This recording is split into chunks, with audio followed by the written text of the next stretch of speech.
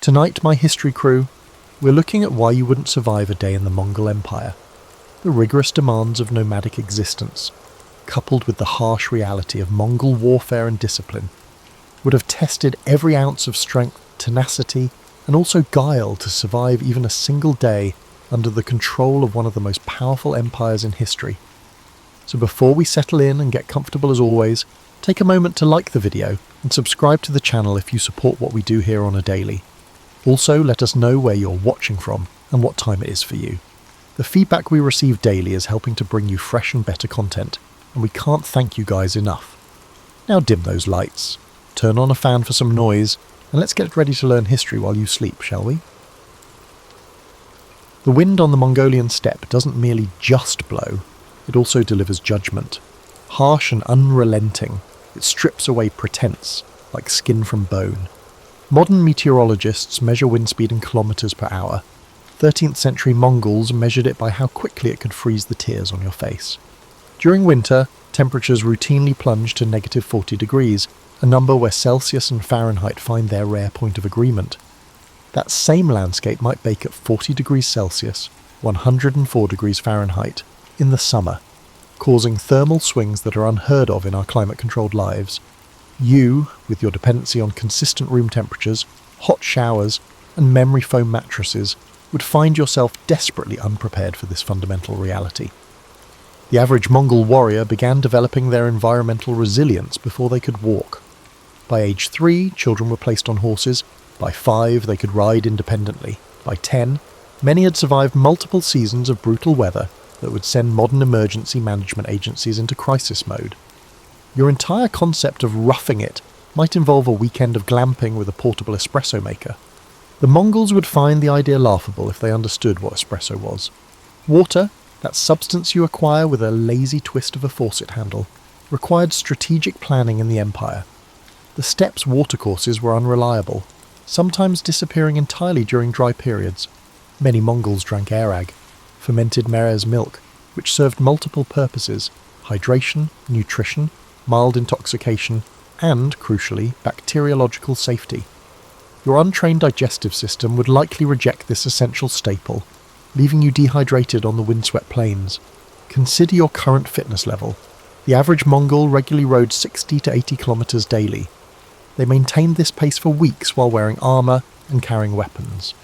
Many could shoot arrows with deadly accuracy from horseback, drawing bows requiring 166 pounds of pull strength, nearly triple the draw weight of a modern compound hunting bow. Your gym membership and occasional weekend hike have not prepared you for this level of physical demand. The constant movement of nomadic life meant that storage space was precious. The concept of belongings underwent severe restriction. While you might feel anxious travelling with just carry-on luggage for a week, Mongols transported their entire lives on horseback or in carts. The mental adjustment alone, living with only what could be easily packed and moved, would challenge your very identity, shaped as it is by acquisition and accumulation. Sleep patterns differed dramatically as well. The empire's military maintained vigilance through a system of night watches, with warriors sleeping in armour, ready to fight within moments. No alarm snoozing, no, just 5 more minutes. When the signal came, you rode or died. Sleep was not a right, but a resource to be carefully managed and often denied. Food security operated on principles alien to your experience. The average Mongol warrior could survive on dried meat and milk products for extended periods, supplemented occasionally by foraged plants and hunted game. Their digestive systems adapted to high protein, high fat and low carbohydrate diets, similar to a ketogenic diet, but without modern conveniences like Instagram posts or specialty products. Your body, accustomed to regular meals with diverse nutrients, would struggle with both the content and irregularity of steppe nutrition. Then there's the matter of hygiene. Your concept of cleanliness hinges on daily showering and the liberal application of scented products. The Mongols, living in a water-scarce environment, developed different standards. Smoke from dung fires provided antibacterial benefits inside yurts, while animal fats protected skin from windburn and frostbite. The smell of a Mongol encampment, a potent blend of horses, humans, smoke, and fermentation, would overwhelm your sanitized sensibilities. These environmental challenges represent merely the baseline difficulties. The ambient conditions that existed before considering human conflicts political complexities, or social hierarchies. If the elements themselves defeated you, imagine how poorly you would fare against humans who mastered this harsh existence and then decided to conquer the known world. The social architecture of the Mongol Empire would confound you as thoroughly as its physical demands. You've been conditioned by modern Western ideology to believe in certain fundamental rights, speech, assembly, and individual autonomy. These concepts would be difficult to understand within the Mongol socio-political framework, which valued individuals based on their utility to the collective and their position within a rigid hierarchy. Let's begin with language. The Mongol Empire eventually encompassed speakers of dozens of languages, but the lingua franca remained Mongolian, specifically Middle Mongolian written in Uyghur script. Without fluency, you would be effectively mute, unable to defend yourself verbally, comprehend orders, or navigate social situations. Interpreters existed, certainly, but they served the empire's elite. Your linguistic isolation would render you vulnerable in ways you cannot imagine. Having always inhabited linguistic environments where communication felt like a birthright rather than a privilege. Then there's the matter of honour culture. Modern society has largely abandoned honour as an organising principle, replacing it with legal frameworks and bureaucracy. In the Mongol Empire, slights to honour, real or perceived, could trigger immediate violence without legal recourse. Your ingrained habits of casual speech, direct eye contact, or inadvertent physical contact might constitute grave offences. Without the cultural fluency to navigate these unwritten rules, you would blunder into conflict through innocent behaviours. The Mongol legal system, codified in the Yasa, Genghis Khan's legal code, prescribed death for a startling range of offences. What was the penalty for urinating in running water? Death. Adultery? Death. Theft? Often death. Even minor theft could result in punishment 9 times the value of the stolen item.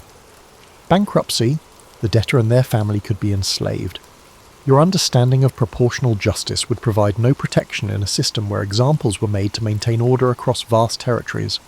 Religious tolerance in the Mongol Empire is often celebrated by historians, but this tolerance had pragmatic rather than ideological roots. The Mongols permitted various faiths because religious leaders were exempt from certain taxes and conscription, providing administrative convenience. However, this tolerance did not extend to religious practices that conflicted with Mongol customs. For instance, Muslim and Jewish prohibitions against consuming blood or improperly slaughtered meat were directly at odds with nomadic food practices. Religious practitioners were forced to choose between spiritual compromise or physical hunger. Your conception of privacy would dissolve entirely. The GER, yurt, housed extended family units in a single open space. Conversations, bodily functions, and intimacy all occurred within a communal environment. The Mongol camps themselves were arranged according to military organisation, with placement determined by rank and function rather than personal preference. Your desire for me time or a quiet space to decompress would find no accommodation in this structure. Your modern sensibilities would be further shocked by gender roles. While Mongol women enjoyed more rights than their counterparts in many sedentary civilizations, they could own property, divorce, and sometimes participate in warfare. Their status remained fundamentally determined by their relationship to male power structures. Women's primary value centered on reproductive capacity and household management. The concepts of gender equality or personal fulfillment outside prescribed roles would seem alien and dangerous. Class mobility, that cherished modern ideal, existed but followed different patterns than you might expect. Genghis Khan famously promoted based on merit rather than birth. But this meritocracy was measured primarily through loyalty and military prowess. Your specialized modern skills, programming, marketing, and financial analysis would hold little immediate value. Unless you could quickly demonstrate utility in warfare, animal husbandry, or practical crafts, your position would likely default to the bottom of the hierarchy. The concept of face, or social reputation, functioned as actual currency. In an empire where written records remained limited, your word and reputation formed your primary assets. Breaking promises, showing weakness, or failing to reciprocate generosity would irreparably damage your standing. Without understanding the intricate dance of obligation, favour trading, and reputation management, you would quickly find yourself socially bankrupt. Most fundamentally disorienting would be the collective rather than individual orientation of Mongol society. Decisions prioritize group survival over individual rights or preferences. Resource distribution, military service, and marriage arrangements all serve collective interests first. Your deeply ingrained individualism, whether you recognize it or not, would mark you as fundamentally untrustworthy in a culture where solidarity meant survival. The Mongol military apparatus operated with a systematic efficiency that transformed warfare across Eurasia, but your integration into this machine would prove catastrophically difficult, assuming you were even permitted to join rather than being classified as a servant or slave. First, consider the entry requirements. By adolescence, Mongol warriors could shoot arrows accurately while riding at full gallop, navigate vast distances without maps using only astronomical and geographical features, butcher animals efficiently for maximum resource utilization, survive independently on the steppe with minimal equipment, track humans and animals across varied terrains, execute complex cavalry maneuvers in formation. These weren't specialized skills for elite units, they were baseline competencies expected of ordinary soldiers. Your modern abilities with spreadsheets, home appliances, or even conventional weapons would provide almost no transferable advantages. The physical conditioning alone would likely break you within days. During campaigns, Mongol warriors frequently rode between 100 and 130 kilometers each day. They did not ride for a single day, but for weeks or months at a time. Modern endurance athletes train specifically for singular events. Mongol warriors maintained this capacity as their baseline existence. They could sleep in saddles, go days with minimal water, and function effectively despite extreme physical discomfort. The Mongol military diet during campaigns frequently consisted of dried meat powder mixed with water or blood drawn from a small incision in their horse's vein. This high-protein, virtually zero-carbohydrate regimen sustained warriors through extraordinary physical demands. Your digestive system and metabolism, accustomed to regular carbohydrate intake and consistent meals, would struggle catastrophically with this dietary shift. Equipment maintenance formed another insurmountable challenge. Each warrior maintained multiple horses, weapons requiring specialized care, and armor demanding regular attention. The composite bow, the signature Mongol weapon, required constant maintenance to prevent delamination of its complex structure of wood, horn, and sinew. Improper storage could render it useless in hours. Without generations of accumulated knowledge in these maintenance protocols, your equipment would fail at critical moments. The communication system would leave you perpetually confused. Mongol armies coordinated complex battlefield maneuvers using flag signals, horn calls, and drum patterns, a military language as foreign to you as ancient Sumerian. In battle conditions, misinterpreting these signals meant instant death, either from enemy action or from disrupting your side's carefully orchestrated movements. Discipline within the Mongol military operated with mechanical precision. The decimal organization system, with units of 10, 100, 1000, and 10,000, the famous two-men, created clear chains of command and responsibility. This structure enforced collective punishment. If one member of your Arban unit of 10 fled battle, all members could be executed. Your survival hinged not only on your own performance, but also on the performance of your assigned comrades. Pain tolerance represented another area where you would find yourself woefully unprepared. Medical care during campaigns was rudimentary by modern standards. Arrow wounds were treated by inserting milk-soaked cloth into the wound, then extracting it after the wound had begun festering, pulling damaged tissue out with the cloth. Broken bones might be set, but complex injuries often resulted in battlefield euthanasia. Your expectation of pain management would meet the harsh reality of pre-modern medicine. The psychological warfare practiced by the Mongols would disturb even hardened modern military personnel. Their systematic use of terror included constructing pyramids from the severed heads of civilians, using enemies as human shields, and deliberately allowing some survivors to flee and spread tales of horror. Mongol forces not only expected you to witness these acts, but also to participate in them without moral objection. The Mongol forces treated weather conditions that modern armies would consider operation suspending as merely incidental. They preferred campaigning in winter when rivers froze solid enough to support cavalry movements.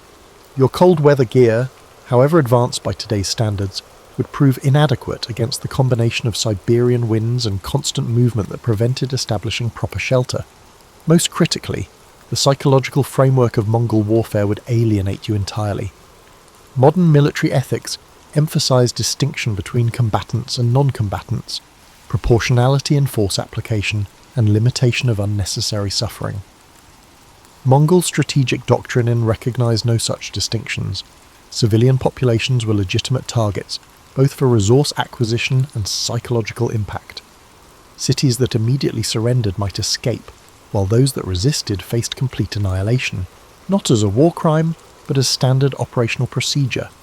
Your modern moral framework, whether you consider yourself hardened or not, has been shaped by centuries of evolving notions about the ethics of violence. The cognitive dissonance between these ingrained values and daily participation in Mongol military operations would create psychological trauma beyond anything your contemporary mind is structured to process. While the physical environment, social complexities and military demands of the Mongol Empire would each present formidable challenges, perhaps nothing would threaten your survival more immediately than the microbial landscape, a biological battlefield for which your body is perilously unprepared.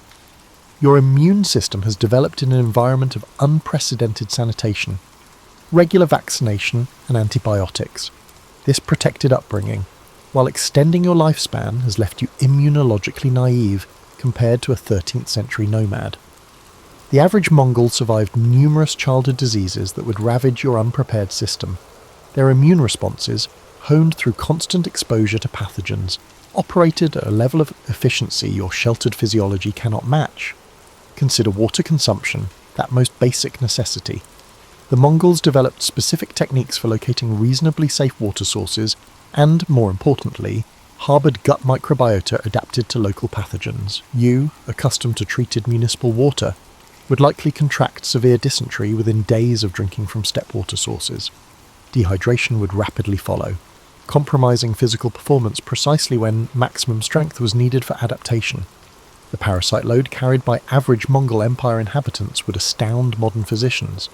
Intestinal worms, skin parasites, and blood-borne pathogens existed in a complex equilibrium with host immune systems. These parasitic relationships often began in childhood, allowing for co-adaptation rather than acute crisis.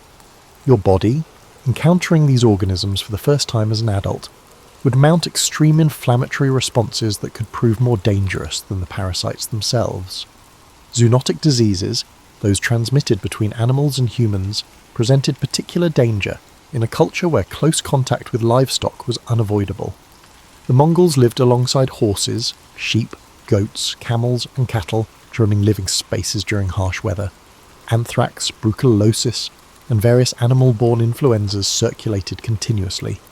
While the Mongols developed partial immunity through childhood exposure, you would have no such protection. The bacterial environment itself would prove hostile. Soil-dwelling bacteria like Clostridium tetani, causing tetanus, represented constant threats in a lifestyle filled with small injuries from riding, hunting, and combat. The Mongols treated wounds with fermented mare's milk, hot animal fat or cauterization, methods that, while crude, often provided antimicrobial benefits. Without these techniques, any injury could become fatal due to infection. Dental health presents another vulnerability. The Mongol diet lacked refined sugars but still posed dental challenges. These were managed through specific hygiene practices using steppe plants with natural antimicrobial properties. Your teeth, despite modern dental care, would likely be unprepared for abrupt cessation of this care combined with a radically different diet. Dental infections, minor inconveniences in the modern world, became life-threatening in pre-antibiotic environments. Fungal infections flourished in the close quarters of Mongol encampments. Ringworm, athlete's foot, and various dermatological fungi spread readily among populations with limited access to complete hygiene facilities. The Mongols managed these conditions with specialized techniques involving smoke exposure and application of specific animal fats with antifungal properties. Without this knowledge, chronic fungal infections would compromise your skin's integrity, creating additional pathways for more dangerous infections. The Mongol Empire's greatest irony was that its military success facilitated unprecedented disease transmission across Eurasia. As the empire connected previously isolated disease pools, novel pathogens travelled trade routes with devastating efficiency. You would encounter not just local Mongolian pathogens, but biological threats from China, Persia, and the Rus' lands, all without the immunological preparation that lifelong inhabitants developed. We cannot overlook the psychological dimension of illness. Modern humans expect recovery from most infections. This expectation shapes how we experience illness, as a temporary inconvenience rather than an existential threat. During the Mongol era, every fever posed a risk of death. This chronic uncertainty created psychological resilience among survivors that you, with your expectation of medical rescue, have never needed to develop. Most critically, the communal understanding of disease differed fundamentally. While the Mongols recognized contagion patterns and practiced forms of isolation for certain conditions, their explanatory models incorporated spiritual and humoral concepts alien to your biomedical framework. Treatments focused on restoring balance rather than eliminating specific pathogens. Your inability to conceptualize illness within their framework would prevent you from accessing what limited effective treatments existed. Ultimately, your body represents a naive immunological system entering an environment of hardened pathogens and limited medical interventions. Diseases that were minor for the Mongols could severely affect you due to your biological vulnerabilities. Modern medicine has not made you stronger. It has allowed physiological weaknesses to persist that would become fatal liabilities in the 13th century disease landscape. You would be as unfamiliar with Mongol Empire survival psychology as with its physical challenges. Your mental architecture, formed by a wealth of information, psychological safety nets, and individualistic frameworks, would crumble in the 13th century wandering landscape. Consider how you use time. The modern mind divides time into hours scheduled days ahead, minutes recorded on computer screens, and seconds before deadlines or meetings. Moon cycles, seasonal migrations, and animal diurnal habits shaped Mongol temporal perception. Instead of calendars, weather, grass, and animal behaviour were considered. Your artificially scheduled internal clock would struggle to match these fundamental needs, leaving you confused and out of sync. Information processing includes another major discontinuity. Due to information overload, you're swimming through mountains of data and constructing sophisticated filtering systems. Because of a lack of information, Mongols saw every observation as potentially useful for survival. Their hyper-awareness of minute animal activity, distant dust clouds, and small wind direction changes showed cognitive adaptations to a low-information world. Your attention patterns are used to getting a lot of information with little meaning, so you would miss critical environmental cues. Risk assessment frameworks vary widely. Modern psychology indicates humans employ probability estimation and outcome severity to judge danger. These systems developed in environments with long-term, well-controlled dangers. Existential threats in the Mongol cognitive environment required being assessed immediately without probability calculations. In a world where everyday choices may kill, your brain's risk assessment software, updated for modern risks, would cause constant anxiety. Identity would change totally. Personal narratives regarding your past, professional tasks, and chosen connections likely shape your sense of self. Mongol identity was based on ancestry, tribe, and military unit. Only when an individual's attributes assisted these collectives did they matter. Few modern brains can make the leap from who I am to whose I am in self-concept. It goes beyond cultural adaptability. Emotional management methods would fail you. Modern emotional management involves verbalization, introspection, and discussional therapy. For the Mongols, physical expression, emotional restraint, and stoicism were more important than words. Emotions were largely expressed in ritualized circumstances like funeral laments and triumph celebrations. Your persistent emotional transparency might be risky due to your ongoing unmet need for emotional processing. Another psychological barrier is sleep architecture. Modern humans sleep consolidated in temperature-controlled, gloomy environments. Security requirements dictated the Mongols' segmented sleep patterns, which often occurred in exposed locations with little calm. Your brain was conditioned for deep sleep cycles under regulated conditions, thus persistent sleep disturbance would damage it severely. When survival demands optimum cognitive performance, such disruptions hinder decision-making.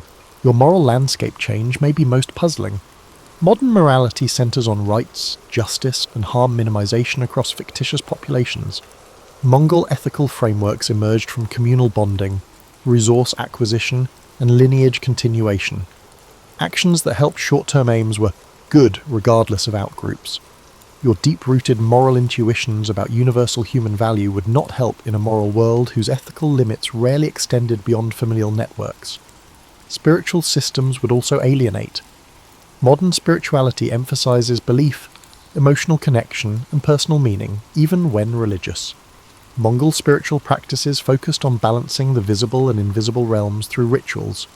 Animistic beliefs held that natural, atmospheric, and celestial phenomena were aware. Due to this fundamental disparity between your consciousness bounds and the Mongol spiritual environment, you would repeatedly commit significant spiritual transgressions. Your association with violence would be emphasized. Modern psychology says violence is traumatic and requires recovery.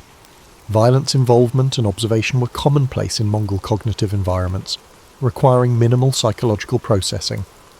Your brain was never educated to be exposed to violence, so it would react to everyday occurrences with traumatic stress, generating a chain reaction of psychiatric instability that no 13th century framework could handle. Your relationship with uncertainty may be your final and most difficult psychological challenge. Modern life is complicated, but institutional stability, medical prognoses, and weather forecasts are predictable. Mongols had to be comfortable with unclear information and unpredictable consequences since they lived in a world of tremendous uncertainty. In a world where uncertainty is the norm, your underlying need for predictability would generate constant worry. The Mongol Empire's technology would be both familiar and unfamiliar to modern humans. You may assume you're more technologically sophisticated than 1300 travellers, but you don't grasp what technology implies in diverse contexts. Mongol weapons include the composite bow, materials science, biomechanical engineering, and generational knowledge went into this little device. These weapons were fashioned of wood, horn, sinew, birch bark, and glues. Correcting them took 2 years. The resulting device could penetrate armour at 200 metres for expert shooters. Not being able to produce, maintain, or use this primitive technology would leave you unarmed in a weapon-rich civilization. Another seemingly easy field was textile production, which was exceedingly difficult. Mongol felt making developed wool into a water-resistant, warm textile. Protecting against severe weather was crucial. The process required a profound understanding of animal fibres, how to manipulate them, and how to mechanically apply pressure, moisture, and heat. Without understanding these procedures, you can't create or fix safety gear. This process exposes you to the outdoors. Fire control methods would also be inaccessible.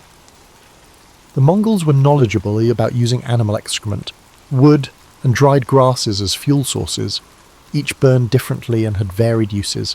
They started fires even in windy or damp conditions using flint striking and specific tinder.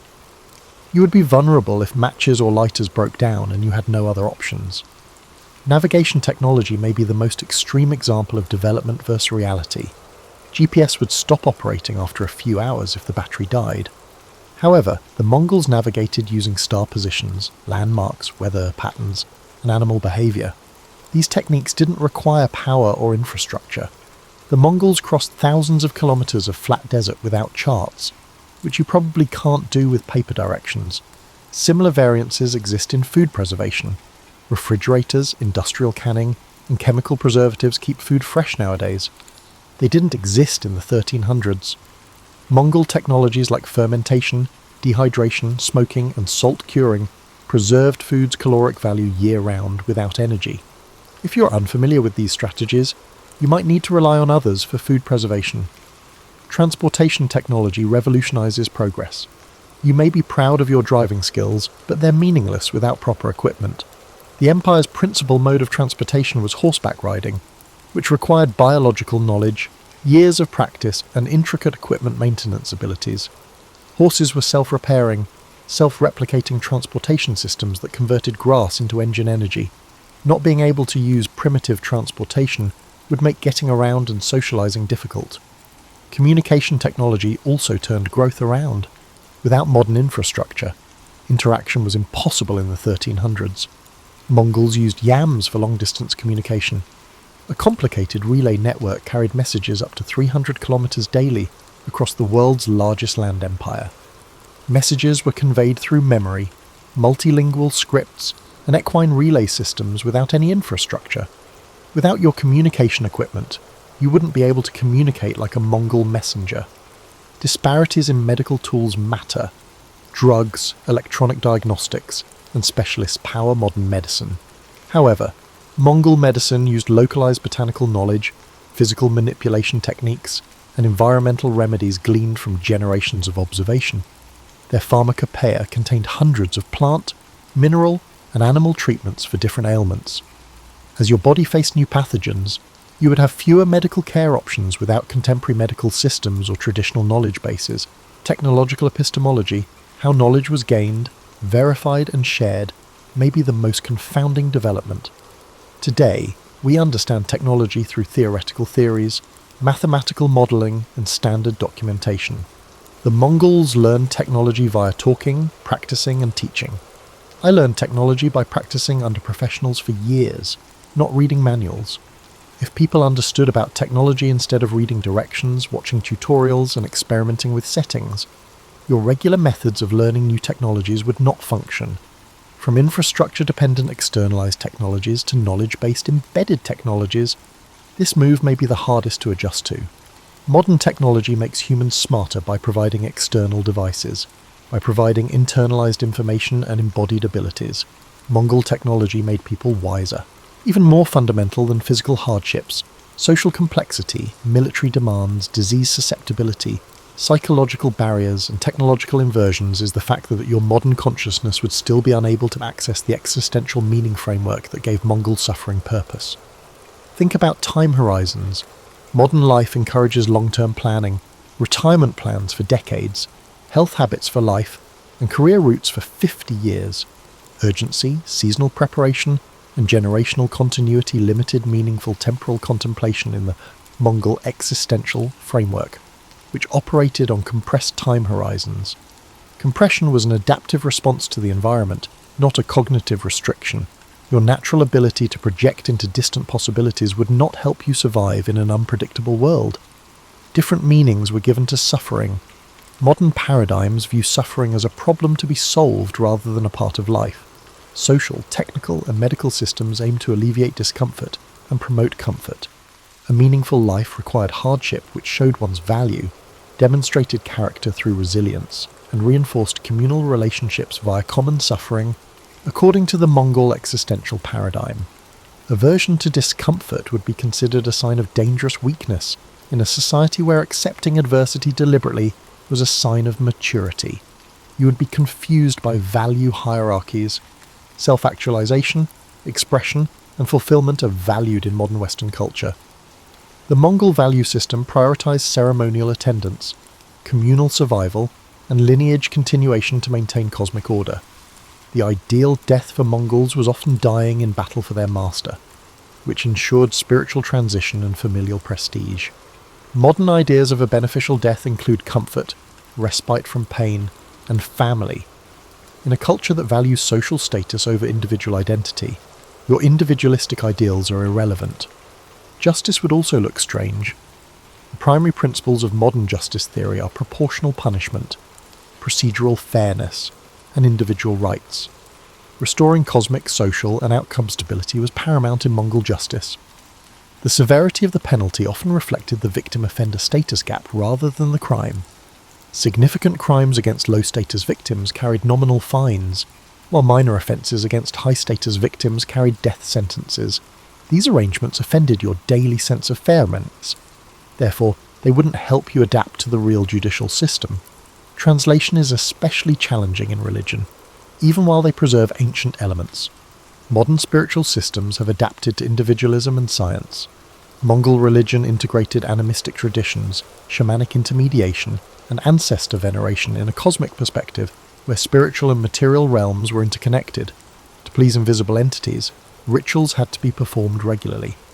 Your secularized worldview or modern religious framework might discourage you from engaging in spiritual practices that were once considered necessary social technology for regulating invisible forces. Political engagement definitions would shift similarly. Voting, speaking out, and joining institutions are all elements of modern politics. Mongol politics centered on personal allegiance, as shown by military duty, resource giving, and physical presence. Political legitimacy was based on military victory, resource acquisition, or divine favour, not procedure.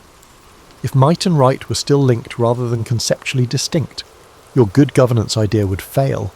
Your new relationship with nature may be the most complicated. Modern environmental frameworks represent humans as independent of and influencing natural systems, whether exploitative or conservationist.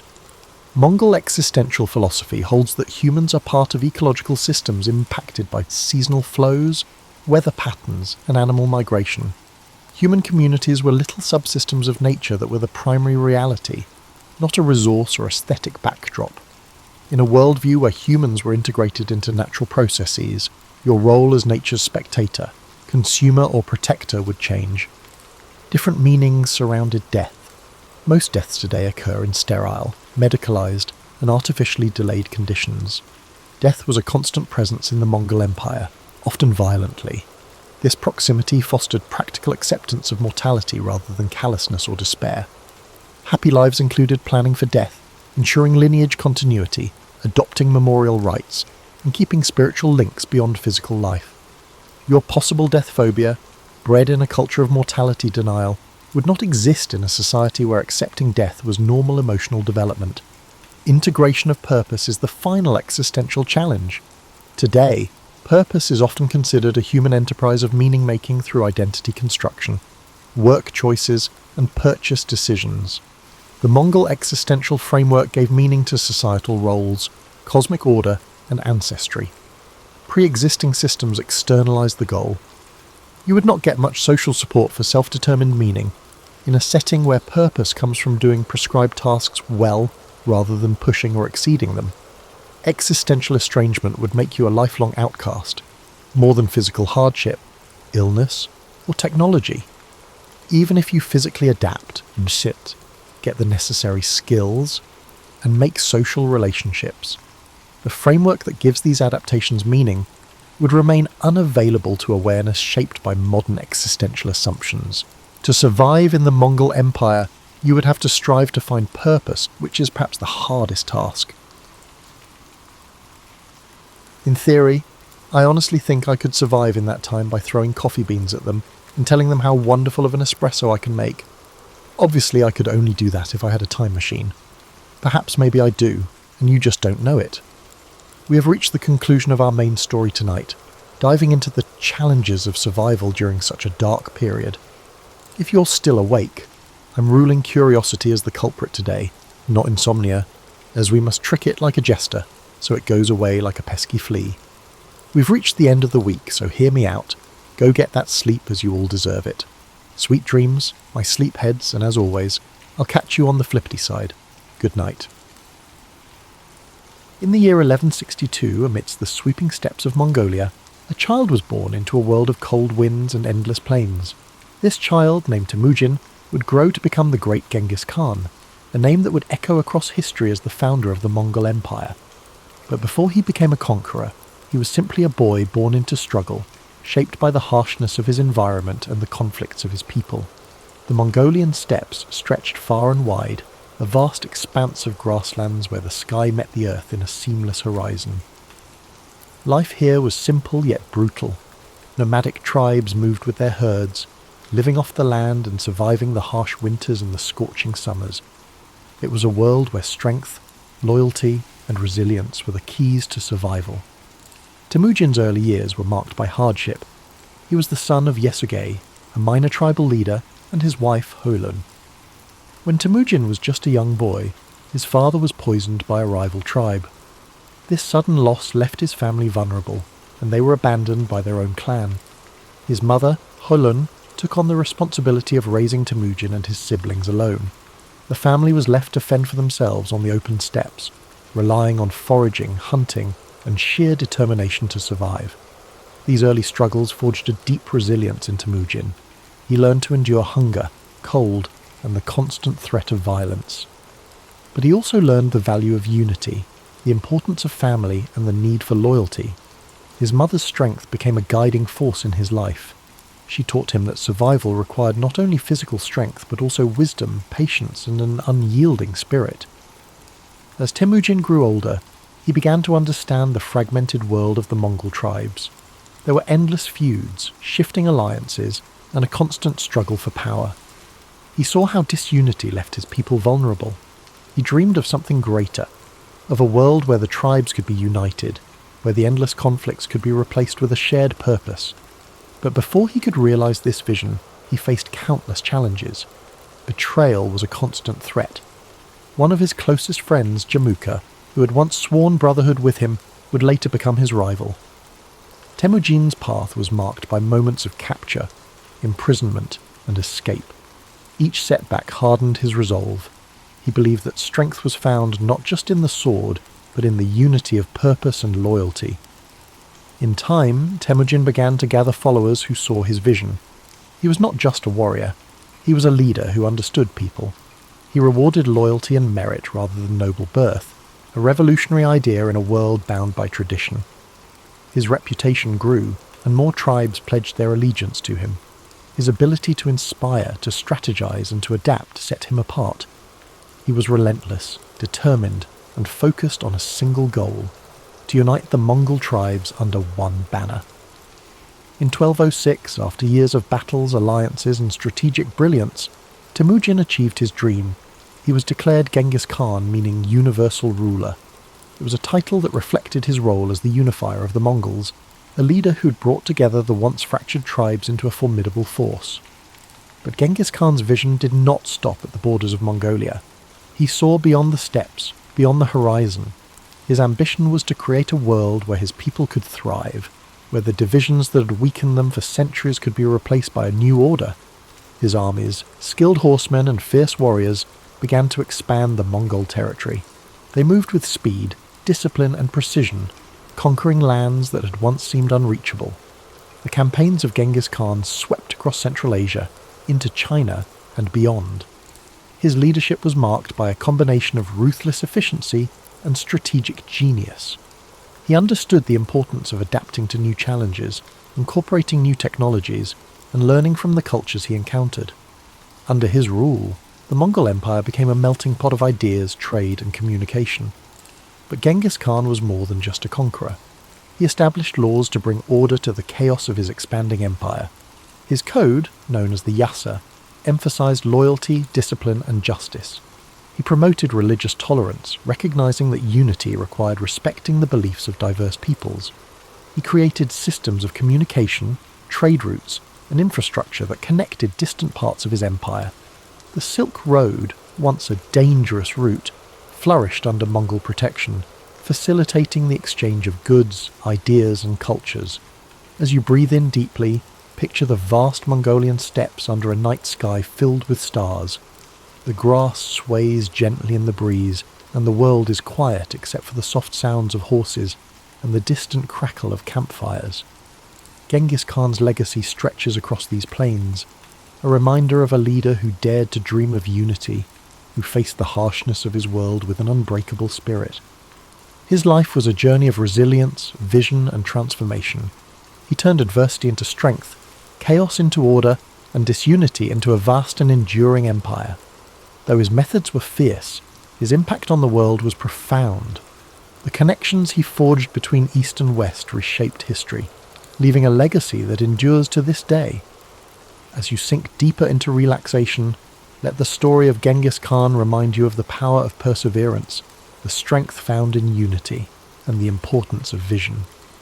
His life, filled with challenges and triumphs, speaks to the boundless potential within each of us, the ability to overcome, to lead, and to create lasting change. As you drift even deeper into the calming embrace of sleep, let the echoes of Genghis Khan's journey gently guide your thoughts. His story, one of struggle, vision, and unrelenting determination, is a reminder of the strength that lies within every challenge we face and the boundless potential we possess to shape our own destinies. Picture the endless Mongolian steppes beneath a vast night sky, where the stars shine like scattered diamonds, illuminating the dark plains below. The wind moves softly, whispering tales of ancient conquests and unification, carrying with it the faint scent of grasslands and distant fires. This is the world where Genghis Khan forged his legacy, a world where survival was harsh, but the spirit of resilience was even stronger. As his empire expanded, so too did his influence. His conquests stretched from the mountains of China to the deserts of Persia, from the plains of Russia to the cities of the Middle East. But beyond the battles and the victories, Genghis Khan's mind remained focused on a singular goal: creating a world where his people could thrive. He was not driven purely by conquest, but by the desire to establish order where there was once chaos, to bring unity to lands divided by endless feuds. The Mongol Empire under his leadership was not just vast but interconnected. Trade routes flourished under his protection, allowing merchants, scholars and travellers to move more freely than ever before. This period of stability and security, often referred to as the Pax Mongolica, allowed ideas, cultures and innovations to flow across continents. Paper, gunpowder and art travelled from east to west, while philosophies, religions and scientific discoveries spread in return. Imagine the caravans moving slowly across the Silk Road, their lanterns glowing softly in the dark, their footsteps measured and steady, the gentle clinking of goods, the murmur of languages blending together. This was a world where once isolated cultures began to connect, creating a tapestry of shared human experience. Genghis Khan's vision of an interconnected world laid the foundation for this exchange, bridging the gaps between civilizations and opening pathways that had once seemed impassable. As you breathe in slowly, picture the vast expanse of his empire, the lands stretching beyond sight. Mountains rise in the distance, rivers carve paths through fertile valleys, and open plains roll endlessly toward the horizon. Each part of this landscape, once divided, is now united under a common rule, a testament to the power of a shared purpose. Genghis Khan's dream of unity has become a reality, one shaped by his unwavering will and strategic brilliance. But even as his empire grew, Genghis Khan remained tied to the simplicity of his roots. He lived a life close to the earth, surrounded by the people who had followed him from the very beginning. He never allowed himself to be consumed by luxury or excess. His strength lay in his ability to understand both the warrior's path and the leader's burden, to balance the ferocity of conquest with the wisdom of governance. As the years passed, Genghis Khan continued to guide his people, his vision extending beyond his own lifetime. He established systems of law and order, ensuring that justice and discipline held his empire together. His code, the Yasa, provided structure and fairness, holding even the highest-ranking leaders accountable. This commitment to order and loyalty became the backbone of the Mongol Empire, a legacy that would endure long after his death. In 1227, Genghis Khan's journey came to an end. He passed away during a military campaign. His body returned to the land he had known since childhood. His burial place remains a mystery, hidden somewhere in the vast steppes, a secret held tightly by those who revered him. But though his physical presence faded, his legacy continued to shape the world. His descendants carried his vision forward, expanding the empire and cementing his place in history. As you breathe deeply, feel the quiet power of Genghis Khan's story resonating within you. His life teaches us that, even in the face of unimaginable challenges, a determined spirit can overcome, a clear vision can unify, and resilience can shape the course of history. He transformed his hardships into strength, his struggles into purpose, and his dreams into reality. Imagine the steppes once more, now calm under the vast night sky. The stars continue their silent watch. The wind carries a sense of timelessness, and the land stretches out in quiet peace. The world rests much like you do now, embracing the stillness that follows the storm, the calm that comes after a journey well travelled. Allow yourself to let go completely, to surrender to this peaceful stillness. The story of Genghis Khan has taken you across endless plains, through battles, struggles, and victories. Now, you rest, knowing that strength, resilience, and vision lie within you, just as they did within him. The journey of discovery, growth, and purpose is yours to continue when you awaken. As you sink deeper into the embrace of sleep, let the echoes of Genghis Khan's legacy ripple through your mind like a soft, steady current. His journey was vast, stretching across endless plains and through the annals of history, yet his life was also a reflection of universal truths: strength in adversity, vision beyond boundaries, and the enduring power of unity.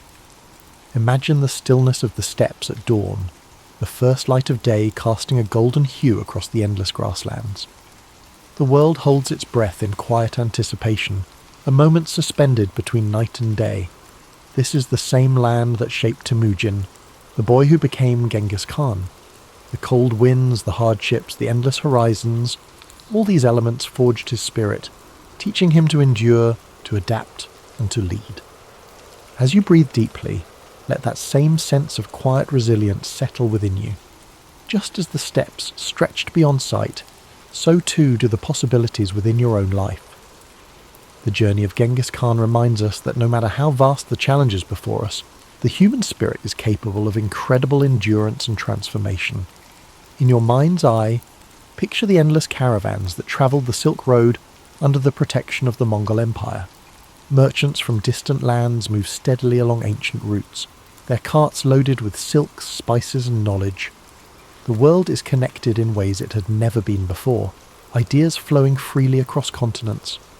These connections, once fragile and uncertain, now weave a tapestry of shared human experience. Genghis Khan's vision brought people together, creating pathways where there had once been barriers. His legacy lives not just in the conquests, but in the bridges he built between cultures, the systems of order he established, and the idea that unity, even amidst diversity, is possible. Now, let your thoughts drift further into the stillness of night. The campfires have burned down to embers, their soft glow casting faint light across the faces of warriors, nomads, and travellers. The air is filled with the faint scent of smoke and the quiet murmur of people at rest.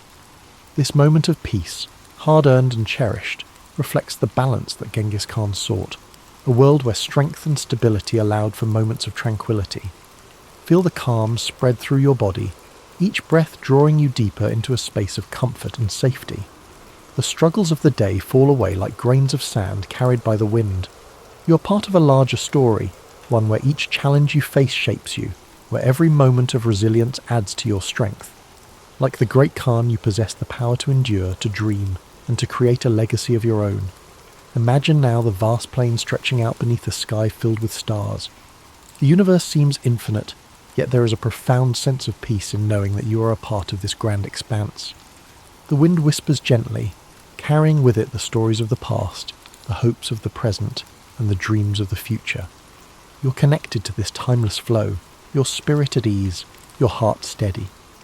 As your mind drifts further into sleep, let the essence of Genghis Khan's story remain with you. His life, shaped by hardship and triumph, reminds us that within every challenge lies an opportunity for growth. His journey from a boy abandoned on the steppes to a ruler who united vast lands is a testament to the power of determination and vision. You too carry that same potential within you, the ability to overcome, to rise and to transform. The world outside grows softer now, the edges of reality blurring as you surrender to rest. Your breath is slow, steady, and calm. Each inhale fills you with a sense of possibility. Each exhale releases any tension you've been holding. The night wraps around you like a warm cloak, protecting and soothing you as you drift further into peaceful sleep. As you drift even deeper into the embrace of sleep, the vast plains of history stretch endlessly before you, serene and timeless. The gentle rhythm of your breath mirrors the calm, steady winds of the Mongolian steppes, whispering stories of courage, resilience, and transformation. The journey of Genghis Khan lingers softly in your mind, a reminder that every challenge faced, every hardship overcome, shapes the path towards something greater. In this peaceful expanse, the world feels limitless. The night sky, filled with an infinite sea of stars, reflects the boundless potential within you. Each star glimmers with a quiet brilliance, a beacon of possibility, hope, and the dreams that lie waiting beyond the horizon. Just as Genghis Khan dared to look beyond the confines of his world, you too are capable of breaking through barriers, of envisioning new paths, of creating a life defined by your own resilience and purpose. Imagine the quiet of the ancient world. No city lights, no noise of modern life, just the pure, unbroken silence of the night. The grass beneath you is soft, cool and fragrant. The air is crisp, carrying the scent of earth and distant fires. The only sounds are the faint rustling of the wind and the occasional soft nicker of a horse standing watch. This tranquility is a gift, a space where you can let go, breathe deeply, and allow your mind to float freely. As you inhale, draw in a sense of calm strength. With each exhale, release the burdens of the day, the worries that cling like shadows. In this space, there is no need to rush, no need to struggle. You are safe, held gently by the vastness of history and the quiet wisdom it offers. Like the open steps, your mind expands, free from constraints, filled with possibility. The story of Genghis Khan is one of transformation, of a young boy who endured pain and loss, but who rose to become a leader who reshaped the world. His journey reminds us that strength is born in moments of adversity, that the spirit is forged in the fires of challenge. His vision was clear, his resolve unbreakable, and within you too lies that same seed of potential, that same capacity for growth, for vision, for resilience. Picture the endless plains bathed in the soft glow of dawn. The first rays of sunlight touch the horizon, casting a warm golden light over the land. The sky shifts from deep indigo to gentle hues of pink and orange. The world awakens slowly, peacefully, as the night gives way to a new day. This transition from darkness to light is a symbol of hope, a reminder that no matter how long the night may seem, the dawn always comes. Let this thought settle gently in your mind. Just as the night must yield to the morning, every struggle you face, every challenge you endure holds the promise of renewal, of new beginnings, of possibilities yet to be realized.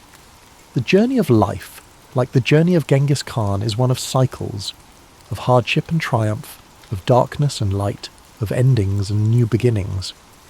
Feel your body relax even further, each muscle letting go, your mind sinking deeper into the comfort of sleep. The weight of the world lifts away, leaving you light, free, and at peace. The winds of the steppes, the vast horizons, and the quiet strength of history envelop you in a cocoon of serenity. In this state of deep relaxation, know that you are part of something timeless. The struggles, the victories, the dreams of those who came before you live on, whispering their wisdom and encouragement. You are connected to this greater tapestry of humanity, a thread woven through the fabric of time, resilient and unbroken. The boy who would reshape continents took his first breath in the shadow of the Altai Mountains. Kublai Khan came into the world in 1215, not as the obvious heir to power, but as the fourth son of Tolui and Sorghaghtani Beki. While his grandfather Genghis Khan carved an empire with blood and thunder, young Kublai's education took a different path, one that would eventually redefine what it meant to rule the largest contiguous land empire in history. Unlike his brothers, who mastered horseback archery before they could properly speak, Kublai found his early calling in the quieter pursuits of the mind. Sorghaghtani, his Nestorian Christian mother, made a calculated decision that history would later vindicate, while ensuring her son possessed the riding and shooting skills expected of Mongol nobility. She also engaged Chinese scholars to tutor him in Confucian classics, Buddhist philosophy, and the sophisticated administrative techniques of sedentary civilizations. This unconventional upbringing wasn't merely academic indulgence, it was strategic foresight. Sorghaghtani recognized that conquering China, the wealthiest and most complex society on earth, would require more than military might. It would demand cultural understanding and administrative finesse that no Khan before had possessed. The bow conquers the throne, went an old Mongol saying, but ink preserves it. Kublai internalized this wisdom in ways his predecessors never had. While his grandfather and uncles ruled from horseback and felt most comfortable in the open steppe, Kublai developed a fascination with urban life and permanent structures. As a young man, he constructed an experimental Chinese-style palace in the Mongolian heartland, a move that scandalized traditionalists who saw dwelling in anything but felt tense as an affront to their nomadic identity. This cultural flexibility extended to religion as well.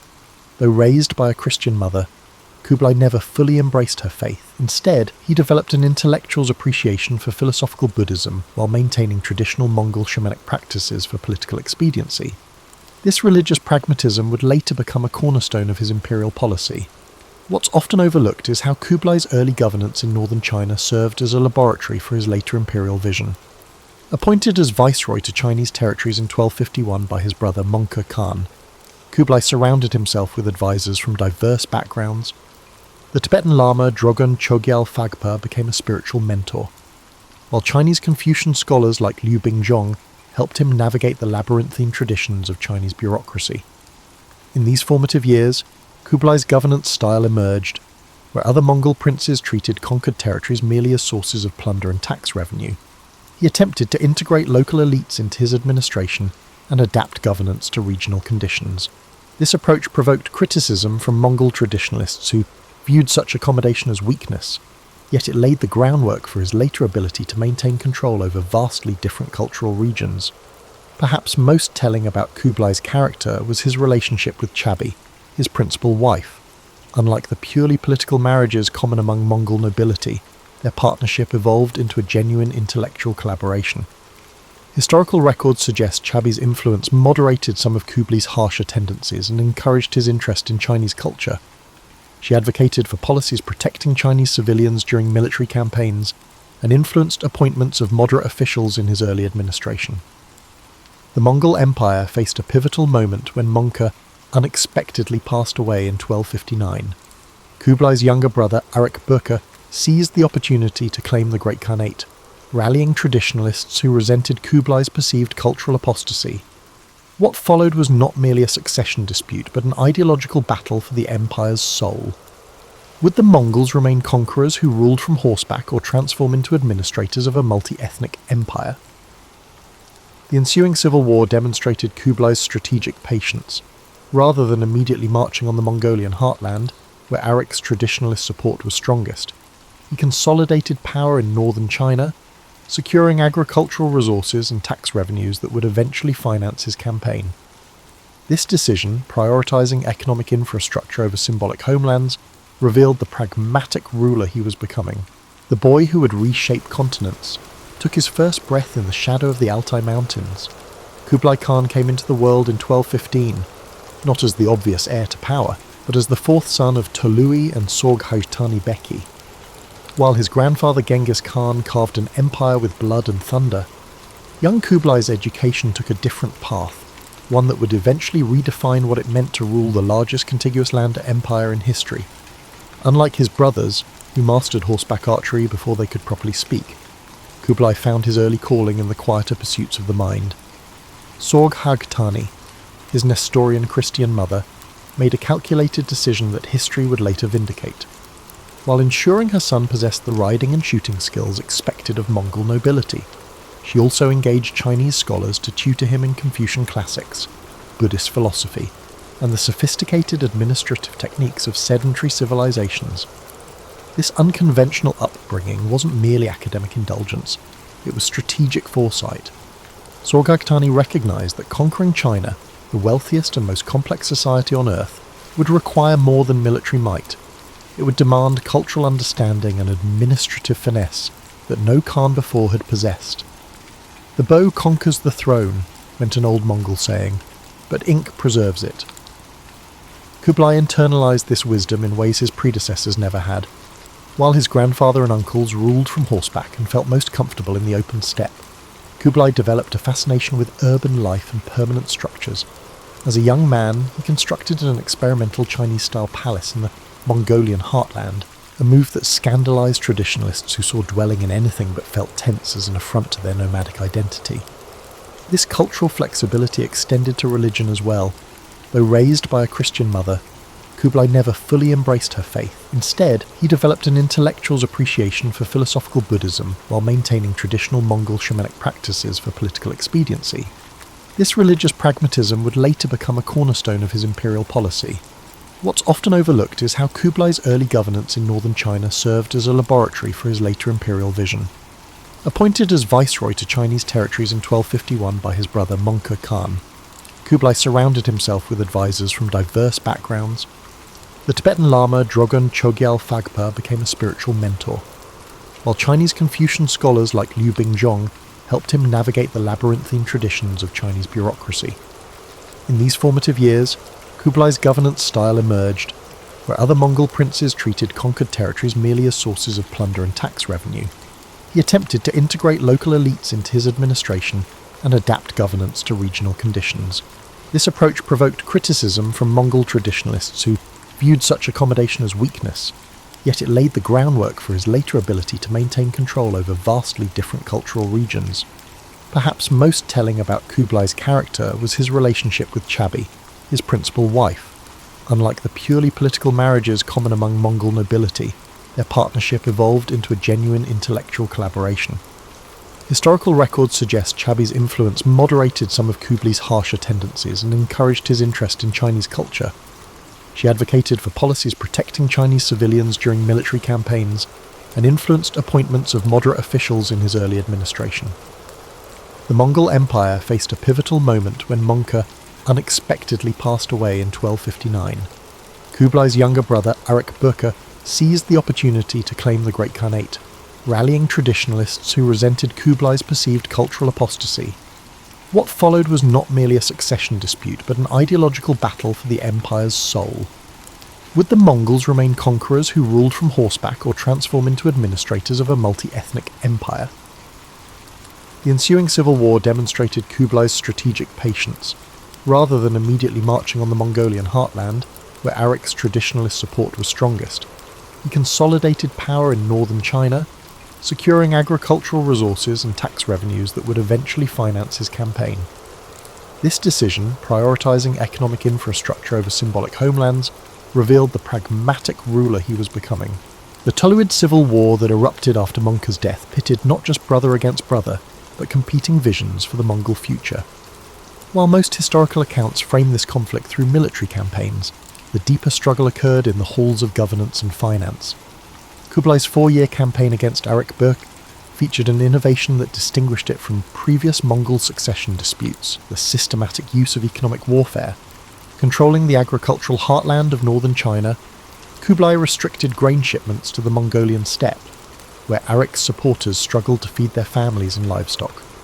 This approach minimized direct military confrontation while steadily eroding his opponent's base of support.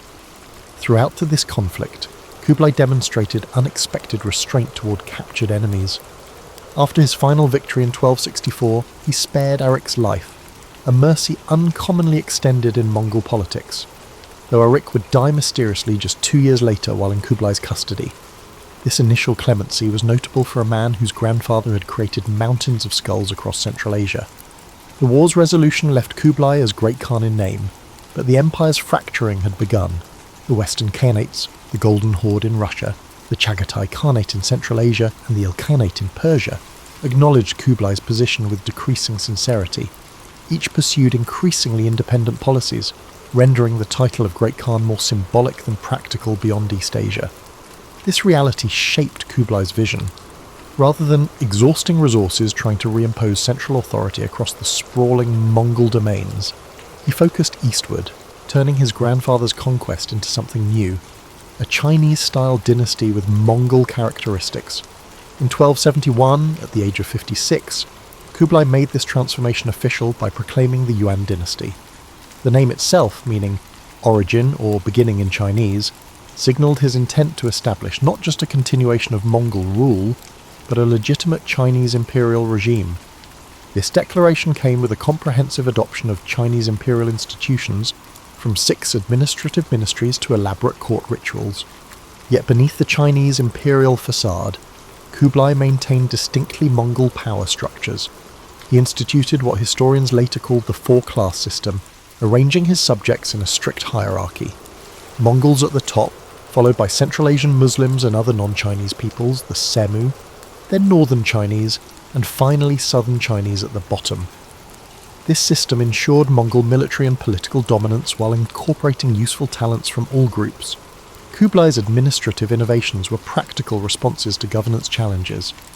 Unable to read Chinese himself, he commissioned the creation of the Faegi's Pe script, a writing system that could transcribe multiple languages, including Mongolian and Chinese. This script appeared on official seals and currency, allowing communication across linguistic divides within his administration. His legal system represented a similar hybrid approach. Rather than imposing Mongol customary law universally, or adopting Chinese legal traditions wholesale, Kublai created a tiered system where different ethnic groups were judged according to different legal standards. Mongols answered to traditional Mongol law, Muslims to Islamic law, and Chinese to modified Tang dynasty codes. Perhaps most revealing of Kublai's intellectual character was his establishment of the Muslim Astronomical Observatory in Beijing. While previous rulers might have consulted astrologers before campaigns, Kublai assembled a multicultural scientific team, including Chinese, Muslim, and even European scholars, to improve calendar systems, develop navigational tools, and study celestial phenomena. This institution reflected his genuine intellectual curiosity and recognition that knowledge from diverse traditions could serve practical governance. The Khan's personal habits similarly blended traditions. While maintaining the Mongol custom of hunting expeditions, Kublai transformed these into elaborate affairs combining Chinese imperial pageantry with steppe traditions. His hunting park at Xanadu, made famous centuries later by Coleridge's poem, featured not only game reserves but also agricultural demonstrations and botanical collections, reflecting his interest in natural sciences. By the time he consolidated his position as Emperor of China, Kublai Khan had evolved from a Mongol prince with Chinese tutors into something history had not seen before. A ruler equally comfortable discussing Confucian ethics, Buddhist cosmology, and the practical logistics of cavalry warfare. Perhaps most revolutionary was Dadu's religious landscape. Previous Chinese capitals had hierarchically arranged temples reflecting imperial orthodoxy. Kublai instead created what might be considered the world's first deliberately multi-religious imperial capital.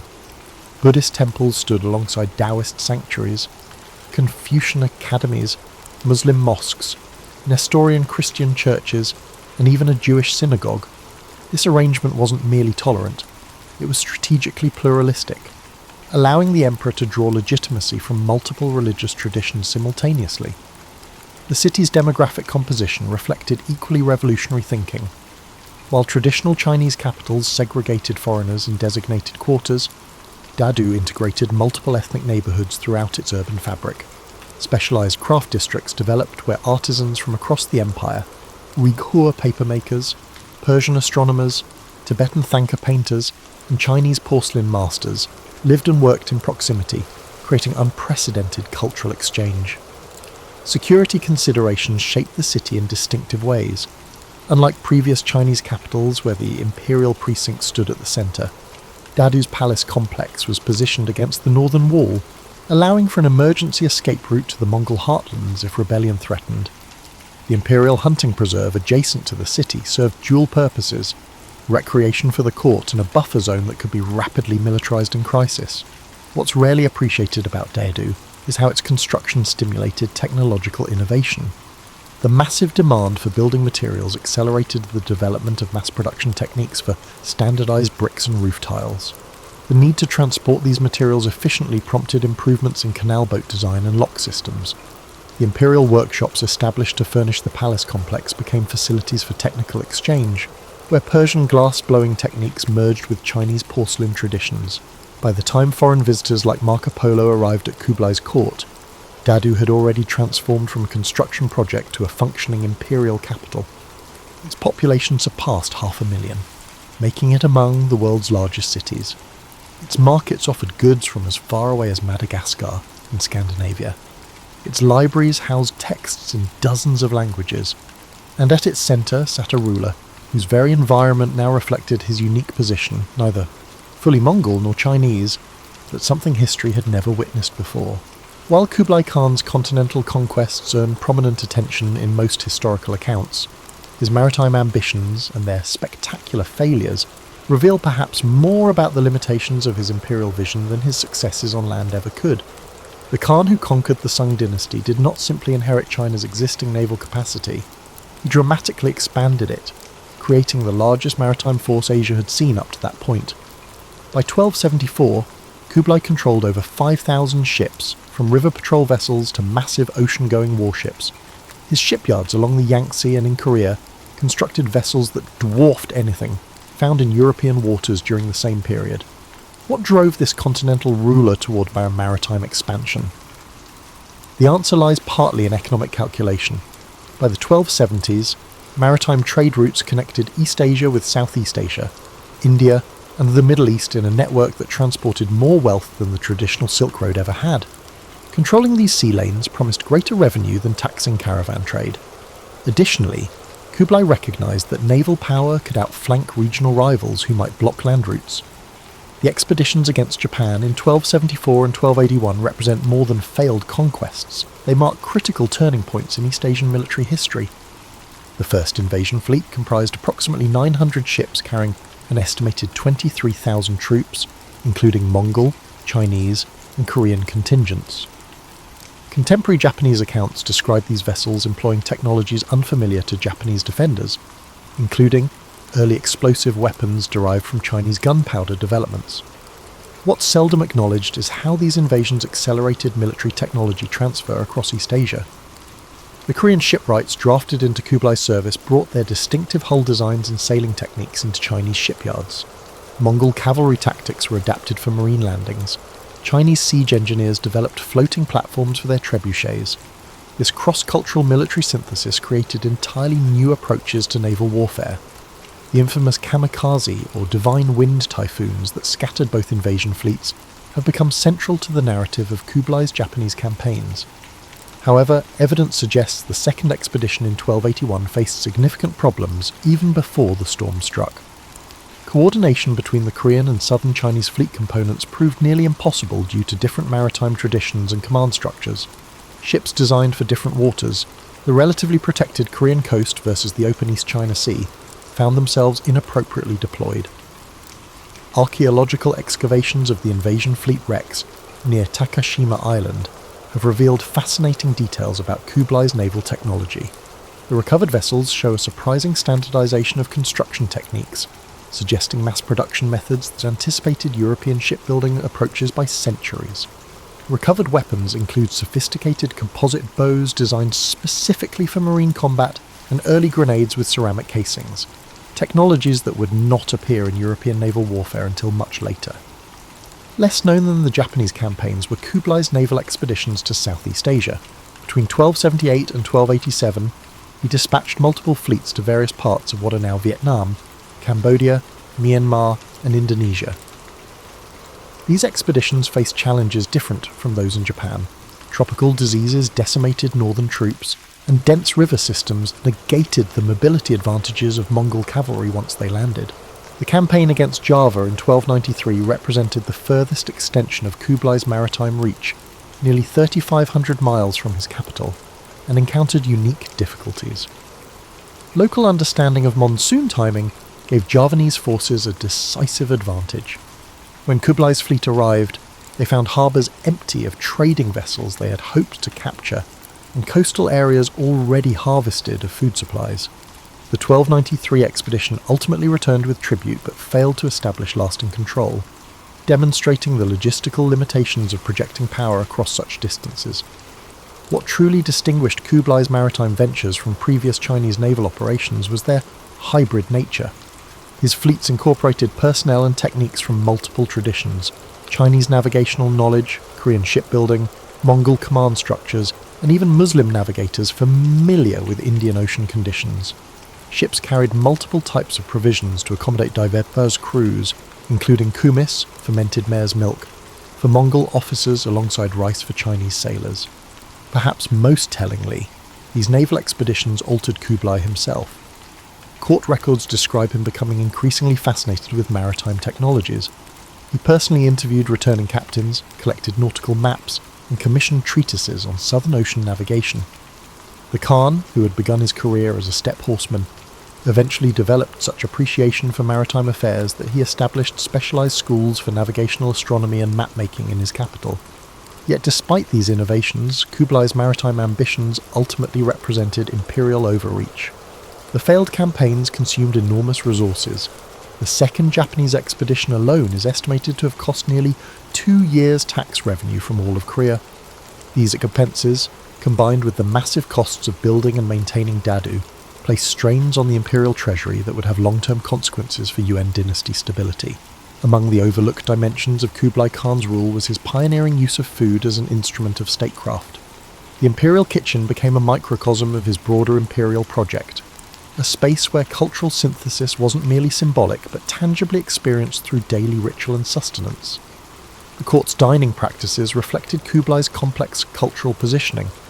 unlike previous Mongol rulers who maintained strict nomadic eating habits even after conquests. Kublai orchestrated elaborate culinary performances that strategically deployed traditions from across his domains. Court banquets featured carefully choreographed sequences of dishes representing different territories: steppe kumis followed by northern Chinese wheat buns, southern rice preparations, Central Asian pilaf, and Persian sweets. Archaeological excavations at the Yuan Palace complex have revealed specialized kitchen areas for different culinary traditions, each with distinct equipment and dedicated staff. The Imperial Food Service employed over 12,000 people, including hunters, farmers, butchers, cooks, servers, and food tasters, making it one of the largest court departments. This elaborate system served both practical and symbolic functions, ensuring the Khan's security through careful food preparation while demonstrating his dominion over diverse resources and traditions. Kublai maintained certain Mongol dietary customs that visibly distinguished him from Chinese emperors. He continued the steppe tradition of the White Feast, featuring dairy products, alongside the Red Feast, featuring meat. His preference for mare's milk, erag, and dried meat strips proclaimed his Mongol identity, even as he adopted Chinese administrative practices, yet he strategically incorporated Chinese imperial food customs when politically expedient, particularly during ceremonies attended by Chinese officials. What distinguished Kublai's approach from simple cultural accommodation was its systematic nature. Court records detail elaborate protocols for determining which culinary traditions would be featured at which events, with specific foods functioning as diplomatic signals. When receiving emissaries from Tibet, the court served butter tea prepared in the Tibetan style, despite the Khan's personal dislike for it. Muslim diplomats were presented with meals prepared according to halal requirements, overseen by Muslim cooks maintained specifically for such occasions. The Khan's personal dining regimen combined medical theories from multiple traditions. His physicians included practitioners of Chinese medicine, Islamic Unani medicine, and traditional Mongol shamanic healing. Each contributed dietary recommendations that were synthesized into the Khan's eating plan. Contemporary accounts describe medicinal soups combining Chinese herbs, Central Asian spices, and ingredients from as far as India, prepared according to schedules aligning with both Chinese cosmological calendars and Islamic medical timing. Kublai's famous hunting expeditions at his summer capital of Xanadu, Shangdu, featured elaborate outdoor feasting that merged Mongol traditions with Imperial Chinese ritual. These events, which could involve thousands of participants, followed precisely choreographed sequences. The Khan would first honour his ancestors with traditional Mongol offerings, then participate in the hunt itself, culminating in a feast where animals killed during the hunt were prepared using techniques from multiple culinary traditions. The multicultural composition of Kublai's court created unprecedented culinary exchange. Chinese techniques for fermenting vegetables spread northward into Mongolia. Mongol methods for preserving meat influenced Chinese practices. Persian fruit cultivation techniques transformed gardens around Dadu. This cross-cultural exchange accelerated the development of what would later be recognized as distinct regional Chinese cuisines. Some of Kublai's most effective diplomatic deployments of food occurred during his interactions with foreign emissaries. According to Marco Polo's account, visitors were first served familiar foods from their homelands, prepared by cooks who specifically researched foreign techniques, before being gradually introduced to Mongol and Chinese delicacies. This culinary progression mirrored the broader diplomatic process of establishing comfort before negotiation. One of Kublai's most significant culinary innovations was the development of imperial food supply chains that connected distant ecological zones. Specialized imperial farms around Dadu cultivated fruits and vegetables from across Eurasia. Fast horse relay stations, primarily developed for military and administrative communication, were adapted to transport perishable delicacies. Court records note shipments of fresh seafood from the Yellow Sea, reaching the imperial table within days of harvest, and fruits from tropical southern provinces arriving in edible condition at the northern capital. Archaeological evidence from Yuan dynasty elite tombs reveals the material culture supporting this culinary cosmopolitanism. Burial goods include Persian-influenced metal serving vessels alongside Chinese porcelain and Mongol ceremonial cups. This material hybridization reflected the lived experience of dining at Kublai's court, where the vessels themselves communicated political messages about cultural synthesis and imperial reach. By the later years of his reign, Kublai's court cuisine had evolved into something distinctly different from both traditional Mongol fare and Chinese imperial dining. It represented a third tradition, a Yuan court cuisine that embodied in edible form the Khan's vision of universal rule transcending ethnic and cultural boundaries, a sensory embodiment of his new type of empire. Beyond his military campaigns and architectural ambitions, Kublai Khan's most enduring innovation may have been his transformation of how information moved through and shaped his vast domains. Under his direction, the Mongol Empire evolved from a conquest state into an information empire whose administrative sophistication would influence East Asian governance for centuries. The cornerstone of this transformation was Kublai's development of the world's most extensive postal relay system. Building upon the Mongol Yam network established by Genghis Khan, Kublai systematically expanded and formalized this communications infrastructure until it encompassed over 1,400 postal stations across East Asia. Unlike earlier iterations that primarily served military coordination, Kublai's postal system became a comprehensive information network supporting administrative governance. What made this system revolutionary was its unprecedented speed and reliability. Official communications could travel up to 250 miles per day, a pace unmatched anywhere else in the medieval world. This goal was achieved through a precisely organised relay system, where stations were positioned approximately 25 to 30 miles apart, the distance a horse could gallop at speed before requiring replacement. Special passport tablets, paisa, issued in silver, gold, or platinum indicated the bearer's authority level, and determined how many horses they could requisition and how quickly local stations needed to respond. The scale of this operation was staggering.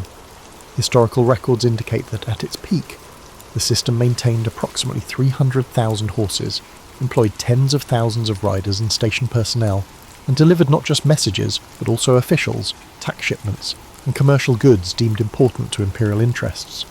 The entire system operated under the jurisdiction of a specialized ministry whose records documented every horse, rider, and parcel in motion across the empire. This communications infrastructure enabled another of Kublai's innovations, standardized administrative reporting. Local officials throughout the realm were required to submit regular reports on population, agricultural production, weather conditions, and local events according to standardized formats. These reports flowed upward through provincial centres to the capital, creating what historians now recognise as one of history's first systematic government information gathering operations. The bureaucracy Kublai established to process this information was equally innovative. Unable to staff the entire administration with Mongols, who lacked experience in managing sedentary populations, he created a multi-ethnic civil service that included Chinese scholar officials, Uyghur financial experts, Persian astronomers, and Tibetan religious administrators. Most notably, he established specialized training academies where officials from different backgrounds learned standardized administrative methods, creating institutional knowledge that transcended individual cultural traditions. Particularly significant was Kublai's approach to language within this bureaucracy. Rather than imposing a single imperial language, as most conquering regimes did, he developed a sophisticated translation system. Key documents were produced in multiple scripts, including Chinese, Mongolian Fagspa script, Uyghur, Persian, and Tibetan. The Imperial Secretariat included dedicated translation bureaus for each major language group within the empire, ensuring that directives from the centre could be accurately implemented across diverse regions. The wealth of data flowing into Dadu enabled novel approaches to governance. Kublai pioneered large-scale statistical compilation to monitor agricultural production, population trends, and tax collection efficiency. When unusual patterns appeared, such as unexpected population declines or harvest yields, specialized investigators would be dispatched via the postal system to assess conditions directly. This feedback loop created a more responsive imperial administration than previous Chinese dynasties had achieved. Perhaps most remarkable was Kublai's development of paper currency as an instrument of economic integration. While paper money had existed in China previously, Kublai expanded its use and standardized its implementation across his territories. The notes issued under his authority, backed by silver reserves and carrying stern warnings against counterfeiting, facilitated commerce across regions with different traditional currencies and commodity standards. These notes represented more than economic policy. They were information technology that allowed the centre to influence distant markets. By controlling the quantity of currency in circulation, the Khan's financial ministers could respond to regional economic conditions more quickly than physical commodity money would allow. When Marco Polo described these paper that passes for money to European audiences, he was documenting not just a curious foreign practice, but one of history's most advanced economic control systems. The information infrastructure extended beyond government administration into the realm of scientific knowledge. Kublai established specialized bureaus for astronomical observation, cartography, historical documentation, and medical research. Each was tasked with systematically collecting and synthesizing knowledge from across Eurasia. The Astronomical Bureau, for instance, combined Chinese calendrical traditions with Islamic mathematical techniques and Tibetan astrological concepts to create more accurate predictive systems. By the middle of Kublai's reign, this multifaceted information system had transformed governance across East Asia. Officials who might never travel to the capital nevertheless operated within standardized protocols established there. Regional variations in administration certainly persisted. The system was too vast for perfect uniformity, but the overall effect was a degree of integration previously unachievable across such diverse territories. As Kublai Khan entered his 7th decade, the contradictions inherent in his imperial project began to manifest more acutely. The years between 1280 and his death in 1294 reveal a ruler grappling with the limitations of his vision and the mounting costs of maintaining the world's largest empire. While historical accounts often attribute the challenges of Kublai's later years to personal decline, his increasing corpulence, episodes of gout, and deepening reliance on alcohol, closer examination reveals systemic pressures that would have challenged even a younger, more vigorous ruler. The very success of his Chinese-style administrative state created unsustainable financial burdens that the empire's economic base struggled to support. The construction and maintenance of Dadu alone consumed resources on an unprecedented scale. The imperial household, with its 40,000 servants, required vast sums simply for daily operation. The postal relay system, vital for administrative control, maintained hundreds of thousands of horses requiring constant fodder. The military garrisons positioned throughout the realm demanded regular payment. Archaeological evidence from late Yuan dynasty administrative centres shows increasing sophistication in financial record-keeping, likely a response to mounting fiscal pressures. These economic strains manifested in policies that gradually undermined popular support for Yuan rule. Tax collection became increasingly aggressive. The issuance of paper currency, initially a brilliant financial innovation, evolved into a problematic dependence as the government printed more notes than its silver reserves could credibly back. By the late 1280s, inflation had become a serious problem in core provinces, eroding the purchasing power of government stipends and merchant revenues alike. Environmental factors compounded these challenges. The 1280s witnessed a series of natural disasters across East Asia, floods along the Yellow River, droughts in the southern provinces, and unusually harsh winters in the northern regions. Contemporary Chinese records describe these as heaven's disapproval of Yuan governance, reflecting growing ideological resistance to Mongol rule. Modern climate research suggests these events coincided with a cooling period that affected agricultural productivity across Eurasia, creating systemic pressures no ruler could have fully addressed. Kublai's personal response to these mounting difficulties reveals much about his character in these final years. Rather than retreating from his multicultural governance model, he doubled down on it, recruiting additional foreign experts, particularly Muslim financial administrators with experience managing complex economies. This decision, while pragmatically sound, further alienated Chinese elites who resented being passed over for these positions. The Khan's later military campaigns reflect a similar doubling down on established patterns despite diminishing returns. The Burmese expeditions of 1283 to 1285, while ultimately extracting tribute, required disproportionate resources for limited strategic gain. The Java campaign of 1293 stretched imperial logistics beyond sustainable limits. These operations suggest a ruler attempting to maintain the momentum of expansion, even as the core empire's foundation showed signs of strain. What's seldom appreciated about Kublai's final years is his apparent awareness of the contradictions in his position. Court records document increasing periods of withdrawal to his hunting lodge at Xanadu.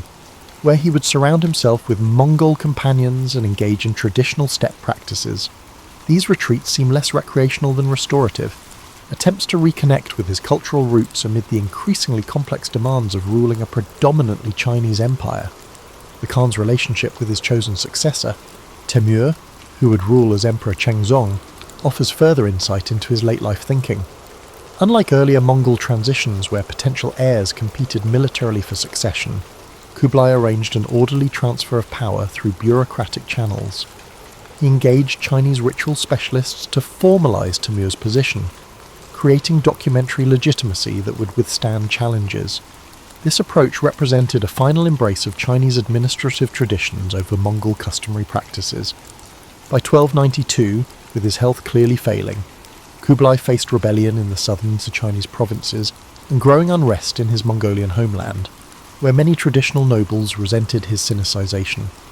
His response to these dual pressures was characteristically balanced, dispatching Chinese-style bureaucratic investigators to the south, while sending Mongol military commanders to reassert authority in the north. When Kublai Khan died in February 1294, he left behind an empire fundamentally transformed from what he had inherited. The cosmopolitan administrative state he constructed had permanently altered East Asian governance traditions. The commercial networks he fostered had created new patterns of trade that would outlast Yuan dynastic control. The cultural synthesis he embodied had demonstrated possibilities for multiculturalism that challenged traditional assumptions about ethnic and cultural boundaries. What ultimately undermined Kublai's imperial project was not any single policy failure, but the inherent tension between Mongol military power and Chinese administrative complexity. His personal charisma and cultural flexibility had temporarily bridged this divide, but sustaining this balance proved impossible for his successors. Within 3 decades of his death, natural disasters, economic mismanagement, and growing Chinese nationalism would combine to end Mongol rule in China. Yet Kublai's legacy extended far beyond the Yuan dynasty's relatively brief tenure. The administrative geography of modern China still reflects boundaries established under his rule. The concept of China as a multi-ethnic state rather than exclusively Han Chinese traces its roots to Yuan governance models.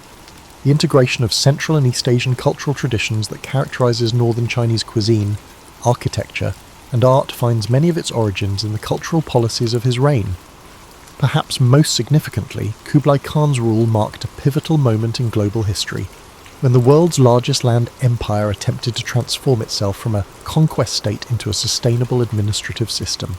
The ultimate failure of this transformation in no way diminishes the ambition of the attempt or its lasting influence on subsequent political formations across Eurasia.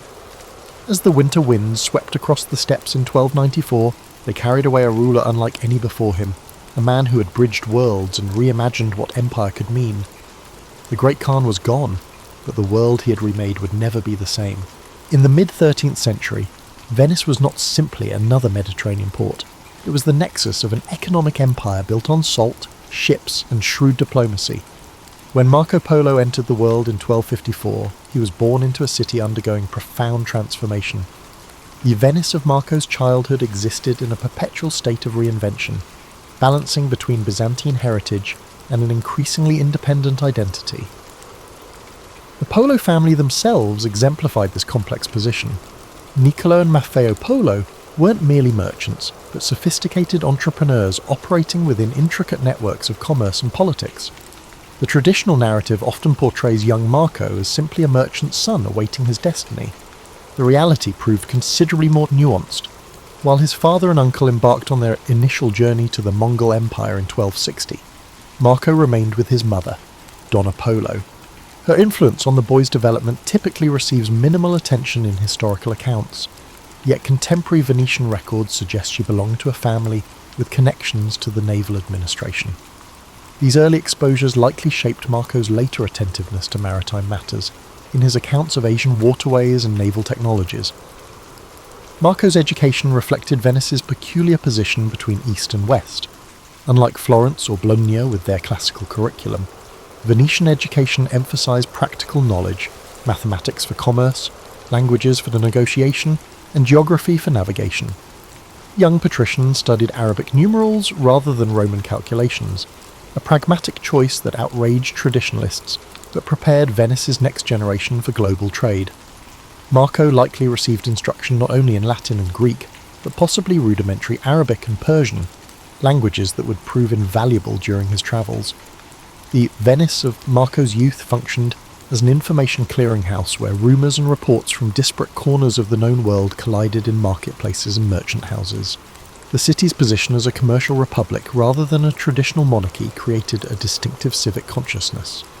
While mainland Italian cities remained locked in bloody feuds between Guelphs and Ghibellines, papal and imperial supporters, Venice cultivated a pragmatic approach to power, forming alliances based on commercial interests rather than ideological commitments.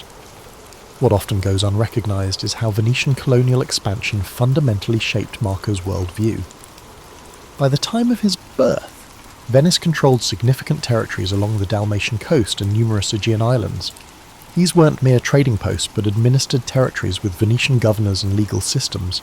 Young Marco would have encountered returning officials and merchants from these colonies, absorbing stories of governance and cultural adaptation that informed his later observations of Mongol administrative techniques. The religious atmosphere of 13th century Venice defied easy categorization.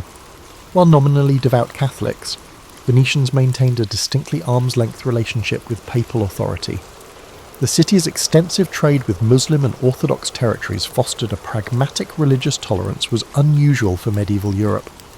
The Fourth Crusade's controversial diversion to sack Constantinople in 1204 had yielded Venice tremendous wealth and liturgical treasures, but also created complex theological justifications for interaction with non-Catholic powers. Marco grew up in a city whose magnificent St. Mark's Basilica incorporated Byzantine domes, Islamic decorative elements, and classical columns, architectural evidence of Venice's cultural hybridization. When Marco was 15, his father and uncle returned to Venice after their initial journey eastward.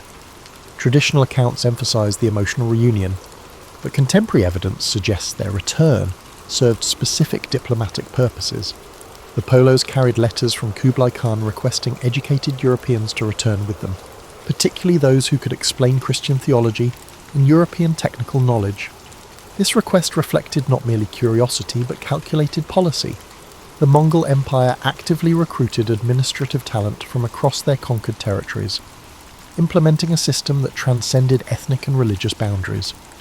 The Venice that the teenage Marco prepared to leave in 1271 had already begun evolving beyond the city of his childhood. Political reforms under Doge Ranieri Zeno had strengthened the Great Council's authority, while naval conflicts with Genoa intensified competition for Mediterranean trade routes.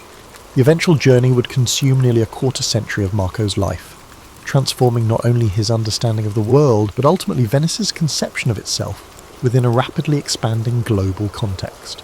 The conventional narrative of Marco Polo's travels typically begins with his departure from Venice in 1271. This simplified chronology overlooks a critical element of the Polo saga, the first journey undertaken by Niccolo and Maffeo Polo that laid the groundwork for Marco's later expedition. This initial voyage, occurring between 1260 and 1269, remains curiously under-examined despite its profound influence on subsequent events. When Niccolo and Maffeo first ventured eastward, they weren't pioneering an unknown route, but rather extending established Venetian commercial networks. However, what distinguished their journey was the remarkable timing. They departed during a unique geopolitical window, after the initial Mongol conquests had stabilized into the administrative structure known as the Pax Mongolica, but before European knowledge of Asian political realities had crystallized. The brothers originally intended a conventional trading expedition to Constantinople and the Crimean port of Soldaya, modern Sudak, where Italian merchants maintained trading posts. What forced the Polos to deviate from their intended route was not adventurous spirit, but pragmatic necessity.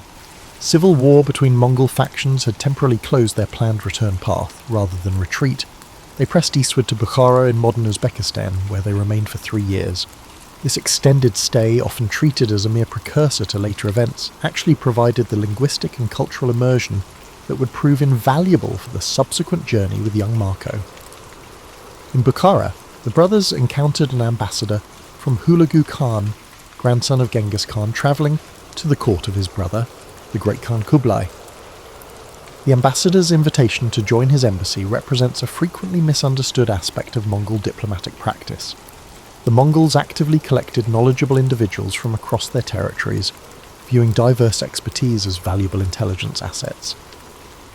The Mongols did not select the Polos for their individual importance, but rather as representatives of Latin Christendom, who could provide valuable information about European politics and technology. Their journey to Kublai's court at Chengdu, immortalised as Xanadu in European literature, traversed the Eastern Silk Road through regions no Venetian had previously documented. Contemporary accounts suggest they travelled as members of an official Mongol embassy, which granted them access to the Imperial post system with its relay stations and official protection. This status explains how merchants of modest standing managed to traverse thousands of miles of territory safely. They moved within administrative infrastructure designed to facilitate official communication across the empire. Upon reaching Kublai's court, the brothers encountered not an exotic, oriental despot of later European imagination, but a sophisticated ruler preoccupied with governance challenges. The Mongol Empire of 1266 was experiencing substantial administrative evolution, incorporating Chinese bureaucratic practices while maintaining nomadic military traditions. Kublai's questions for the Polos focused primarily on practical matters: European military capabilities, political structures, and technical innovations. The Khan's famous request for 100 learned men from Europe reflected not mere curiosity but strategic intelligence gathering about potential Western allies or adversaries. What's often overlooked is that the Polos' return journey to Venice carried specific diplomatic communication. They transported formal letters from Kublai to Pope Clement IV requesting Christian teachers. This diplomatic component transformed what might have been merely an extraordinary commercial venture into an unofficial embassy between powers. Upon reaching Accra in 1269, they learned of Pope Clement's death 2 years earlier, which complicated their diplomatic mission. Rather than proceeding immediately to Rome, they returned to Venice, where Niccolo discovered his wife had died during his absence, leaving his son Marco in the care of extended family. These 3 years in Venice between journeys, 1269 and 1271, represented a crucial period of preparation for Marco. Traditional accounts depict him merely waiting to depart, but evidence suggests this interlude involved intensive education tailored to the planned Eastern journey. He likely received specialised instruction in languages, astronomical navigation, and manuscript preparation, skills that would prove invaluable for documenting the subsequent travels. The Polos also arranged commercial partnerships and credit instruments to finance their second journey, developing complex arrangements that allowed them to transport valuable goods while minimising physical carrying of currency. When the 3 Polos finally departed in 1271, they carried not only papal letters from the newly elected Gregory X, but also diplomatic credentials and commercial contracts representing multiple interests. The foundation laid by Niccolo and Maffeo's first journey, establishing relationships, understanding routes, and gaining imperial favour, provided the essential framework that made Marco's subsequent journey and chronicle possible. This overlooked first expedition represents not merely a prologue, but the essential foundation for the epic that followed. The departure of the 3 Polos from Venice in 1271 marked the beginning of a journey frequently reduced to a simplistic east-west trajectory in popular accounts. The actual route reveals a far more complex diplomatic and commercial enterprise, shaped by evolving geopolitical circumstances rather than a predetermined path. Their initial progress followed established Mediterranean shipping lanes to Accra in the Crusader Kingdom of Jerusalem, where they obtained supplementary diplomatic credentials from Teobaldo Visconti, soon to become Pope Gregory X. This papal connection has traditionally been emphasised as their primary diplomatic sanction, but Venetian records suggest they simultaneously carried commercial authorisations from the Doge and several prominent trading houses. The Polos operated within multiple overlapping networks of authority, religious, commercial and political, that reflected the fragmented nature of medieval European power structures. After departing Acre, the expedition encountered its first significant deviation from planned routes. Traditional accounts mention briefly that war conditions forced them to turn northward, but the story dramatically understates the historical context. The Mamluk Sultan Baybars was actively campaigning against remaining Crusader territories and Mongol forces in Syria, making direct eastward travel impossible. This Mamluk-Mongol war represented one of the most consequential geopolitical conflicts of the 13th century, effectively establishing boundaries between Islamic and Mongol spheres of influence that would persist for generations. The Polo's adaptive response to this obstacle reveals their sophisticated geographical knowledge. Rather than abandoning their journey, they navigated northward through Armenian Cilicia, modern southern Turkey, where Christian rulers maintained alliances with both Mongols and European powers. This region functioned as a crucial interface between civilizations, maintaining diverse diplomatic connections that provided the Polos with updated intelligence about conditions further east. Their subsequent traversal of the Armenian highlands and northern Mesopotamia brought them through territories only recently incorporated into Mongol administration. The expedition's timing proved fortunate. They travelled during a period when the Ilkhanate under Abaka Khan, ruler from 1265 to 1282, had established relative stability following the destructive initial Mongol conquests. Archaeological evidence from this period shows revitalisation of urban centres and trading networks that had suffered catastrophic disruption just decades earlier. At Tabriz in northwestern Iran, the Polos entered one of the Ilkhanate's principal commercial centres. Marco's later accounts of this city's international markets reveal his growing awareness of transcontinental trade patterns.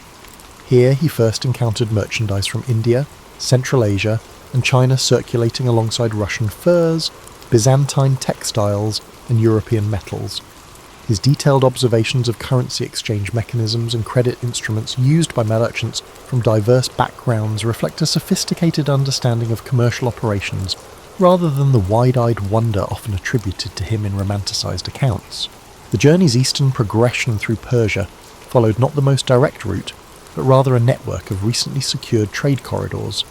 Near Kerman in southeastern Iran, archaeological evidence from the period shows way stations, caravanserais, being restored and expanded under Mongol patronage after years of neglect.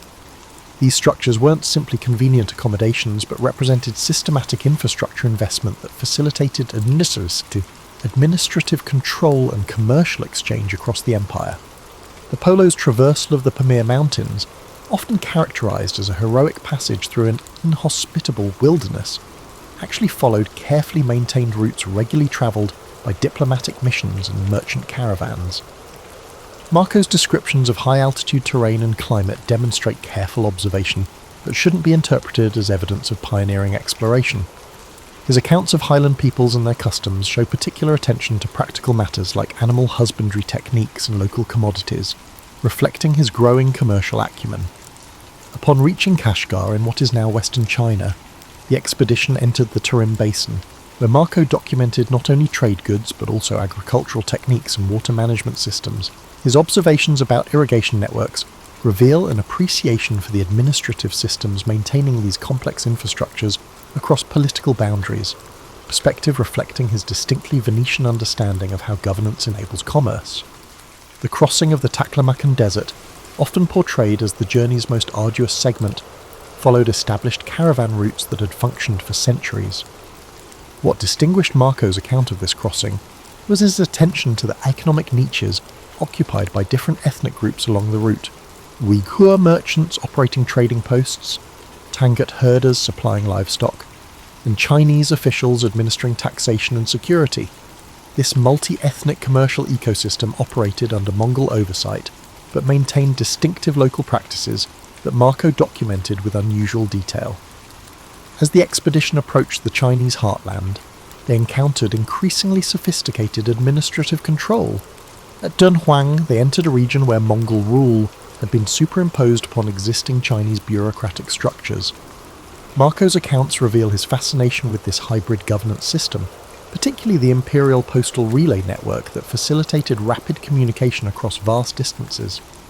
This infrastructure enabled the Mongol Empire to maintain administrative cohesion across disparate regions while accommodating local governing traditions. Throughout the 3-year eastward journey, the Polos traversed not wild, unknown territories but a carefully administered network of trade routes, experiencing substantial integration under Mongol governance. Their achievement wasn't discovering new paths, but successfully navigating complex political, commercial, and cultural boundaries during a period of unprecedented transcontinental connectivity. The skills they developed, linguistic adaptation, diplomatic flexibility, and commercial awareness, prepared them for effective service in Kublai Khan's cosmopolitan court. When Marco Polo arrived at Kublai Khan's court in 1275, he encountered not the exotic oriental paradise of later European imagination, but a sophisticated administrative machine grappling with the challenges of governing the world's largest contiguous land empire. The traditional narrative emphasizes Marco's personal relationship with Kublai, suggesting the young Venetian became a trusted confidant almost immediately. Contemporary evidence suggests a more nuanced integration into court life, one that reflected the Mongol Empire's systematic approach to utilizing foreign expertise. Shangdu, the Xanadu of European literature, operated not merely as an imperial pleasure dome, but as a seasonal administrative capital within a complex governing system. The court regularly migrated between multiple capitals, including Beijing, then called Khanbalik or City of the Khan, allowing the ruler to maintain a personal presence across different regions while accommodating both Chinese administrative tradition and Mongol nomadic heritage. This mobile governance model, incomprehensible to stationary European bureaucracies, enabled direct imperial supervision across vast territories while symbolically maintaining Mongol traditions of movement. Marco's integration into this system began not with immediate elevation to imperial advisor, but through a typical assessment process applied to foreigners with useful skills. The Mongol administrative approach emphasized meritocratic utilization of talent regardless of ethnic or religious background, a pragmatic necessity for governing diverse populations across Eurasia. Chinese bureaucrats managed civil administration, Persian astronomers directed scientific research, Central Asian Muslims controlled financial operations, and Uyghur scribes handled diplomatic correspondence. Within this multicultural framework, Western Europeans like Marco occupied specialized niches based on their particular knowledge and capabilities. The traditional narrative suggesting Marco learned 4 languages oversimplifies the complex linguistic environment of the Mongol court. Contemporary evidence indicates communication occurred through layered translation processes, with documents often passing through multiple languages before reaching their final form. Administrative documents initiated in Mongolian might be translated to Uyghur, then Persian, then Chinese, depending on their intended audience and purpose. Marco likely developed working knowledge of Mongol court Persian, a lingua franca among administrative officials, rather than achieving full fluency in multiple unrelated language families. Marco's initial assignments reflected the standard Mongol practice of testing foreign abilities through provincial postings rather than immediate court responsibilities. His often referenced journeys to Yuan and other Chinese regions weren't romantic explorations, but administrative assignments, likely tax assessment missions or diplomatic deliveries. These provincial postings served dual purposes, providing practical training while allowing imperial officials to evaluate foreign talent before entrusting them with more sensitive responsibilities. The Mongol taxation system that Marco encountered demonstrated remarkable administrative sophistication. Beyond simple collection, it encompassed censuses, resource surveys, and commercial regulations are administered through a hierarchical bureaucracy. His detailed descriptions of salt monopolies, paper currency controls, and standardized weights and measures reflect not mere curiosity, but direct involvement with these revenue systems. Archaeological evidence confirms Marco's accounts of tax receipts produced on mulberry paper with standardized seals, documents allowing goods to move through commercial networks without repeated taxation. When Marco Polo arrived at Kublai Khan's court in 1275, he encountered not the exotic oriental paradise of later European imagination, but a sophisticated administrative machine grappling with the challenges of governing the world's largest contiguous land empire. The traditional narrative emphasizes Marco's personal relationship with Kublai, suggesting the young Venetian became a trusted confidant almost immediately. Contemporary evidence suggests a more nuanced integration into court life, one that reflected the Mongol Empire's systematic approach to utilizing foreign expertise. Shangdu, the Xanadu of European literature, operated not merely as an imperial pleasure dome, but as a seasonal administrative capital within a complex governing system. The court regularly migrated between multiple capitals, including Beijing, then called Khanbalik or City of the Khan, allowing the ruler to maintain a personal presence across different regions while accommodating both Chinese administrative tradition and Mongol nomadic heritage. This mobile governance model, incomprehensible to stationary European bureaucracies, enabled direct imperial supervision across vast territories while symbolically maintaining Mongol traditions of movement. Marco's integration into this system began not with immediate elevation to imperial advisor, but through a typical assessment process applied to foreigners with useful skills. The Mongol administrative approach emphasized meritocratic utilization of talent regardless of ethnic or religious background, a pragmatic necessity for governing diverse populations across Eurasia. Chinese bureaucrats managed civil administration, Persian astronomers directed scientific research, Central Asian Muslims controlled financial operations, and Uyghur scribes handled diplomatic correspondence. Within this multicultural framework, Western Europeans like Marco occupied specialized niches based on their particular knowledge and capabilities. The traditional narrative suggesting Marco learned 4 languages oversimplifies the complex linguistic environment of the Mongol court. Contemporary evidence indicates communication occurred through layered translation processes, with documents often passing through multiple languages before reaching their final form. Administrative documents initiated in Mongolian might be translated to Uyghur, then Persian, then Chinese, depending on their intended audience and purpose.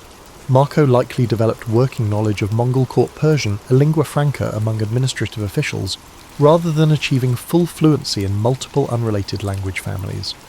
Marco's initial assignments reflected the standard Mongol practice of testing foreign abilities through provincial postings rather than immediate court responsibilities. His often referenced journeys to Yuan and other Chinese regions weren't romantic explorations, but administrative assignments, likely tax assessment missions or diplomatic deliveries. These provincial postings served dual purposes, providing practical training while allowing imperial officials to evaluate foreign talent before entrusting them with more sensitive responsibilities. The Mongol taxation system that Marco encountered demonstrated remarkable administrative sophistication. Beyond simple collection, it encompassed censuses, resource surveys, and commercial regulations are administered through a hierarchical bureaucracy. His detailed descriptions of salt monopolies, paper currency controls, and standardized weights and measures reflect not mere curiosity, but direct involvement with these revenue systems. Archaeological evidence confirms Marco's accounts of tax receipts produced on mulberry paper with standardized seals, documents allowing goods to move through commercial networks without repeated taxation. The popular imagination typically places Marco Polo on camels traversing endless deserts, yet some of his most significant observations concerned maritime networks that connected East Asian economies. This nautical dimension of his account offers crucial insights into 13th century globalization rarely highlighted in conventional narratives. After approximately 1284, Marco's responsibilities increasingly involved maritime administration, likely overseeing commercial shipping regulations and customs collection in coastal regions. This shift from inland to maritime duties coincided with Kublai Khan's growing interest in naval power projection and maritime commerce following failed invasion attempts against Japan. Marco's Venetian background made him particularly valuable for maritime assignments. Despite their geographic distance, both Venice and Songyuan China had developed sophisticated naval architectures, navigational techniques, and maritime commercial systems. Marco's descriptions of Chinese shipbuilding technology reveal more than superficial impressions. His detailed accounts of hull construction techniques, particularly the multiple watertight bulkhead compartments that prevented sinking from localized damage, demonstrate technical understanding rather than mere wonderment. Archaeological evidence from shipwrecks confirms these construction methods, which remained unknown in European shipbuilding until centuries later. Similarly, his observations about rudder design and sail configuration indicate professional assessment rather than casual observation. Rather than being isolated ports, the maritime infrastructure Marco recorded across Southeast Asia represented interconnected commercial networks.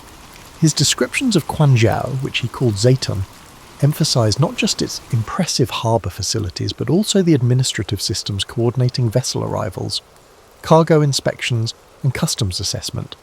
These descriptions reveal an understanding of port operations informed by his Venetian background, where similar though less extensive systems managed Mediterranean shipping. The spice trade routes Marco documented through the Strait of Malacca and into the Indian Ocean represented the world's most valuable commercial networks, ones that European powers would later compete violently to control. His accounts of these trading patterns provided among the first detailed European documentation of these systems, identifying key transshipment points and commercial centres. However, Marco observed these networks not as an outsider, but as a participant operating within established commercial patterns, dominated by Chinese, Arab and Indian merchants. Marco's descriptions of naval warfare techniques, particularly incendiary weapons, boarding tactics and formation movements, reflected professional military assessment rather than civilian observation. His accounts of naval engagements during Kublai's campaigns against southern Chinese resistance forces and Southeast Asian kingdoms provide valuable information about operational practices otherwise poorly documented in surviving records. These observations suggest Marco may have participated in naval operations beyond purely administrative roles, possibly serving in technical advisory capacities. The navigational technologies Marco encountered in East Asian waters demonstrated a sophisticated application of astronomical knowledge to maritime movement. His descriptions of Chinese compass use extended beyond the basic magnetic principles known in Europe to include standardized compass cards with directional calibrations and techniques for compensating for magnetic deviation. Similarly, his accounts of celestial navigation using the pole star and other astronomical markers reflect practical understanding of techniques developed through generations of transoceanic voyaging. The commercial vessels Marco documented ranged from massive treasure ships to specialized regional craft adapted to particular waterways. His descriptions of multi-decked ocean-going vessels carrying hundreds of merchants and thousands of tons of cargo accurately portrayed the world's most advanced commercial shipping at that time. Archaeological discoveries of period shipwrecks confirm his accounts of vessel sizes and construction techniques that wouldn't be matched in Europe until the age of exploration centuries later. What often goes unexamined is Marco's documentation of hybrid governance systems managing maritime trade. Unlike European models where territorial rulers claimed coastal waters, the maritime spaces Marco described operated under complex overlapping authorities. Harbour masters collected fees, guild representatives enforced commercial standards, imperial officials assessed taxes, and local authorities maintained navigation markers, creating layered systems of governance adapted to commercial needs rather than territorial control. This administrative complexity reflected a sophisticated understanding that maritime spaces required specialized governance distinct from land-based models. Marco's observations about marine resource exploitation, particularly pearl diving in the South China Sea and fisheries throughout Southeast Asia, documented sustainable management systems developed over generations. His accounts describe not just harvesting techniques, but also the regulatory systems governing access rights, seasonal limitations, and resource conservation. These observations countered later European colonial narratives depicting Asian waters as unregulated commons awaiting proper management. The final maritime journey that brought Marco homeward from 1291 to 1295 represented not an extraordinary expedition, but participation in regular commercial diplomatic patterns. The marriage convoy escorting a Mongol princess to Persia that Marco joined operated within established maritime networks, connecting Yuan China to the Ilkhanate. His documentation of this journey, recording navigation patterns, seasonal weather systems, and port facilities throughout Southeast Asia and the Indian Ocean, provided Europe with unprecedented information about maritime spaces that would become central to later colonial ambitions. Throughout his observations of maritime Asia, Marco consistently documented connections rather than exoticizing differences. He recorded how Vietnamese shipbuilding techniques influenced Chinese naval architecture, how Persian astronomical knowledge enhanced navigational practices, and how Indian commercial contracts facilitated multi-regional trade. This integrated perspective reveals a maritime world characterized by technological exchange, commercial interdependence, and administrative sophistication that defies simplistic East-West dichotomies. The circumstances of Marco Polo's return to Europe in 1295 involved considerably more intentionality than the romantic narrative of a homesick Venetian finally escaping foreign service. Contemporary evidence suggests the Polos' departure from Kublai's court coincided significant political transitions made the continued presence of foreign officials problematic. Kublai died in 1294, and subsequent succession politics created an increasingly factionalized court environment where foreign officials associated with previous administrations faced uncertain status. Their journey homeward followed established maritime routes rather than retracing their original overland path. This decision reflected not merely convenience, but strategic awareness of changing geopolitical conditions. The initial overland route had become increasingly destabilised by conflicts between Mongol khanates no longer unified under singular authority. By contrast, maritime networks connecting Yuan China to the Khanate in Persia maintained regular diplomatic and commercial traffic despite political fragmentation of the broader Mongol Empire. The maritime return journey brought the Polos to Hormuz at the entrance to the Persian Gulf, where they transitioned to land routes through the Ilkhanate territories to Trebizond on the Black Sea, then continuing by sea to Constantinople and finally Venice. This multimodal journey exposed them to diverse commercial networks and political systems during a period of significant transition throughout Eurasia. Their return to Venice in 1295 placed them in a city dramatically transformed from the one they had left 2 decades earlier. The intervening period had seen Venice's commercial position simultaneously strengthened through expanded Mediterranean networks and threatened by rising Genoese power. The city's governance had evolved through constitutional reforms that strengthened oligarchic control while limiting individual ducal authority. The returning Polos encountered not simply a static homeland, but a dynamic commercial republic adapting to shifting geopolitical circumstances.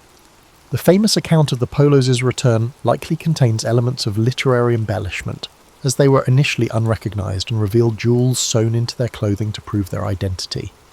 However, it reflects the genuine challenge of reintegration after extended absence. Their appearance, mannerisms, and perspectives had been profoundly shaped by 2 decades in Asian contexts, making their Venetian identity something that required performance and reassertion rather than automatic recognition. Marco's subsequent captivity during conflict between Venice and Genoa created the essential conditions for his account's creation. Imprisoned in Genoa around 1298, he encountered Rustichello of Pisa, a writer of chivalric romances also held as a prisoner of war. Their collaboration produced the text known variously as The Description of the World, The Travels, or Il Milione. This unusual cross-cultural literary partnership united Marco's first-hand observations with Rustichello's literary frameworks, creating a hybrid text that defies simple categorization. The conventional narrative portrays Rustichello merely as Marco's scribe, faithfully recording dictated memories. Contemporary textual analysis suggests a far more complex collaborative process. The manuscript exhibits characteristics of Rustichello's established literary style, particularly narrative frameworks drawn from Arthurian romances and rhetorical conventions from chivalric literature. Simultaneously, it contains specialized commercial, administrative, and geographic information that clearly originated from Marco's experience. The resulting text represents neither pure memoir nor pure romance, but a sophisticated fusion of formats addressing multiple audiences simultaneously. The original manuscript was composed in Franco-Italian, a literary language combining French vocabulary with Italian syntactic structures commonly used for commercial and literary documents in the Mediterranean contexts. This linguistic choice reflected pragmatic concerns about audience and distribution rather than either author's native language. Franco-Italian provided access to elite audiences across multiple European regions while facilitating eventual translation into various vernaculars. The text circulated in multiple versions even during Marco's lifetime, with significant variations in content, organization, and emphasis. Some manuscripts emphasized commercial information, while others highlighted exotic customs or political structures. This diversification suggests active adaptation for different reading communities, rather than unauthorized corruption of an original text. Marco himself may have participated in revising and extending certain versions following his release from Genoese captivity. The manuscript's reception reveals considerably more complexity than simple skepticism or acceptance. Different communities evaluated the text through diverse frameworks. Commercial agents assessed its practical information. Religious authorities examined its implications for missionary activity, and political figures considered its intelligence value regarding Mongol capabilities. Terms like accurate or fabricated inadequately capture these multidimensional readings, which often simultaneously accepted certain elements while questioning others. Marco's subsequent life in Venice after his return showed active engagement with the city's commercial and political networks, rather than retirement into obscurity. Legal documents from 1300 to 1324 show him engaged in commercial partnerships, property transactions, and family financial arrangements. He appears as a witness to legal agreements, in business ventures, and as a manager of family assets, functions requiring community recognition of his identity and capabilities. His will, dictated on January 1324, shortly before his death, revealed a substantial estate with diverse assets, including cash, jewellery, and commercial partnerships distributed among family members, religious institutions, and freed servants. These provisions reflect successful reintegration into Venetian economic networks rather than marginalised existence. Particularly notable were provisions for his daughter Marita to maintain control of her inheritance independent of her husband's authority, an unusual arrangement suggesting familiarity with more expansive female property rights observed in certain Asian contexts. Throughout his later life, Marco maintained connections with travellers and merchants engaged in Asian trade, providing consultation and information based on his experiences. This ongoing engagement with transcontinental networks suggests he viewed his Asian experience not as a closed episode but as a continuing resource. Rather than simply narrating past adventures, he actively applied his knowledge to contemporary commercial and political questions, helping shape Venetian engagement with evolving trans-Eurasian networks during a period of significant reconfiguration following Mongol imperial fragmentation. The posthumous influence of Marco Polo's account extends far beyond the simplistic inspiration for European exploration. Its reception and utilization followed multiple distinct trajectories that reveal the complex interplay between knowledge, transmission, and cultural adaptation across diverse societies. In the immediate aftermath of the account's creation, its primary audiences were not visionary explorers but practical commercial agents seeking actionable intelligence about distant markets. Venetian and Genoese merchant houses consulted the text not for exotic curiosities but for specific information about commodity sources, exchange rates, taxation systems, and seasonal trading patterns. Annotations in surviving manuscripts from commercial archives highlight passages concerning customs duties, commercial regulations, and market conditions rather than sensational cultural observations. This pragmatic utilization underscores how the text functioned within existing commercial networks rather than inspiring entirely new directions. The manuscript's religious reception followed similarly practical trajectories. Franciscan and Dominican missionaries preparing for Asian journeys studied Marco's observations about Buddhist, Confucian, and various Central Asian religious practices. However, they approached this information not merely as curiosities but as intelligence for developing conversion strategies. The detailed information about religious hierarchies, ritual practices, and institutional structures provided tactical guidance for missionary activities that expanded significantly during the 14th century. This religious utilization extended beyond Christianity. Surviving commentaries suggest Jewish merchants similarly consulted the text for information about co-religionists in Asian communities. The transformation of Marco's account from practical document to literary phenomenon occurred gradually through multiple adaptations. As manuscript copies proliferated across Europe, translators and copyists modified the text to suit local interests and literary conventions. German translations emphasized commercial information relevant to Hanseatic trade networks, while Iberian versions highlighted potential military intelligence about Mongol capabilities. These weren't corruptions of an original text, but active adaptations for specific use contexts. The account's cartographic influence manifested not in immediate revolutionary change, but through gradual incorporation into existing geographical frameworks. Early 14th century Mappe Mundi show selective integration of Marco's geographical information rather than wholesale revision. The famous 1375 Catalan Atlas incorporated details about inland Asian cities and routes while maintaining traditional cosmological frameworks. This selective utilization reflects how new information was evaluated against established knowledge systems, rather than automatically displacing them. The narrative that Columbus carried Marco's book on his voyages oversimplifies a complex intellectual genealogy. Columbus indeed possessed an annotated copy, but his geographical understanding derived from multiple sources synthesized through particular interpretive frameworks. His marginalia suggests selective reading focused on passages about eastern islands and maritime routes, while largely ignoring inland Asian information. This curated reading extracted elements supporting pre-existing theories rather than comprehensively engaging Marco's actual observations about Asian geography. The scientific reception of Marco's account deserves greater recognition than it typically receives. His detailed observations on coal use in China, paper currency systems, astronomical practices, and medicinal applications were circulated among European technical communities. Metallurgists noted Chinese furnace designs, fiscal theorists examined monetary systems, and medical practitioners investigated described remedies. These technical adaptations occurred through specialized knowledge networks distinct from broader literary or geographical reception.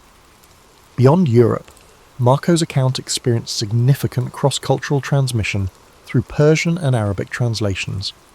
These versions, appearing from the late 14th century onward, evaluated his observations against established Middle Eastern geographical knowledge about Asian regions. Persian geographical works incorporated material from Marco's descriptions of Southeast Asia and the Indian Ocean, while comparing them with existing Persian accounts of these regions. This integration process involved critical assessment rather than passive acceptance, with commentators noting where Marco's observations aligned with or diverged from established knowledge. The account's reception in East Asia followed particularly intriguing trajectories. While no complete Chinese translation appeared until the 19th century, specific information from Marco's text reached China through diverse routes. Persian geographical works incorporating Marco's observations circulated in Yuan and Ming scholarly circles, while Jesuit missionaries in the 16th to 17th centuries brought European geographical knowledge partially derived from Marco's account. This created fascinating scenarios where information originally observed in China returned in transformed form through multiple cultural mediations. The 19th century rediscovery of Marco Polo during European colonial expansion involved substantial reinvention of his significance. Colonial administrators and commercial agents reimagined him as a proto-colonial pioneer, rather than a participant in Asian-centered networks. This reframing extracted his observations from their original 13th century context of Mongol imperial integration, and repositioned them as precedent for European dominance. This colonial appropriation obscured how Marco operated within existing Asian systems, rather than pioneering European expansion. Academic study of Marco Polo's account developed through multiple phases reflecting broader disciplinary evolutions. 19th century scholarship focused predominantly on verifying or disproving specific observations, approaching the text as a straightforward historical source rather than a complex cultural product. Mid-20th century analysis shifted toward understanding its literary construction and transmission history. Recent scholarship increasingly examines the text within transcultural frameworks, analysing how information moved between cultural systems and underwent transformation through multiple mediations. Archaeological discoveries throughout the 20th and 21st centuries have provided physical evidence confirming numerous specific observations in Marco's account. Excavations of Yuan period cities have verified architectural details, recovered examples of paper money matching his descriptions, and uncovered administrative documents reflecting systems he documented. These material confirmations do not turn the text into mere factual reporting. Instead, they show how it blends precise observation with literary structures to present this information to European audiences. The enduring value of Marco Polo's account lies not in pioneering discovery or initiating European expansion, but in documenting a critical moment of Eurasian connectivity. His observations captured complex commercial, cultural, and administrative systems during a period of unprecedented integration under Mongol imperial frameworks. The continuing relevance of his account derives from this documentation of interconnection rather than exploration, providing insight into how diverse societies engaged in exchange networks that transcended cultural boundaries while remaining embedded in local contexts. He was truly one of the greatest to ever do it. The faded colour photographs from 1938 Germany present a paradox. Smiling families at lakeside resorts, industrial workers leaving modern factories with steady paychecks, and cultural festivals celebrating regional traditions. These images clash dramatically with the historical narrative many have internalized. Yet for millions of ordinary Germans, the late 1930s represented not darkness descending, but rather a bewildering economic renaissance. Horst Müller, a machinist from Duisburg, represented a typical experience. After years of humiliating unemployment during the hyperinflation of the Weimar Republic, by 1938, he supervised 12 workers in a steel manufacturing plant. His salary afforded him simple but previously unimaginable luxuries, a small radio, occasional restaurant meals, and a savings account for his family's future. Politics we discussed little, his surviving letters reveal. The feeling was, why question what seems to be working? Propaganda Minister Joseph Goebbels built this economic transformation, dubbed the German economic miracle, on unsustainable foundations, massive military spending, accumulating foreign debt, and fiscal sleight of hand disguised by the appropriation of Jewish assets and later plundering of foreign resources. But for ordinary Germans like Müller, these macroeconomic realities remained abstracted from daily experience.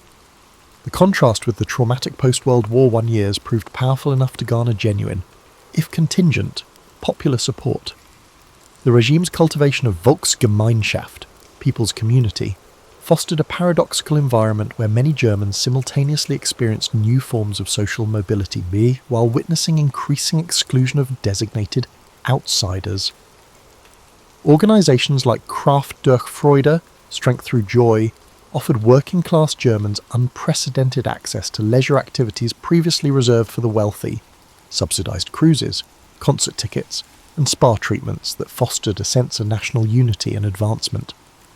Helga Schneider, a secretary at a Berlin insurance firm, recorded in her diary, "Attended the Berlin Philharmonic for the first time.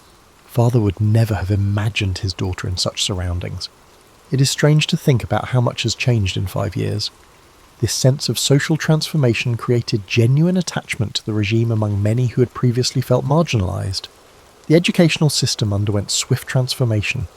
Curriculum changes emphasised Germanic cultural contributions while gradually diminishing humanistic education. Teachers navigated complex allegiances, with many quietly preserving older educational traditions while superficially complying with the ideological mandates. Students found themselves caught between competing value systems, traditional parental values versus new ideological imperatives in classrooms and youth organisations. Religion, contrary to simplified historical accounts, maintained considerable influence. While some Nazi officials envisioned eventually eliminating religious institutions, the pragmatic reality saw complex accommodations. The 1933 Concordat with the Vatican temporarily stabilised Catholic state relations, while Protestant churches fragmented between the regime-aligned German Christians and the oppositional confessing church. Most Germans maintained religious practices, creating compartmentalised belief systems that allowed simultaneous adherence to traditional faith and new ideological commitments. Media transformation proceeded rapidly after 1933.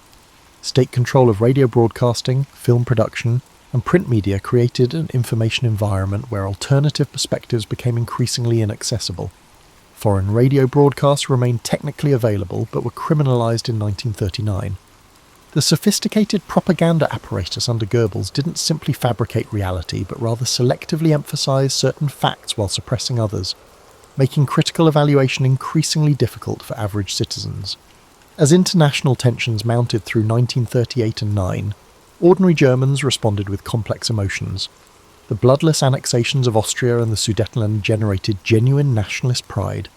Yet war fears remained pronounced. The generation that had experienced the catastrophic losses of the First World War harboured deep anxieties about renewed conflict. When mobilisation orders finally arrived in August 1939, contemporary accounts reveal more resignation than enthusiasm, a stark contrast to the jubilant crowds of August 1914. As German forces massed on the Polish border, the foundations for catastrophe were set.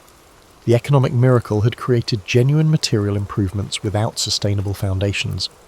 Ideological indoctrination had proceeded unevenly, but had successfully isolated critical perspectives. Most crucially, the moral framework for evaluating leadership decisions had been systematically undermined. Millions of ordinary Germans became participants in extraordinary crimes, setting the stage. On September 27, 1939, Warsaw capitulated to German forces. As Feldwebel Sergeant Karl Degenhardt wrote home, "The campaign ended so quickly many of us still have the food rations we packed 3 weeks ago. My company lost just 2 men. Father's stories of the Somme seem like tales from another universe." The Polish campaign established a psychological pattern that would prove devastating in the coming years. Military success came so swiftly and at such minimal cost that it fundamentally altered German perceptions of warfare itself.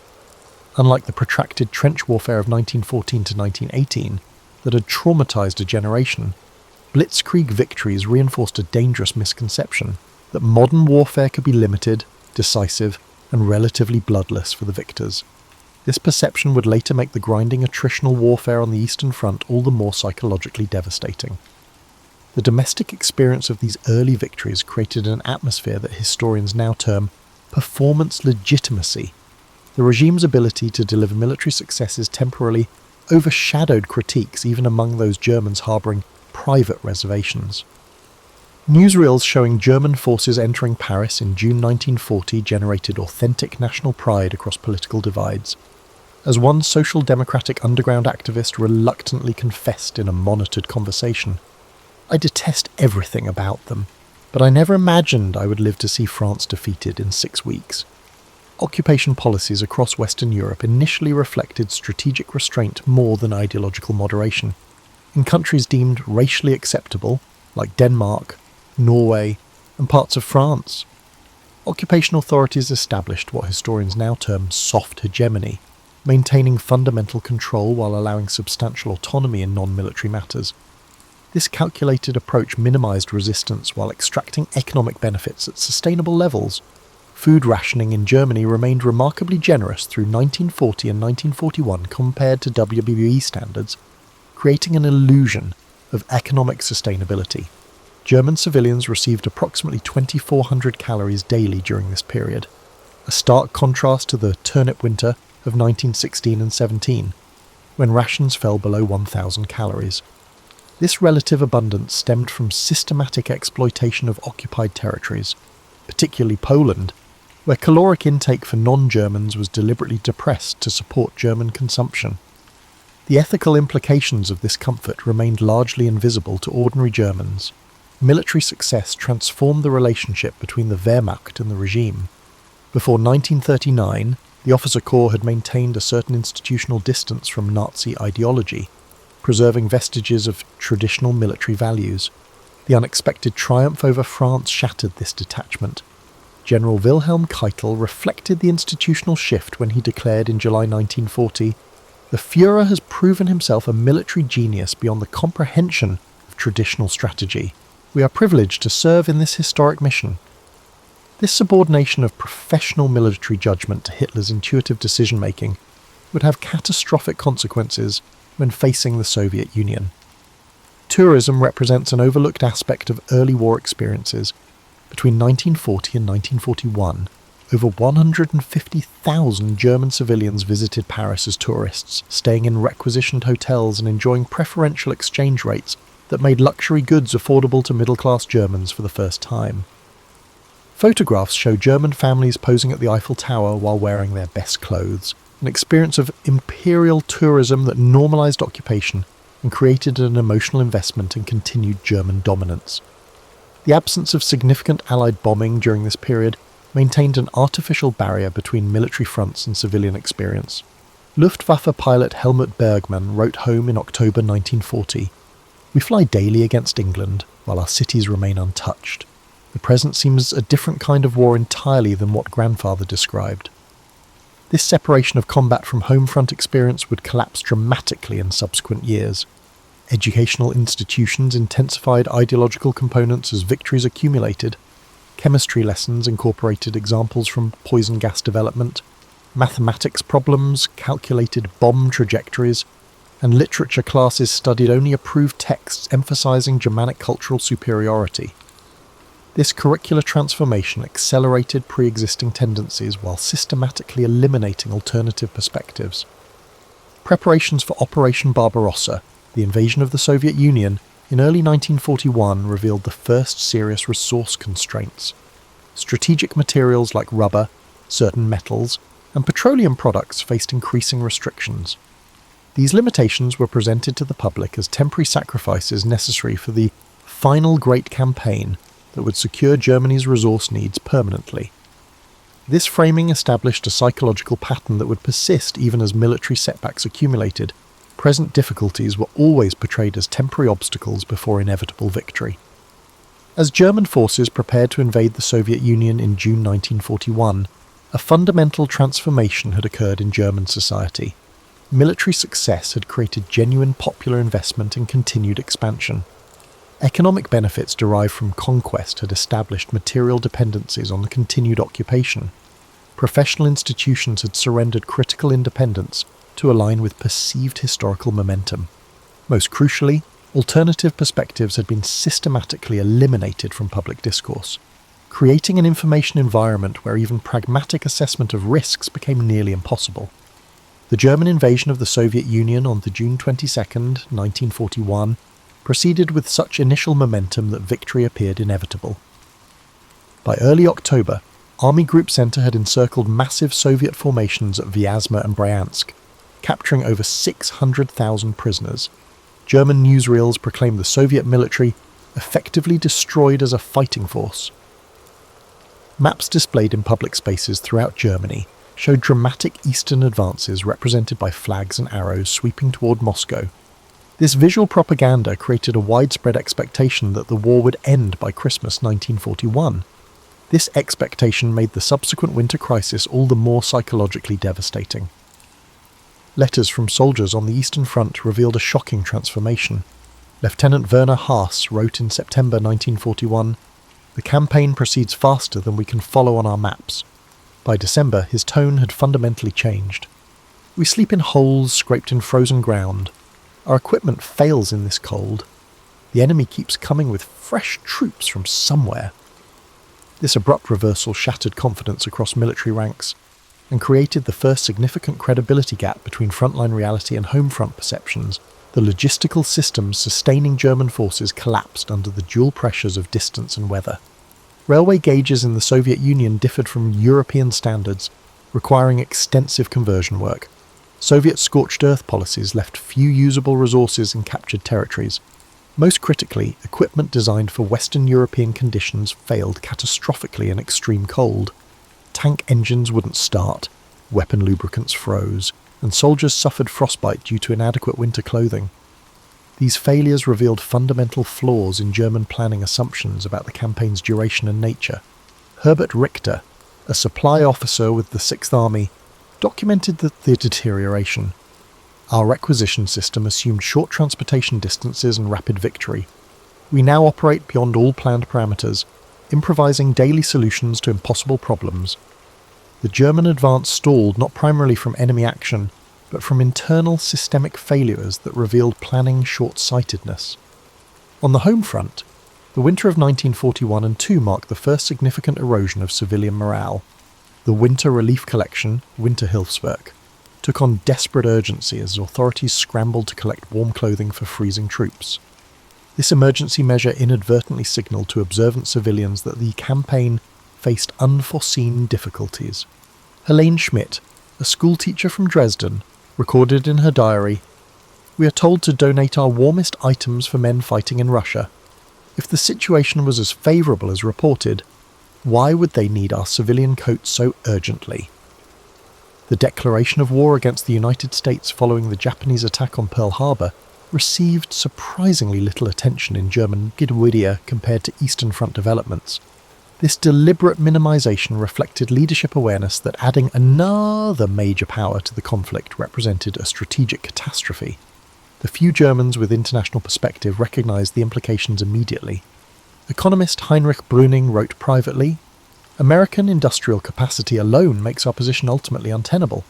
This decision ranks among history's biggest miscalculations." Resource constraints became increasingly visible throughout 1942. Rubber shortages led to the disappearance of civilian tires. Metal collection drives stripped public spaces of decorative elements. Textile rationing introduced increasingly synthetic fabrics into clothing. These material changes represented daily reminders that the promised short, victorious war had transformed into something far more demanding. Government messaging shifted accordingly, emphasizing resilience rather than imminent triumph. The character of the Eastern Front's fighting degraded moral constraints with shocking rapidity. Surviving letters reveal this transformation. Infantry soldier Friedrich Kellner wrote in July 1941, "We conduct ourselves as a disciplined force representing European civilization." By October, his perspective had shifted drastically. "The things occurring here defy description. We have entered a conflict beyond conventional military understanding. This moral degradation stemmed partly from ideological indoctrination, but equally from the extreme conditions troops encountered: constant partisan threats, logistical desperation, and survivalist psychology. The first significant industrial bombing of German cities in 1942 shattered the psychological separation between military fronts and civilian experience. The Lübeck raid of March 1942 destroyed 30% of the historic city centre, raising vivid awareness that Germany itself had become a battleground. Civil defence preparations intensified, with civilians spending increasing time in shelters and basements. Work productivity suffered as sleep deprivation became endemic in targeted areas. Medical systems showed increasing strain throughout 1942. Hospital trains returning from the Eastern Front overwhelmed facilities designed for much lower casualty ration. The wounded became visible throughout German cities. Their presence contradicted official narratives of manageable military challenges. Dr. Elisabeth Kruger, working at a Berlin military hospital, noted, "We receive men with injuries indicating prolonged exposure before treatment, frostbitten limbs requiring amputation, infections advance beyond normal progress. Something is clearly failing in our frontline medical systems. By late 1942, rationing expanded to previously protected categories. Coffee disappeared entirely, replaced by ersatz substitute versions made from roasted grains. Meat allocations dropped below 300 grams weekly. Bread quality deteriorated as wheat flour was extended with potato starch and other fillers. These daily deprivations created a visceral understanding that Germany faced increasing constraint rather than approaching victory. The Stalingrad encirclement in November 1942 represented the decisive psychological turning point, though its full implications weren't immediately comprehended. The regime attempted to frame the situation as a temporary setback within a still viable larger strategy. Radio announcements emphasized heroic resistance rather than strategic catastrophe. This messaging temporarily delayed full public recognition of the disaster's magnitude, but couldn't prevent information leakage through millions of concerned families with relatives in the encircled forces. As 1942 concluded, German society had entered a fundamentally different relationship with the war. The certainties of 1940 had evaporated. Material conditions deteriorated visibly. Information management became increasingly difficult as gaps between official narratives and observable reality widened. Most significantly, the psychological momentum had reversed, rather than anticipating imminent victory. Both military personnel and civilians began adjusting to an open-ended struggle with no clearly articulated endpoint. The foundations for eventual collapse were now firmly established. By early 1943, the confirmation of the Stalingrad disaster forced a fundamental recalibration of German wartime consciousness. The announcement of the Sixth Army's destruction couldn't be disguised as a tactical setback. Over 90,000 men had been lost in a single catastrophic defeat. 3 days of official mourning were declared, an unprecedented acknowledgement of military failure. Public spaces displayed black crepe decorations, while theatres, cinemas, and restaurants closed temporarily.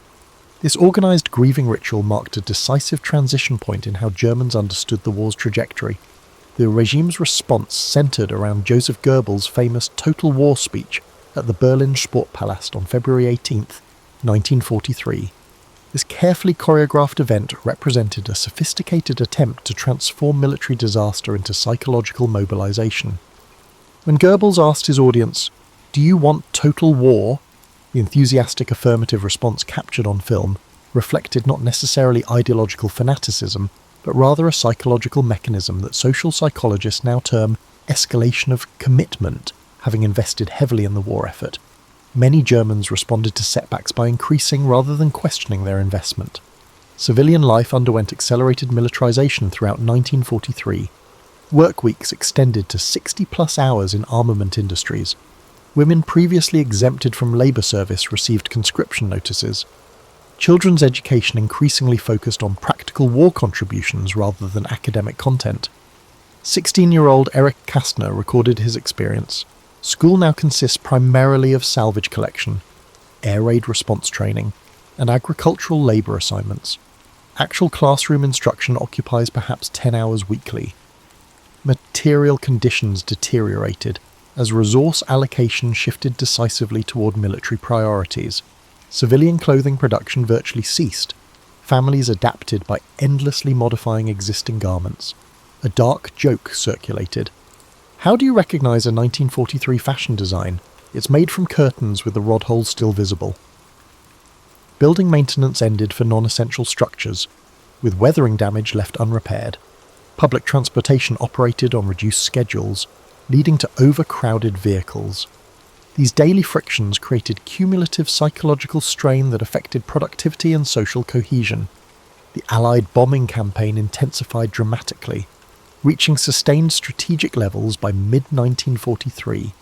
The Hamburg firestorm of July 1943, Operation Gomorrah, killed approximately 37,000 civilians and destroyed over 250,000 homes in a single concentrated attack sequence.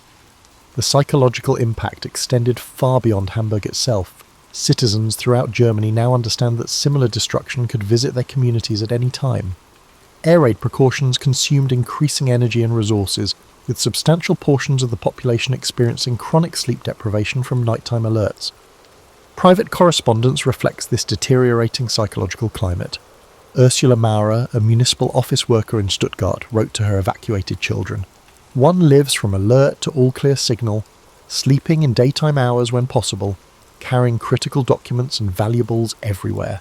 Normal life rhythms have dissolved entirely." This perpetual stress state contributed to declining health metrics across the civilian population, with stress-related ailments increasing dramatically.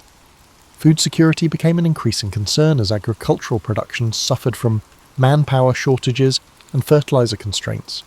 Urban residents established informal networks with rural connections, arranging weekend trips to farming areas for direct food purchases or barter exchanges. Authorities tolerated this technically illegal circumvention of rationing systems, recognizing its necessity for maintaining minimal nutrition standards. By late 1943, official rations provided approximately 1,500 daily calories for normal consumers, technically sufficient for survival, but inadequate for workers performing physical labour. Information management became increasingly challenging for authorities. The Reich Security Main Office documented growing defeatist conversations in public spaces, while intercepted private correspondence revealed declining confidence in official narratives. Rather than direct censorship, which would acknowledge information problems, authorities responded with intensified propaganda, emphasizing miracle weapons under development and potential divisions among Allied powers. These narratives lost credibility among segments of the population who had access to alternative information sources, especially those who could listen to forbidden foreign radio broadcasts. Religious institutions experienced a notable revival during this period. Church attendance increased significantly in both Protestant and Catholic congregations, with religious authorities carefully balancing spiritual comfort against regime opposition. Pastor Dietrich Bonhoeffer's secret seminary activities represented the most organized theological resistance, but thousands of local clergy provided more subtle moral alternatives to official worldviews. This religious revitalization represented a significant cultural current running counter to the regime's totalitarian aspirations. The family unit underwent profound transformations as female-headed households became the norm rather than the exception. With most working-age men in military service, women assumed unprecedented responsibilities managing family finances, making educational decisions, and maintaining property. This practical experience contradicted official gender ideology, while creating post-war expectations that would prove impossible to reverse. Sociologist Elizabeth Heinemann terms this the negotiated patriarchy, nominal adherence to traditional gender roles while practical circumstances required their systematic violation. By late 1943, German society existed in a state of contradictory consciousness. Official rhetoric maintained victory remained achievable, while daily experience provided mounting evidence of unsustainable decline. This cognitive dissonance produced social behaviours that external observers often misinterpreted as fanaticism, but actually represented adaptive mechanisms for navigating impossible contradictions. German society had entered a condition of paradoxical functionality, maintaining productive activity while fundamental systems degraded beneath the surface. This tenuous equilibrium would face even greater challenges as military reversals accelerated in the coming year. The Allied landings in Normandy on June 6, 1944, shattered a critical psychological bulwark. Since 1940, German propaganda had emphasised the impregnability of the Atlantic Wall defensive system. Elaborate media reports had showcased massive concrete bunkers, underwater obstacles, and dense minefields supposedly making invasion impossible. When Anglo-American forces established a viable beachhead despite these defences, the credibility gap between official claims and observable reality widened irreparably. Heinz Guderian later wrote, "The psychological impact of the successful invasion exceeded its immediate military significance. It demonstrated that nothing proclaimed impossible by our leadership was actually beyond Allied capabilities. The assassination attempt against Hitler on the July 20th, 1944 revealed deep fractures within the German elite that had been carefully concealed from public view. The involvement of senior military officers, aristocrats, diplomats and civil servants contradicted the image of unified national purpose carefully cultivated since 1933. The regime's response, approximately 5,000 executions and 7,000 arrests, represents an unprecedented internal security crisis requiring substantial resources diverted from military needs. This internal purge particularly devastated professional military leadership, removing experienced officers during a period of maximal external threat. Industrial production achieved paradoxical peak outputs in mid-1944, despite intensifying Allied bombing. Albert Speer's rationalization initiatives, coupled with the exploitation of approximately 7.6 million foreign forced labourers, temporarily offset resource limitations. This production miracle created false confidence among some leadership circles while masking fundamental systemic vulnerabilities. The transportation infrastructure supporting this industrial output, particularly railways and canals, faced increasing disruption from precision bombing, creating distribution bottlenecks that left finished weapons stranded at production facilities.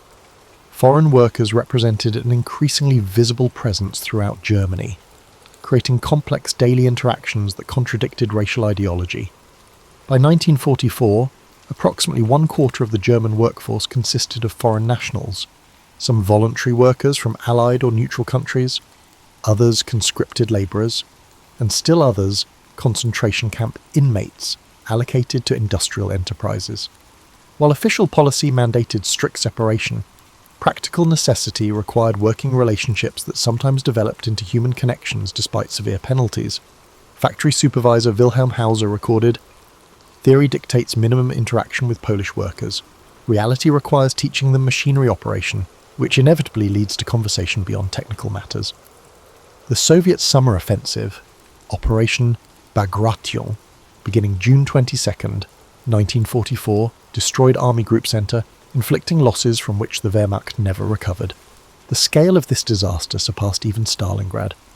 With approximately 350,000 German casualties in a 5-week period, the psychological impact was magnified by the timing, occurring simultaneously with the Normandy campaign. It created inescapable awareness that Germany faced overwhelming pressure on multiple fronts without adequate resources for effective response. Military communications from this period reflect dawning recognition of inevitable defeat among field commanders, though such assessments remained criminalized if expressed officially. Civilian evacuation programs expanded dramatically as the eastern territories became threatened. Approximately 1.8 million Germans fled from East Prussia, Silesia and other eastern regions in late 1944, creating massive resource demands for temporary housing, food distribution, and administrative services in receiving areas already under severe strain. These refugee populations brought first-hand accounts of the military collapse that contradicted sanitized official information, accelerating awareness of the strategic situation among Western German populations previously insulated from direct war effects. Transportation systems approached systemic failure by autumn 1944. Allied bombing specifically targeted railway junctions, bridges, and canal locks, creating cascading disruptions throughout the logistics network. Coal deliveries to urban areas became increasingly unreliable, leading to heating restrictions even before winter weather arrived. The ripple effects extended through all sectors. Industrial production declined despite available raw materials and labour. Food distribution suffered despite adequate harvests in some regions.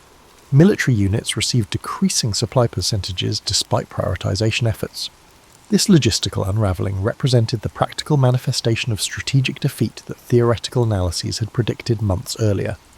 propaganda messaging underwent subtle but significant evolution, emphasizing endurance rather than victory. The concept of holding out to durchhalten replaced previous narratives of inevitable triumph. References to historical examples of national resilience became prominent, particularly the 7 Years' War when Frederick the Great's Prussia had survived, despite seemingly hopeless military circumstances. This messaging shift implicitly acknowledged the deteriorating situation while attempting to maintain civilian cooperation with increasingly desperate measures. The Volkssturm, People's Storm Militia, established in September 1944, represented both practical military desperation and psychological manipulation. By conscripting males between 16 to 60 previously exempted from service, authorities gained approximately 175,000 poorly trained personnel while simultaneously creating broader investment in continued resistance. The psychological calculation proved partly successful. Families with Volkssturm members felt an increased commitment to defence measures despite recognition of the overall strategic situation. This force was militarily ineffective but played a socially significant role in maintaining civil functioning during the accelerating collapse. Christmas 1914 marked a poignant psychological milestone. Despite unprecedented material shortages, families maintained holiday traditions with remarkable determination. Surviving records show elaborate efforts to create meaningful celebrations, decorations manufactured from salvaged materials, gifts fashioned from repurposed items, special meals assembled from hoarded ration portions. This determination reflected not necessarily ideological commitment, but rather psychological necessity, maintaining cultural continuity amid disintegration. The contrast between these intimate celebrations and the catastrophic military situation, the Ardennes offensive had already stalled, created a dissociative experience that many survivors later struggled to articulate coherently. As 1944 concluded, German society existed in multiple contradictory realities simultaneously. Military defeat had become mathematically inevitable given resource disparities and territorial losses. Yet daily life continued with remarkable functionality in areas not directly affected by combat. Institutional structures maintained operational continuity despite leadership losses and resource constraints. Individual Germans navigated impossible ethical dilemmas with varying degrees of compromise and resistance. This complex condition, functioning organizations within a failing system and ethical individuals within a criminal state, defies simplified historical categorization and continues to challenge historical understanding decades later. January 1945 marked the beginning of comprehensive system collapse. The Soviet Vistula-Oder offensive, launched on January 12th, represented warfare of unprecedented ferocity on German soil. Civilized behaviors deteriorated rapidly on all sides. Johannes Henschel, a municipal administrator in East Prussia, documented the psychological environment. Survival replaced all other considerations. Those with transportation fled westward immediately. Those without became desperate beyond description. Civil authority ceased functioning entirely within hours. This dissolution of organized society occurred with shocking rapidity in eastern regions, creating behavioral dynamics that institutional structures had previously constrained. The refugee crisis reached catastrophic proportions. Approximately 8.5 million Germans fled westward during the war's final months, most during harsh winter conditions with minimal provisions. The Baltic Sea evacuation Operation Hannibal moved approximately 2 million civilians from East Prussia and surrounding regions despite Soviet submarine attacks that produced maritime disasters like the Wilhelm Gustloff sinking, 9,400 deaths. These desperate population movements created overwhelming humanitarian challenges and hindered effective defence preparations in the western regions that were receiving this influx of people. Allied bombing reached maximum intensity during this period, targeting mid-sized cities previously spared systematic destruction. The Dresden firebombing of February 13 to 15, 1945, killed approximately 25,000 civilians and devastated a city swollen with refugees. Similar attacks struck Pforzheim, Würzburg, and dozens of smaller communities with limited military significance. This final bombing phase created profound psychological trauma that post-war German society struggled for decades to process adequately. The apparent purposelessness of destruction at this late stage generated lasting moral questions that transcended typical war narratives. Resource systems collapsed entirely. Food distribution became localized and irregular. Municipal water and sanitation services functioned intermittently. Electricity availability declined to a few hours daily in most regions. Medical supplies disappeared from civilian facilities. Currency effectively lost practical value, replaced by direct barter arrangements for essential items. Despite these catastrophic conditions, remarkable instances of organisational continuity persisted. Hospital Administrator Ruth Elke documented, "We maintained surgical services despite lacking basic antiseptics. Staff performed procedures during daylight hours due to frequent electricity failures. Instead of using supply systems, staff gardens provide food to patients. Medicine continues amid societal collapse." Military-age males faced impossible choices. Desertion rates increased dramatically despite field executions for undermining military morale. Approximately 30,000 German soldiers were executed for disciplinary violations during the war, with the majority occurring during these final months. Many soldiers sought medical excuses, self-inflicted injuries, or unauthorized home visits rather than formal desertion.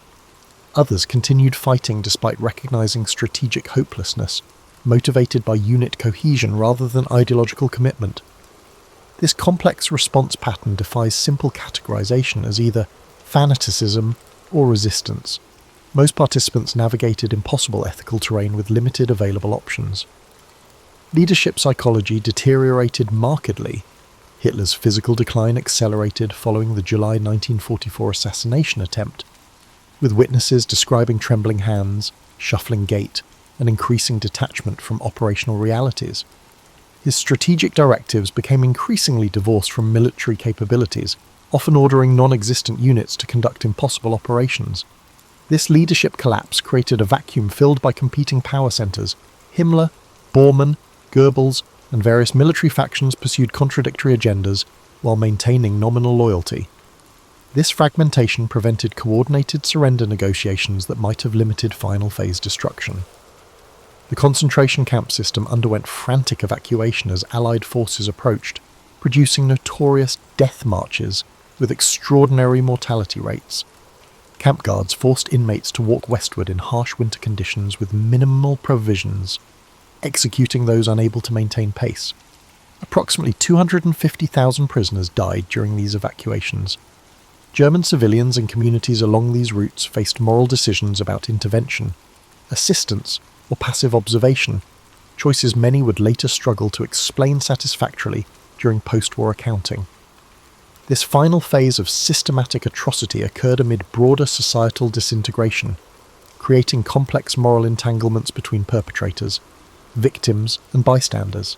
Children experienced particularly severe psychological trauma during this period. With schools closed indefinitely, normal developmental structures disappeared. Many youths assumed adult responsibilities managing households with absent parents. The Hitler Youth Organization transformed from ideological indoctrination into practical military auxiliary, with teenagers operating anti-aircraft batteries, serving as courier runners, and providing emergency services during bombing raids. This militarization of childhood created lasting psychological effects that psychiatrists would document for decades afterward. Religious resources provided crucial psychological support for many Germans during this terminal phase. Church attendance reached unprecedented levels despite building damage and clergy shortages. Improvised worship services occurred in basements, bunkers, and damaged sanctuaries. Theology emphasized apocalyptic themes while providing frameworks for understanding suffering outside political narratives. Pastor Ernst Neuwirth recorded, "People who never previously showed religious interest now crowd our damaged church. They seek meaning system that transcends immediate catastrophe." This religious revival represented significant movement away from state ideology toward alternative value frameworks. As Allied forces penetrated deeper into Germany, civilian encounters with Western troops often contradicted propaganda expectations. Wehrmacht veteran Heinrich Böll later wrote, "American soldiers distributing chocolate to children did more to demolish Nazi ideology than 12 years of opposition could accomplish. These direct interactions revealed enemy monsters as recognizably human, accelerating psychological separation from regime narratives.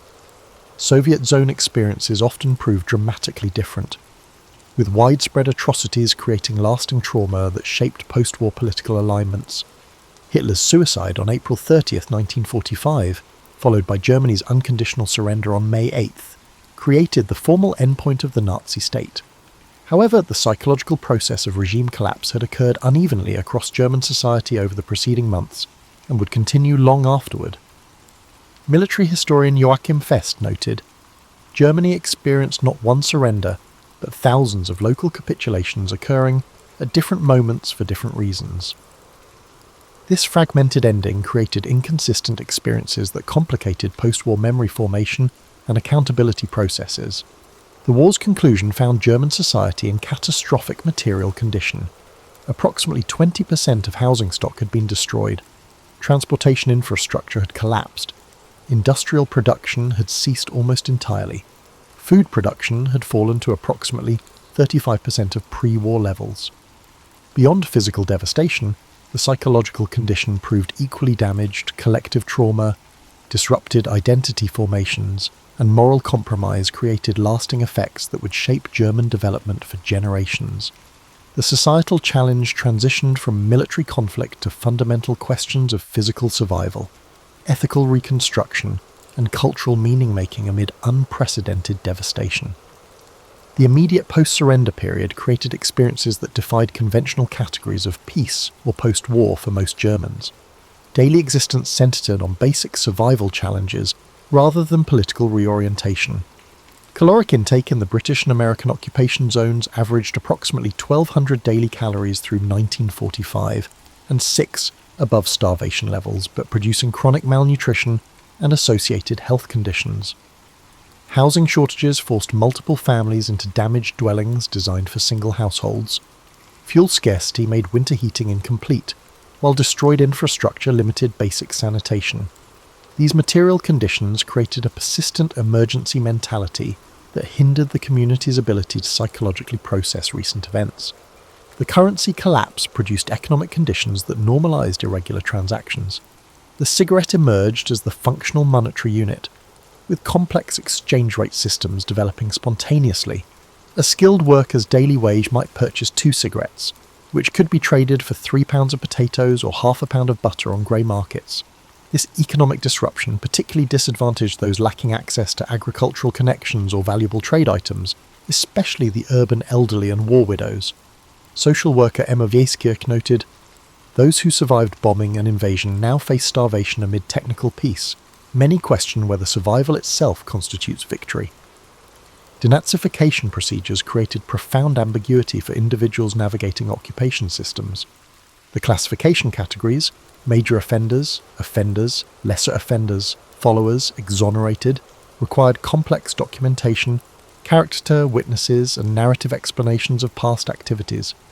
This process generated what historian Norbert Frey terms exculpatory creativity, retrospective reinterpretation of actions within acceptable frameworks.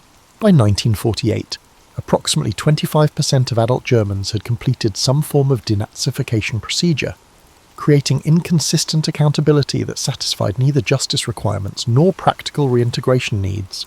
Family reunification proceeded unevenly, as approximately 11 million military personnel returned from captivity over several years.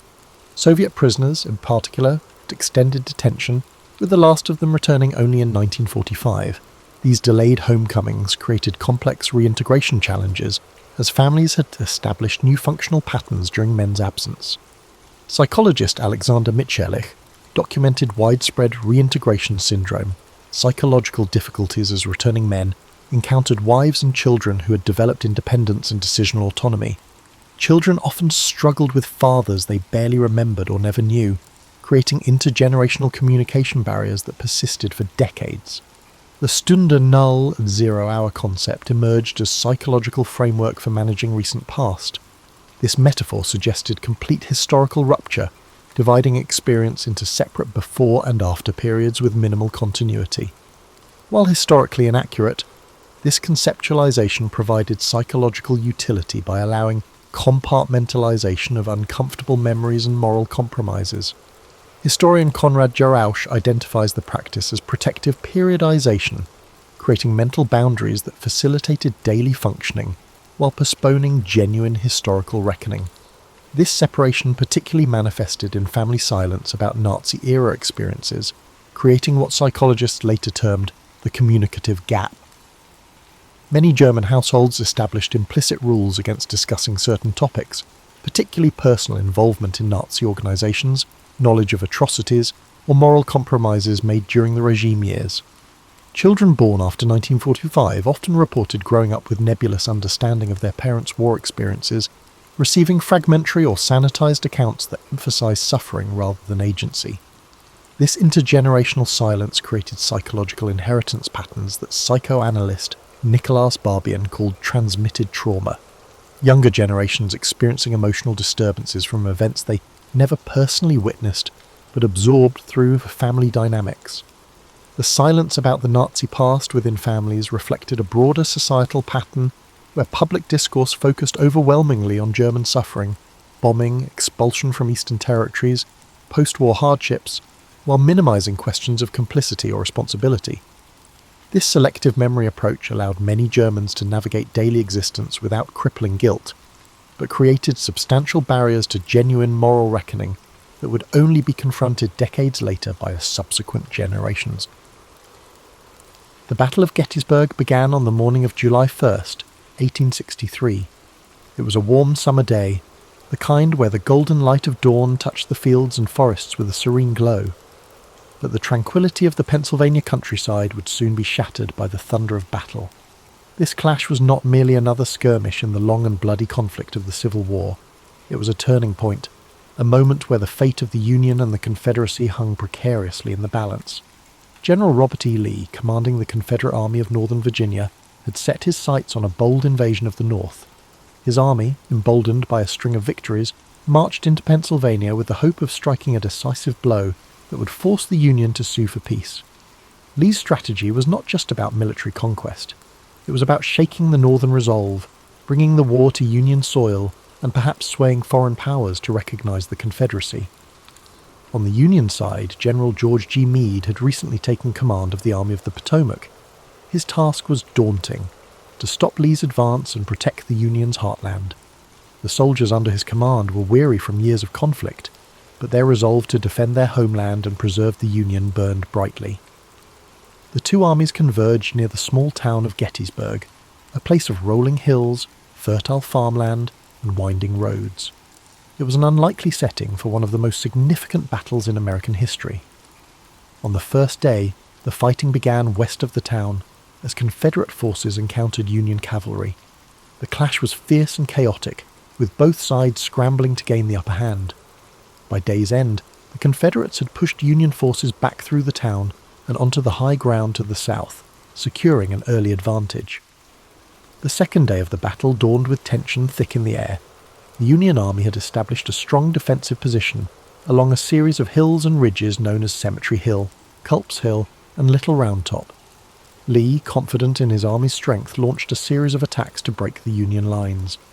The fighting on July 2nd was intense and bloody. At Little Round Top, Union Colonel Joshua Lawrence Chamberlain and the 20th Maine Regiment made a heroic stand to defend the hill's southern flank. Outnumbered and nearly out of ammunition, Chamberlain ordered a desperate bayonet charge that drove the Confederates back and secured the Union's position. It was a moment of extraordinary courage, one that would later be remembered as a turning point in the battle. Elsewhere, the fields of wheat and peach orchards became killing grounds, their beauty scarred by the carnage of war. The air was thick with smoke and the cries of the wounded. Soldiers on both sides fought with ferocious determination, knowing that the stakes were higher than ever. By the end of the day, the Union lines had held, but at a terrible cost. The third and final day of the battle, July 3rd, brought the infamous assault known as Pickett's Charge. Lee, believing that a concentrated attack on the Union centre could break their lines, ordered 12,500 Confederate soldiers to march across open fields under heavy Union artillery fire. The sight of that charge was both awe-inspiring and harrowing. The Confederate soldiers advanced in tight ranks, their banners waving, their determination unyielding. But the Union defenders, entrenched on Cemetery Ridge, unleashed a devastating barrage of cannon and musket fire. The fields became a scene of chaos as men fell by the hundreds. Despite their bravery, the Confederate soldiers could not overcome the Union's defences. The charge was repelled, and the fields were littered with the fallen. As the sun set on July 3rd, the Battle of Gettysburg came to an end. Lee, realizing that his army could not sustain another assault, began the long retreat back to Virginia. The Union Army, though battered and exhausted, had won a decisive victory. It was a moment of relief and triumph for the North, a turning point that shifted the momentum of the war. The cost of the battle was staggering. Over 50,000 soldiers were killed, wounded, or missing. The fields of Gettysburg, once peaceful and lush, were now marked by the scars of war. Families in both the North and the South mourned the loss of loved ones, their lives forever changed by the conflict. In the months that followed, Gettysburg became a symbol of sacrifice and resilience. On November 19th, 1863, President Abraham Lincoln delivered the Gettysburg Address at the dedication of the Soldiers' National Cemetery. His words, though brief, captured the essence of what the battle had come to represent. He spoke of a nation conceived in liberty and dedicated to the proposition that all men are created equal. He reminded the audience that the soldiers who had fought and died at Gettysburg had done so to ensure that freedom and democracy would endure. The Battle of Gettysburg remains one of the most studied and remembered events in American history. It was a moment of profound struggle and sacrifice, a reminder of the costs of war and the resilience of the human spirit. The bravery of the soldiers on both sides, their dedication to their causes, and the impact of their actions continue to echo through time. As you drift into sleep, let the story of Gettysburg fill your mind with a sense of reverence and reflection. Imagine the stillness of the fields after the battle, the quiet wind carrying the memory of those who fought and fell. Feel the weight of their sacrifice, but also the hope that their struggle helped to shape a better future. The aftermath of the Battle of Gettysburg left an indelible mark, not only on the landscape of Pennsylvania, but also on the hearts and minds of the American people. The quiet town that had seen a horrific convergence of armies now bore the weight of countless graves, hastily dug for the fallen soldiers. The once lush fields, orchards, and rolling hills were now etched with scars of war, trenches, shattered fences, and abandoned artillery. In the days immediately following the battle, the townspeople of Gettysburg rose to meet the grim reality of what had unfolded. Civilians who had sought shelter during the 3 days of fighting now ventured out to help the wounded and dying. Homes, barns, and churches were transformed into makeshift hospitals. Women, men, and even children worked tirelessly to bring comfort to soldiers, regardless of the uniforms they wore. The lines of battle blurred in the face of shared humanity. Doctors and nurses were overwhelmed by the sheer number of wounded. Medical supplies were scarce, and the knowledge of sanitation was rudimentary at best. Despite the primitive conditions, countless acts of compassion unfolded as townspeople did what they could to save lives or bring solace to those whose time was short.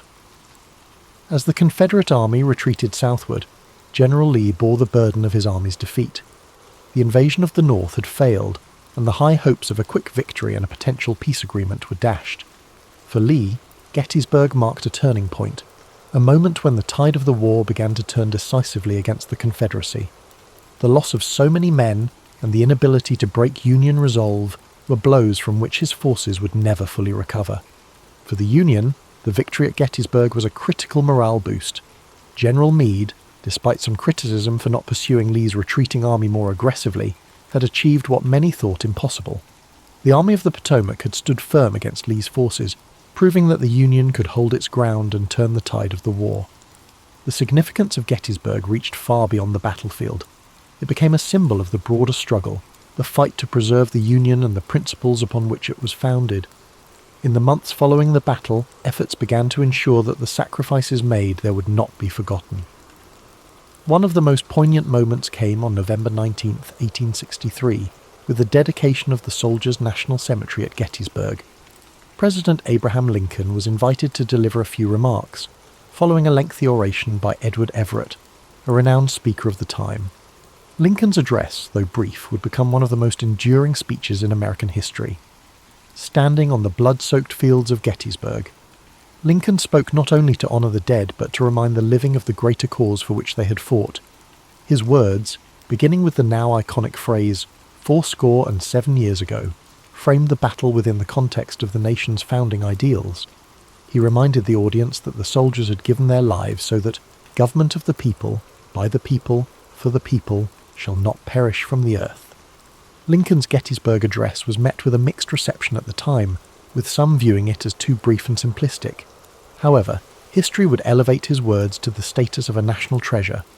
The address encapsulated the purpose of the war and the vision of a nation united not by force, but by shared values and ideals.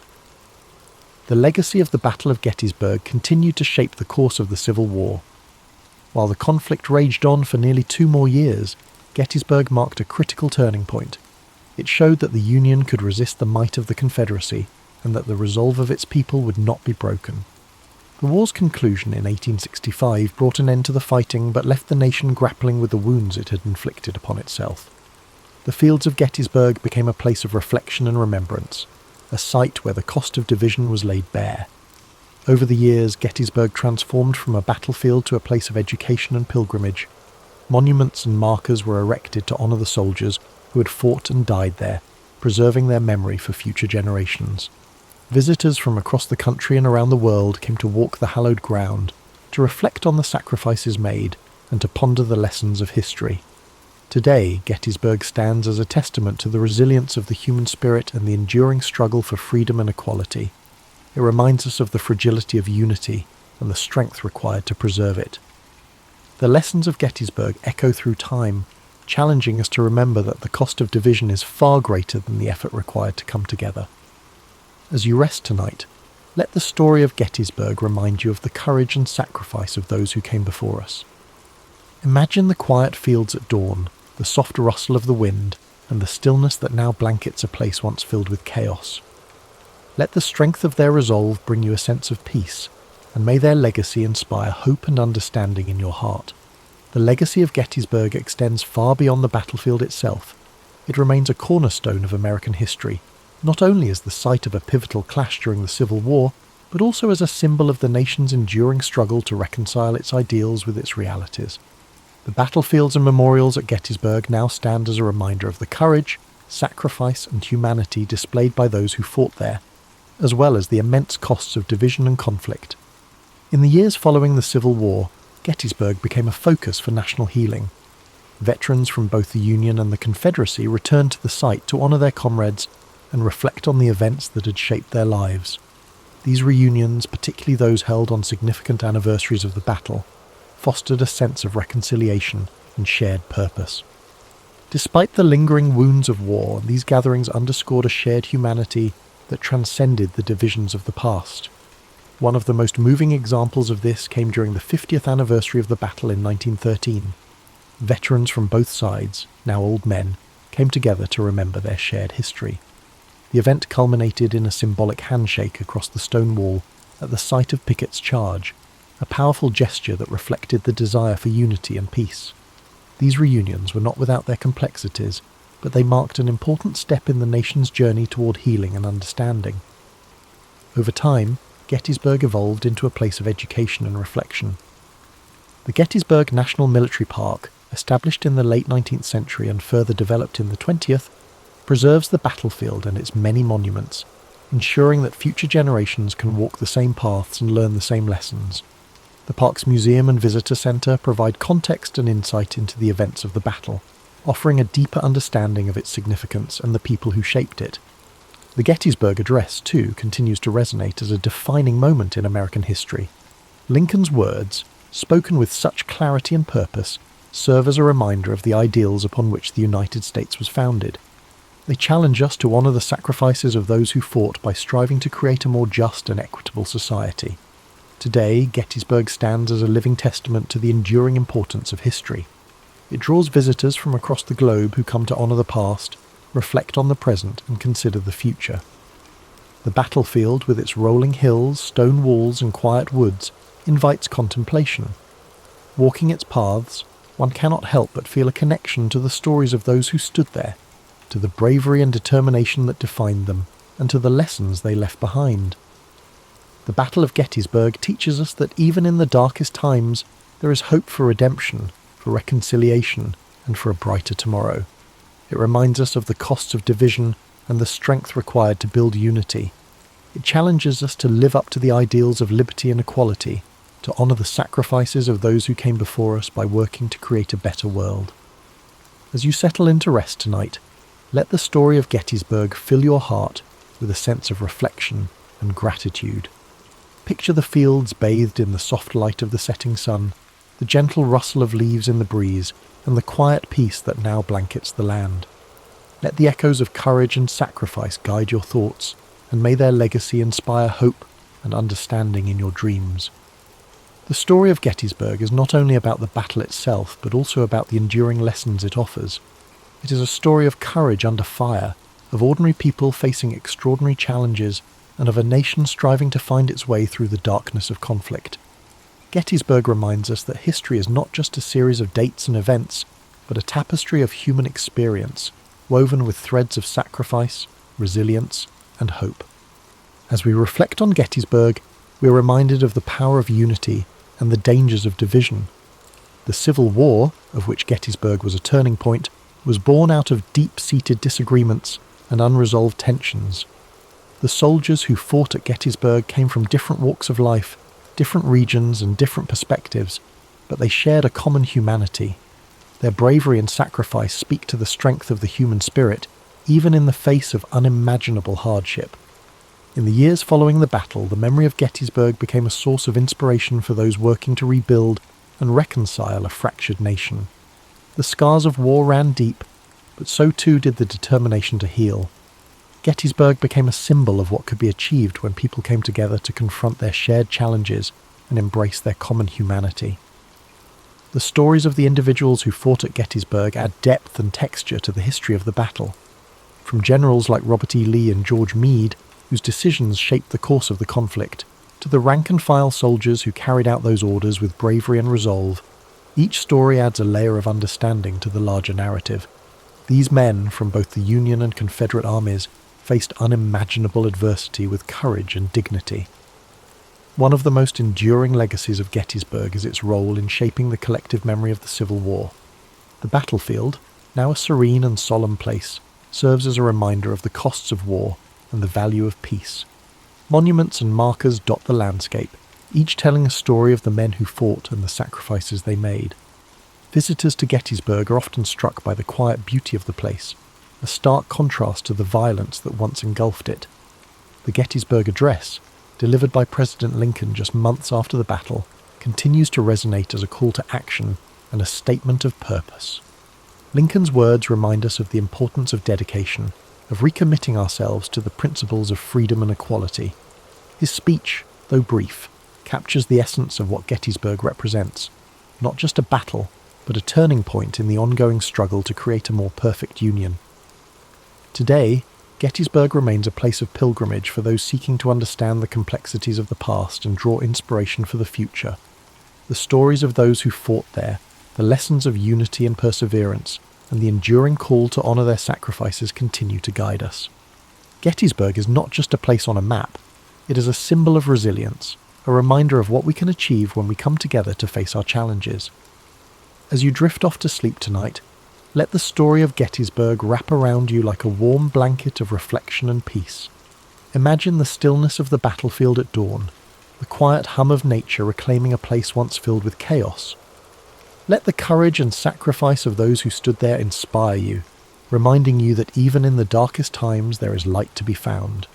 Thank you for spending this time with us on History and Sleep. May the story of Gettysburg bring you a sense of calm, perspective and hope. Sleep well, and may your dreams be filled with peace, understanding, and the enduring strength of the human spirit. Sweet dreams. In the early 19th century, the United States was still refining its identity, grappling with international pressures. Chief among them was the persistent clash with Great Britain, which never fully receded even after the Revolutionary War. By the year 1812, tensions had once again escalated. British warships roamed the Atlantic, seizing American merchant vessels and impressing sailors into the Royal Navy. Britain justified these actions by citing its endless struggle with Napoleonic France, but Americans saw them as blatant infringements on neutral rights. Politicians in Washington, D.C., argued that national honour demanded a resolute stance. Yet not all Americans agreed. New England merchants, dependent on overseas trade, feared that a war would wreck their livelihoods. Frontier farmers from the West and South, meanwhile, were more bellicose. They complained of British influence over native tribes alleging that British agents provided weaponry to indigenous groups resisting American expansion. Famed orators in Congress, labelled war hawks, pressed for military action, insisting that only force could end maritime harassment and secure national credibility. James Madison, the fourth president, presided over a charged political scene, a quiet deliberative. He weighed options carefully, but the clamour for war grew. In June 1812, Madison sent a war message to Congress, highlighting impressment, trade restrictions, and alleged British incitement of native violence. A narrow majority in both houses voted for war, marking the first time that the United States formally declared it. The nation's newness and untested military raised questions. Could the young republic muster the unity and resources to challenge the world's leading naval power? On paper, the British hardly viewed the US as a primary threat. Napoleon's armies in Europe had captured their attention. Nonetheless, the British recognised that if the Americans invaded Canada, the region might be lost. After all, Canada was lightly populated, and the British presence there hinged on loyal militias. British leaders believed that, despite the American impetus, the conflict wouldn't supplant Britain's prime focus on the European front, so they stationed smaller garrisons, trusting that the disorganised American approach would yield limited success. Across the Atlantic, in American port cities, many tried to maintain commerce, but with British blockades looming, merchant captains found themselves restricted or forced to sail under constant threat. The administration in Washington saw the conflict as a chance to rid the continent of lingering British power. Some leaders fantasized that capturing Canada might be straightforward. They assumed Canadians would readily join the American cause. However, that assumption proved naive. Canadian loyalty to the Crown, especially among certain pockets, was stronger than Americans had anticipated. Meanwhile, the war's outbreak also reverberated among native nations, particularly in the Great Lakes region. Some tribes formed alliances with the British, considering them to be less harmful than the land-hungry American settlers. Leaders like Tecumseh strove to form a broad indigenous confederation that might halt further American encroachment. For them, this war was another chapter in a long-standing struggle to defend their homelands. The British, short on manpower, readily welcomed indigenous allies, albeit with uncertain commitments once the war ended. Public opinion within the United States remained uneven. Southern and western states tended to favour hostilities. In contrast, many New Englanders, reliant on Atlantic trade, found the conflict ruinous. Some states half-heartedly contributed militia. Political friction within the US threatened to hamper effective prosecution of the war. Nevertheless, the formal declaration spurred initial bursts of patriotism in certain regions.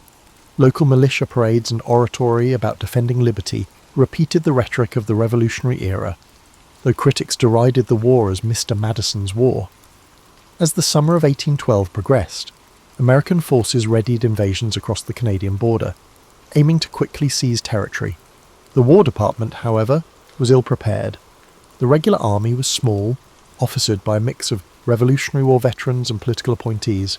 State militias varied widely in discipline. Supply lines were shaky. Still, generals promised swift victories. Observers from Europe, half attentive while embroiled in Napoleonic campaigns, watched with mild interest, suspecting the conflict would remain localized. The War of 1812 began in this precarious, multifaceted environment. The Americans believed they could avenge maritime wrongs and perhaps expand into Canada. The British, confident but distracted, expected to defend Canada with minimal resources. Indigenous nations, caught in the crossfire, saw an opportunity to resist American expansion. As the war commenced, few realized the transformative effects it would have on North America's diplomatic and cultural landscape.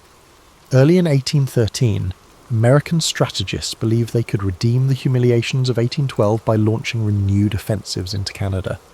However, the same structural flaws persisted: volunteer militias, uncertain supply lines, and leadership lacking experience in large-scale campaigns. Generals like Henry Dearborn planned coordinated thrusts along Lake Ontario and the Niagara frontier.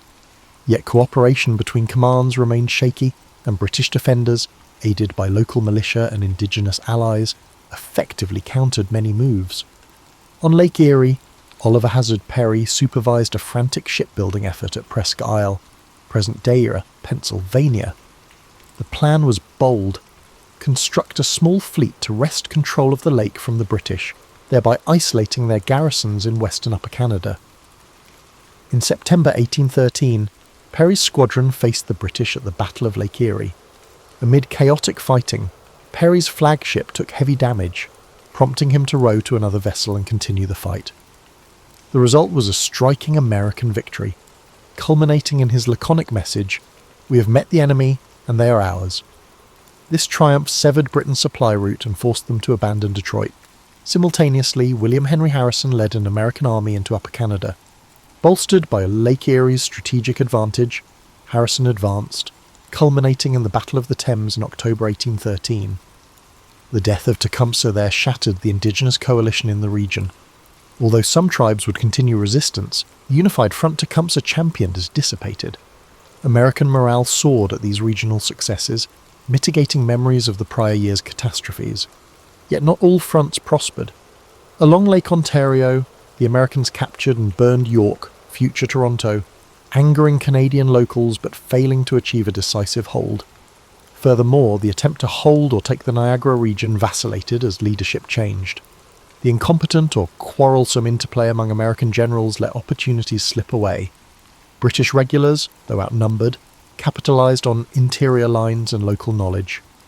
They also enjoyed better coordination with indigenous forces.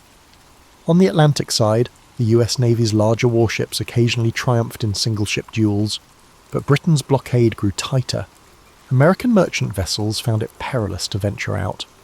Privateers operating from smaller ports tried to slip through, capturing British merchant ships for bounty. Despite being a significant threat to Britain, these privateers were unable to lift the blockade. Coastal towns faced hardship as imported goods became scarce, fueling discontent. In New England, especially, anti-war sentiment solidified. Some Federalists saw the conflict as a Southern war, suspecting expansions in territory only benefited southwestern agrarian interests. Amid these realities, 1814 brought a watershed shift in the global context. Napoleon's defeat in Europe freed British resources to pivot to North America. The British planned major offensives. One, a southern thrust aiming to capture New Orleans. Another, a mid-Atlantic invasion to strike the Chesapeake. They also stepped up attempts to secure control of Lake Champlain, a route to New York's interior. The intensification alarmed the Madison administration, which realised that if these drives succeeded, major US cities could fall or states might bolt from the Union. Also, central in 1814 was a series of negotiations that began in Ghent. Belgium, American delegates, including John Quincy Adams and Henry Clay, faced British counterparts. These talks progressed slowly, shaped by events on the battlefield. Initially, Britain demanded concessions like a recognised indigenous buffer state in the Old Northwest, while the Americans insisted on status quo ante bellum. Each side hoped for a military advantage that would improve bargaining. Throughout the summer, the negotiations seesawed, overshadowed by intensifying hostilities. An overlooked aspect was the southwestern frontier, where Andrew Jackson confronted Creek warriors allied with or influenced by the British. Jackson's Tennessee volunteers waged fierce campaigns in the Creek War, culminating in a decisive victory at Horseshoe Bend. The resulting treaty forced vast land cessions from the Creeks, revealing how the War of 1812 also served American expansion at an indigenous expense. Jackson's reputation soared, positioning him for greater national prominence after the conflict. Thus, by mid-1814, the war was nearing a pivotal moment. The British planned to unleash their superior fleets and veteran troops now freed from European entanglements. The Americans, battered and divided, pinned hopes on local successes and the resilience of militia. Diplomatic channels flickered, but no one was sure how soon or on what terms peace would arrive. The stage was set for dramatic clashes that would shape not just the immediate fortunes of the two countries, but the future map of North America. Observers recognized that the war's outcome might finally clarify whether the United States, after 3 decades of independence, could fully stand among global powers or remain overshadowed by older empires. Late 1814 saw Britain escalate. One prong targeted the Chesapeake. Its success at capturing and burning Washington, D.C. in August shocked Americans. The British sought to quickly follow up by attacking Baltimore, a crucial port. If Baltimore fell, Britain might cripple the region's commerce and break American resolve, yet Baltimore's defenders prepared vigorously. Citizens erected barricades, sank vessels to block harbour approaches, and reinforced Fort McHenry. British warships commenced bombardment on the night of September 13th, unleashing salvo after salvo into the fort. Despite the onslaught, the fort held. When dawn arrived, the American flag still billowed, witnessed by Francis Scott Key, who penned the Star-Spangled Banner. This morale-boosting outcome forced the British to withdraw, neutralising their Chesapeake campaign. Another British thrust aimed at Lake Champlain. An army advanced from Canada, hoping to slice into upstate New York and isolate New England. On September 11th, 1814, American naval forces under Thomas MacDonough won the pivotal Battle of Plattsburgh Bay, outmanoeuvring the British squadron. With their naval support lost, the British land invasion faltered, forcing a hasty retreat. This second repulse, alongside Baltimore's defence, shattered British hopes for a swift resolution by capturing major towns. Meanwhile, the southwestern frontier remained a separate theatre. Andrew Jackson's victory over the Creeks had freed him to concentrate on potential British moves along the Gulf Coast. British strategists planned a grand assault on New Orleans, imagining that controlling the Mississippi's mouth would hamper American expansion. Jackson, aware of the vital importance of the city, assembled a force of militia, volunteers, freedmen, and even a group of Barataria pirates under Jean Lafitte, forging a makeshift but spirited army. But that confrontation awaited final culmination early the next year. In the midst of these unfolding battles, negotiations in Ghent progressed. Sensing that neither side would gain from prolonged conflict, British diplomats seized earlier demands for territory or indigenous buffer states, while Americans, stung by the burning of their capital, recognised that an indefinite war threatened ruin. By December, a draft treaty emerged, endorsing the principle of status quo ante bellum. Both nations would revert to pre-war boundaries. Outstanding issues like impressment or maritime rights were not addressed, rendering the war's original triggers unsolved.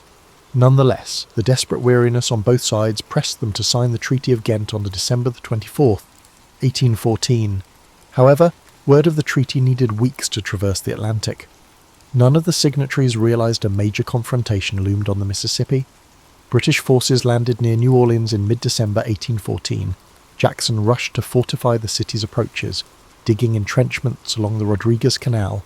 On January 8, 1815, the British launched a frontal assault, certain their disciplined ranks could overwhelm Jackson's ragtag defenders.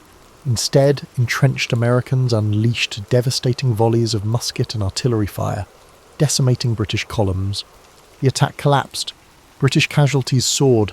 While American losses were modest, Jackson's victory catapulted him into national stardom. Ironically, this epic battle occurred after the signing of peace. When news of the Treaty of Ghent finally reached North America weeks later, both countries ratified it promptly, halting further bloodshed. For Americans, the war concluded on an emotional high thanks to the improbable success at New Orleans. They hailed the conflict as a second triumph over the Britain, ignoring that the treaty omitted the maritime issues that sparked the war. For Britain, the war had always been a side theatre overshadowed by the Napoleonic Wars, so ending it with minimal concessions was acceptable. Only indigenous nations truly lost out.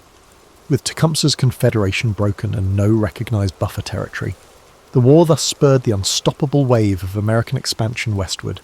In the aftermath, Federalist opposition collapsed, tainted by war-rumoured secession talk at the Hartford Convention. The party withered, ushering in the so-called era of good feelings. The war also stimulated a sense of national identity, forging heroes like Andrew Jackson, William Henry Harrison, and Oliver Hazard Perry. The mythos of the war overshadowed the chaotic mismanagement and half-baked strategies that marked its early phases. Instead, popular memory latched onto the star-spangled defence of Fort McHenry, the ragtag victory at New Orleans, and the notion that the United States had defended its independence once again. From a broader perspective, the War of 1812 significantly shaped North American geopolitics. Canada, having rebuffed invasion, consolidated its distinct identity, reinforcing loyalty to the Crown. The United States, for its part, experienced a surge of nationalism, ironically reinforcing Union sentiments despite the war's rocky start. The conflict also revealed structural weaknesses in American finance and logistics, prompting post-war reforms. Freed from foreign entanglements, the US turned more confidently toward internal development and westward expansion. Indeed, the war's messy conclusion paved the path for subsequent growth that would define much of the 19th century. Historians continue to debate the War of 1812's deeper significance. Some label it a minor war, overshadowed by the Napoleonic giants in Europe, while others see it as a critical second test of American sovereignty. The reality, perhaps, is that both are true. On the grand scale, Britain was more consumed with Napoleon, but for the young United States, the conflict marked a crucial juncture. Did the new republic have the cohesion to withstand external assault, or would it fragment under pressure? One often overlooked outcome was the impetus for American industrialization. British blockades cut off European imports, prompting domestic manufacturers to step in and supply textiles and finished goods previously sourced from abroad. This unintended stimulus laid early foundations for the Industrial Revolution stateside. Once peace resumed, those infant industries demanded tariff protection, spurring sectional debates over free trade versus protective measures, a theme that shaped national politics well into the mid-century. The war also spurred the creation of new symbols of identity: the battered but surviving flag at Fort McHenry, the poem by Francis Scott Key that morphed into a national anthem, and even the iconic image of Dolly Madison rescuing crucial state papers. These narratives turned the War of 1812 into a story of pure strength.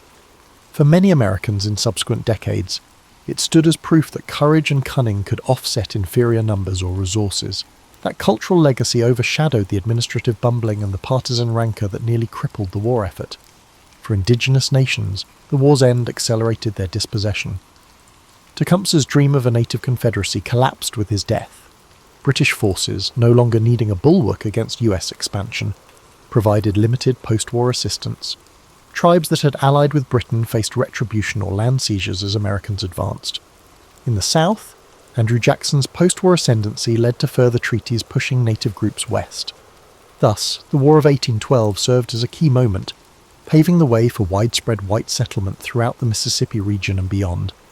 As for Canada, it developed a sense of shared heritage by resisting American invasions. French and English-speaking Canadians united under the Crown to repel the foreign threat, sowing seeds for a budding national identity distinct from Britain and the US. Figures like Laura Secord, who carried warning of an American raid, or the dead General Isaac Brock, became local heroes. The war's memory underscored that Canada would not be simply swallowed by the larger republic to the south, a dynamic that remains a point of cultural pride. Meanwhile, the returning US soldiers found themselves in varied conditions. Many frontier militias simply melted back into civilian life. Officers like Andrew Jackson or William Henry Harrison parlayed their war reputations into political capital, eventually capturing the White House. The post-war political environment recognized the potency of war heroes as leaders. The Federalist Party, tarred with disloyalty, soon dissolved, leaving the Democratic Republicans dominant, though internal factions would later spin off into new parties. James Madison completed his presidency in 1817, claiming the war had proven the constitutional system could endure an external threat. However, not all scars vanished. New England's economy, battered by blockades, pivoted more strongly toward manufacturing. Southern cotton expanded rapidly, ironically, fueled by the sense of security that no immediate British incursion threatened the coastline. The war's ephemeral alliances with French exiles or Spanish forces in Florida also factored into ongoing jockeying for territory. Within a few years, the US negotiated further expansions, culminating in the acquisition of Florida from Spain in 1819. These expansions, ironically, were partly greased by the sense that the US had won the War of 1812, even if the official treaty indicated no formal victor or concession. Thus, the conflict's legacy blossomed in multiple directions. For some, it was an afterthought overshadowed by the Napoleonic saga. For others, especially Americans, it was a second war of independence that validated the constitutional experiment. For indigenous nations, it triggered sorrowful fragmentation. For Canadians, it stamped a rebellious, proud identity that shaped future confederation. And for the wider Atlantic world, it removed a potential thorn, allowing Britain and the US to gradually pivot from enemies to trading partners. Of course, the complexities of war never vanish neatly. Subsequent decades saw tensions remain, especially in the boundary disputes in the Great Lakes region, eventually resolved by more peaceful diplomacy. The War of 1812 thus quietly ended an era of direct Anglo-American conflict. In the century that followed, both nations found more pressing concerns elsewhere, forging an uneasy but enduring peace. Over time, the war receded into historical memory, overshadowed by other milestones, yet its impact on shaping North American political, cultural, and economic trajectories remains indisputable. From a modern viewpoint, the War of 1812 often suffers from overshadowing by the American Revolution or the Civil War, yet it introduced important transformations in how Americans conceptualize their government's role, how local militias interface with federal authority, and how the broader continent responded to shifting power dynamics. For a generation that came of age after 1776, the war proved their own defining moment. Many states saw newly minted heroes or identified local episodes of valour, forging a tapestry of war stories that fed local pride. Among lesser-known anecdotes is the role of enslaved men who escaped to British lines, particularly in the Chesapeake region. The British offered freedom to those who joined their cause, akin to certain practices during the Revolution. Many seized the chance, enforcing British logistical efforts or forming labour battalions. Following the war, some relocated to British territories such as Nova Scotia or Trinidad, forming diaspora communities known as Americans. The phenomenon highlighted the contradictory nature of a war fought over liberty, while slavery persisted, adding another dimension to the moral tensions of the era. Another overlooked thread is the role of women on the home front. Dolly Madison's rescue of the White House portrait is famous, but countless unnamed women toiled under blockades, farmed while husbands marched, and nursed wounded militiamen. Some women, with entrepreneurial flair, turned to weaving or local manufacturing to fill voids left by the disrupted import market. Their contributions, though seldom documented, were part of the shift toward a more self-sufficient domestic economy, proving that crises can spur inventive responses in local communities. Meanwhile, the impetus for building infrastructure grew. The war exposed how the poor roads hindered troop movements and supply lines, prompting calls for federal investment in internal improvements, canals, turnpikes, and eventually railroads. Although these developments advanced mostly after the war ended, the War of 1812 experience laid bare the necessity for connectivity. As a result, the federal government gradually leaned into more involvement with the infrastructure, an idea championed by national Republicans who wanted to unify the states through improved trade routes. Diplomatically, the post-war settlements signified a slow thawing in Anglo-American relations. British statesmen, preoccupied with maintaining post-Napoleonic Europe's order, found it pragmatic to reduce friction across the Atlantic. The Rush-Bagot Agreement of 1817 demilitarized the Great Lakes, a pioneering arms control pact that diffused future tensions. Over time, the Canada-US boundary stabilized, fostering an unusual phenomenon, the world's longest undefended frontier.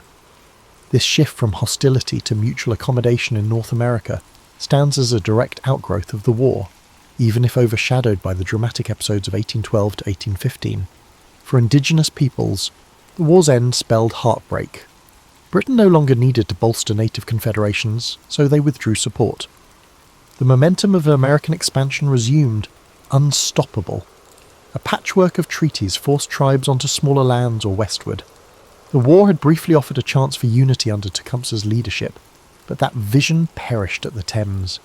The subsequent displacement of tribes in Ohio and Indiana soared, part of the broader national policy that would eventually culminate in the forced removals of the 1830s. Culturally, the war fed a romantic notion of American pride in adversity. Painters produced works depicting the Constitution's duels at sea or the British retreat from Baltimore. Poetry and ballads commemorated local militia triumphs. Over decades, these popular accounts coalesced into a somewhat sanitized narrative highlighting victory at New Orleans and the heroic stand at Fort McHenry. The fiascos, the bungled invasions of Canada, the burning of Washington slipped into lesser emphasis. This selective memory pattern shaped how textbooks presented the war for generations, culminating in a sense that the US overcame formidable odds to defend its independence once more. Thus, the War of 1812 was not solely about the immediate triggers of maritime rights or frontier tension. Its significance unfolded over decades, influencing economic policy, forging new heroes, weaving new cultural motifs, and setting boundaries for indigenous communities. Even with no territorial gains codified, the intangible results were profound. The conflict established that the US could wage war without fracturing, albeit narrowly. It paved a path for internal expansion and signalled that a truly post-colonial North America was emerging, with the US and Canada forging distinct identities. Looking back, these legacies underscore that wars, even ones overshadowed by larger global events, can reshape continents in subtle but enduring ways.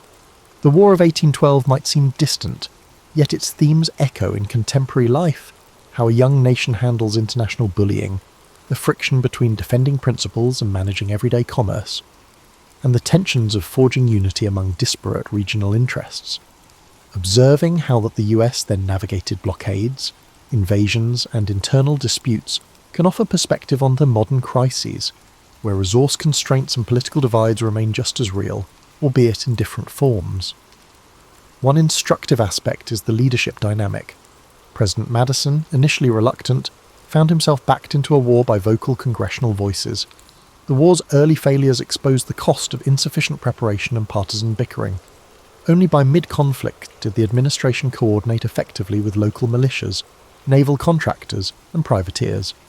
This shift from disorganisation to partial synergy teaches how policymaking, once confronted with real adversity, can pivot.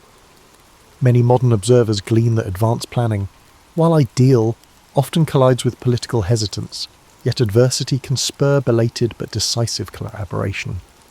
Another dimension is the interplay of personal and strategic agendas. Ambitious generals, such as William Hull or later Jacob Brown, had their reputations at stake. Politicians in Congress angled for local advantage or re-election. The war's path was shaped by these individual aims, sometimes to the detriment of cohesive national strategy. Similarly, in today's environment, personal ambition can sabotage or realign collective efforts, showing that cohesive leadership must harness personal drives rather than deny them. The conflict also underscores how external catalysts can unify an otherwise fractious society. Despite ongoing disputes, the burning of Washington united many who previously criticized the war. The subsequent defense of Baltimore turned despair into resilience, bridging divides, at least temporarily. This phenomenon appears repeatedly in national histories. A tangible external threat can galvanize unity, overshadowing internal differences. However, sustaining that unity after the crisis abates is another matter, a lesson well illustrated by the meltdown of Federalist support post-war and the ephemeral era of good feelings. From a moral vantage, the war showcased how indigenous alliances can be manipulated by great powers. British promises to protect native lands or the American pledge to incorporate friendly tribes often found little fulfillment once strategic ends were met. The ephemeral nature of these alliances led to tragic outcomes for indigenous communities. Modern discussions about the rights of marginalised groups caught in geopolitical crossfires resonate with the story of these nations' exploitation as pawns. While times differ, the principle that real autonomy seldom emerges from foreign patrons remains relevant. In the realm of memory, the War of 1812 reveals how selective retelling can overshadow complexities. Francis Scott Key's rocket's red glare soared in the national consciousness, overshadowing episodes where US invasions failed or inflicted harm on civilians. Today, educational curricula often reduce the war to a handful of famous vignettes: burning of Washington, the Star-Spangled Banner, Andrew Jackson at New Orleans, neglecting the messy intricacies. This phenomenon, common in historical narratives, underscores the importance of seeking more profound perspectives beyond iconic highlights. Another parallel to modern times is the war's reflection on global commerce. Then, as now, major powers tried to control trade routes, imposing blockades or sanctions. The US had to navigate a dual challenge, sustaining internal unity while resisting external economic pressure. The war's outcome hinted that a nation with robust internal markets and flexible production can endure even when cut off from usual trade. This resilience dynamic remains at the core of contemporary discourse around self-sufficiency and global supply chains.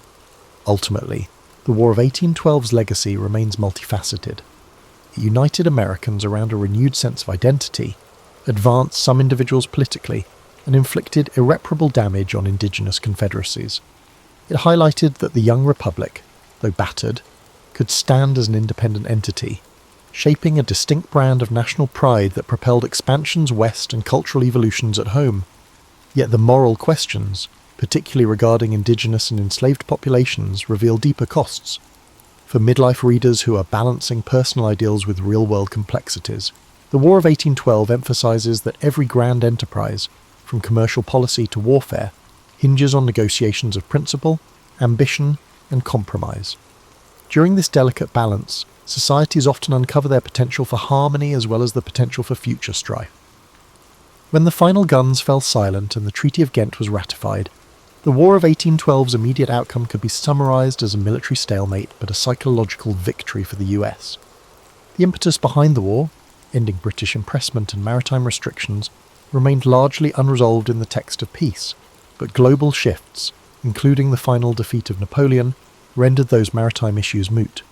Britain no longer felt the same compulsion to detain American sailors.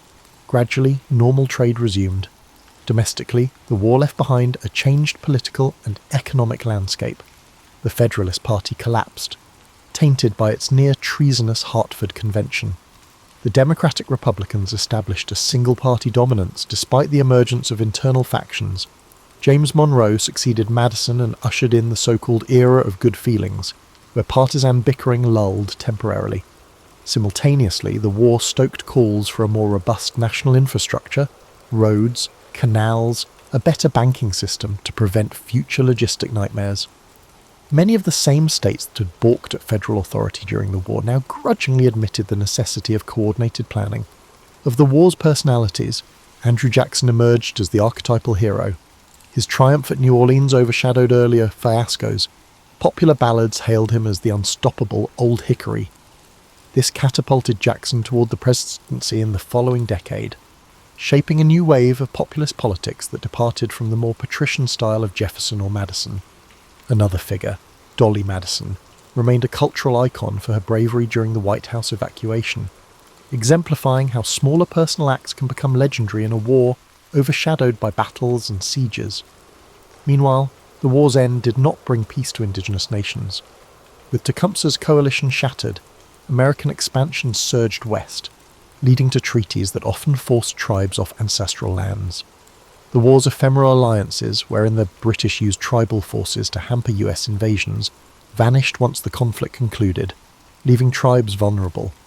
This pattern repeated throughout the 19th century, culminating in a systematic push across the continent that overshadowed earlier illusions of indigenous-led confederations. For Britain, the war was a minor chapter. Most British historical accounts mention it as a side conflict overshadowed by the Napoleonic Wars.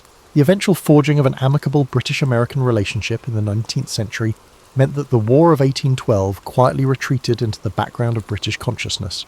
The Joint Rush-Bagot Agreement of 1817 prevented future naval build-ups on the Great Lakes and fostered the concept of a demilitarized boundary that remains remarkable in global terms. For Canada, defending against American invasions underlined a budding sense of distinct identity. Residents of Upper and Lower Canada had, to many Americans' surprise, not welcomed the idea of annexation. This loyalty to the British Crown found fresh impetus after repelling repeated US attacks. Over time, Canadian historians pointed to the War of 1812 as a foundational moment. The volunteer militias, the alliances with Indigenous fighters, and the persevering local leadership formed the nucleus of later Canadian unity. Commemorations throughout the 19th century celebrated heroes like Isaac Brock, forging national myths that shaped the country's future. In the broader context of US military tradition, the war highlighted weaknesses that spurred professionalization.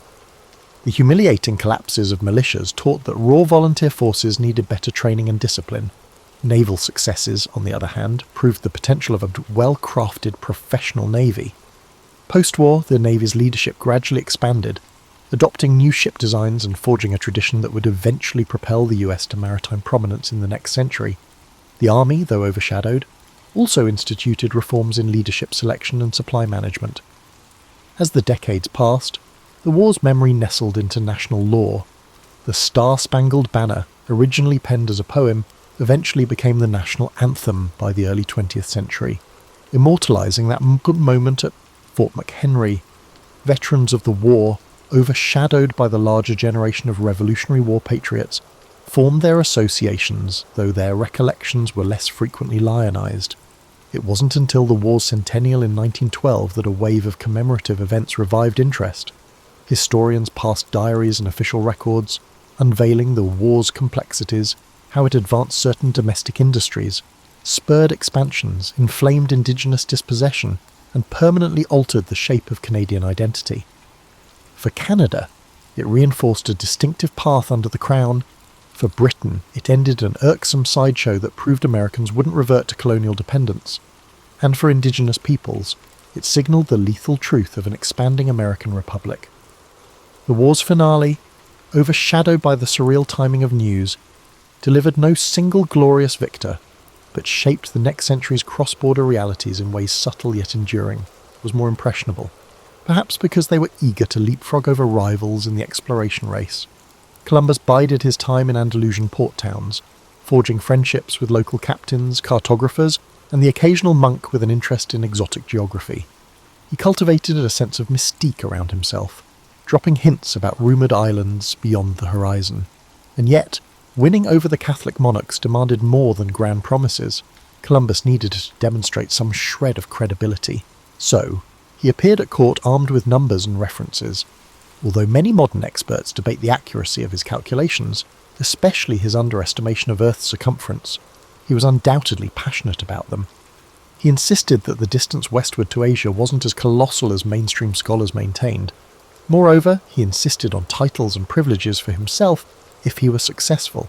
This wasn't mere hubris. He believed that if he discovered new lands or profitable routes, he deserved recognition and wealth. It's worth noting that Columbus, as a man of his era, cloaked his intentions in religious justifications. He talked about bringing Christianity to the far reaches of the world. This approach resonated with an Iberian court fresh from the triumph over Granada and eager to spread Catholic influence abroad. But behind the religious language, there was also a shrewd negotiator who understood that spiritual rhetoric often smoothed the path toward funding. If you could couch your proposed voyage in terms of salvation or the glory of God, you'd find fewer obstacles in the corridors of power. What followed were months, some say years, of haggling. Advisors to the crown debated whether Columbus was an inspired savant or a fool. Traditional geographers scoffed, referencing ancient authorities who argued that the Atlantic was vast, filled with unknown dangers. A few murmured that even if Columbus did find land, it could be an inhospitable wilderness unworthy of the trouble. Columbus, however, radiated a calm sense of certainty. He occasionally flashed a map, though how detailed these charts were remains a mystery. Scholars have speculated for centuries about the source of his unwavering assurance. Some posit hidden documents or secret knowledge gleaned from seafarers who stumbled upon unknown islets. Others assume it was sheer stubbornness, an unshakable conviction that a western sea route must exist. Eventually, the Catholic monarchs took a calculated risk. They granted Columbus the funds for 3 ships, a modest investment from their perspective. The arrangement was that if he found nothing, the loss would be brushed aside by the Spanish treasury, but if he succeeded, Spain would catapult ahead in the scramble for new lands and trading routes. The recollection of Portugal's prosperity from gold and spices weighed heavily on their minds. Nobody wanted to miss out on the next wave of riches. Columbus, exultant with the royal nod, hurried to assemble a crew. People often overlook the question of how Columbus gathered those men. It's true many were from modest backgrounds, with some rumoured to be on the run from the law, hoping to escape their past in the expanse of the ocean. But it wasn't just desperados who signed up.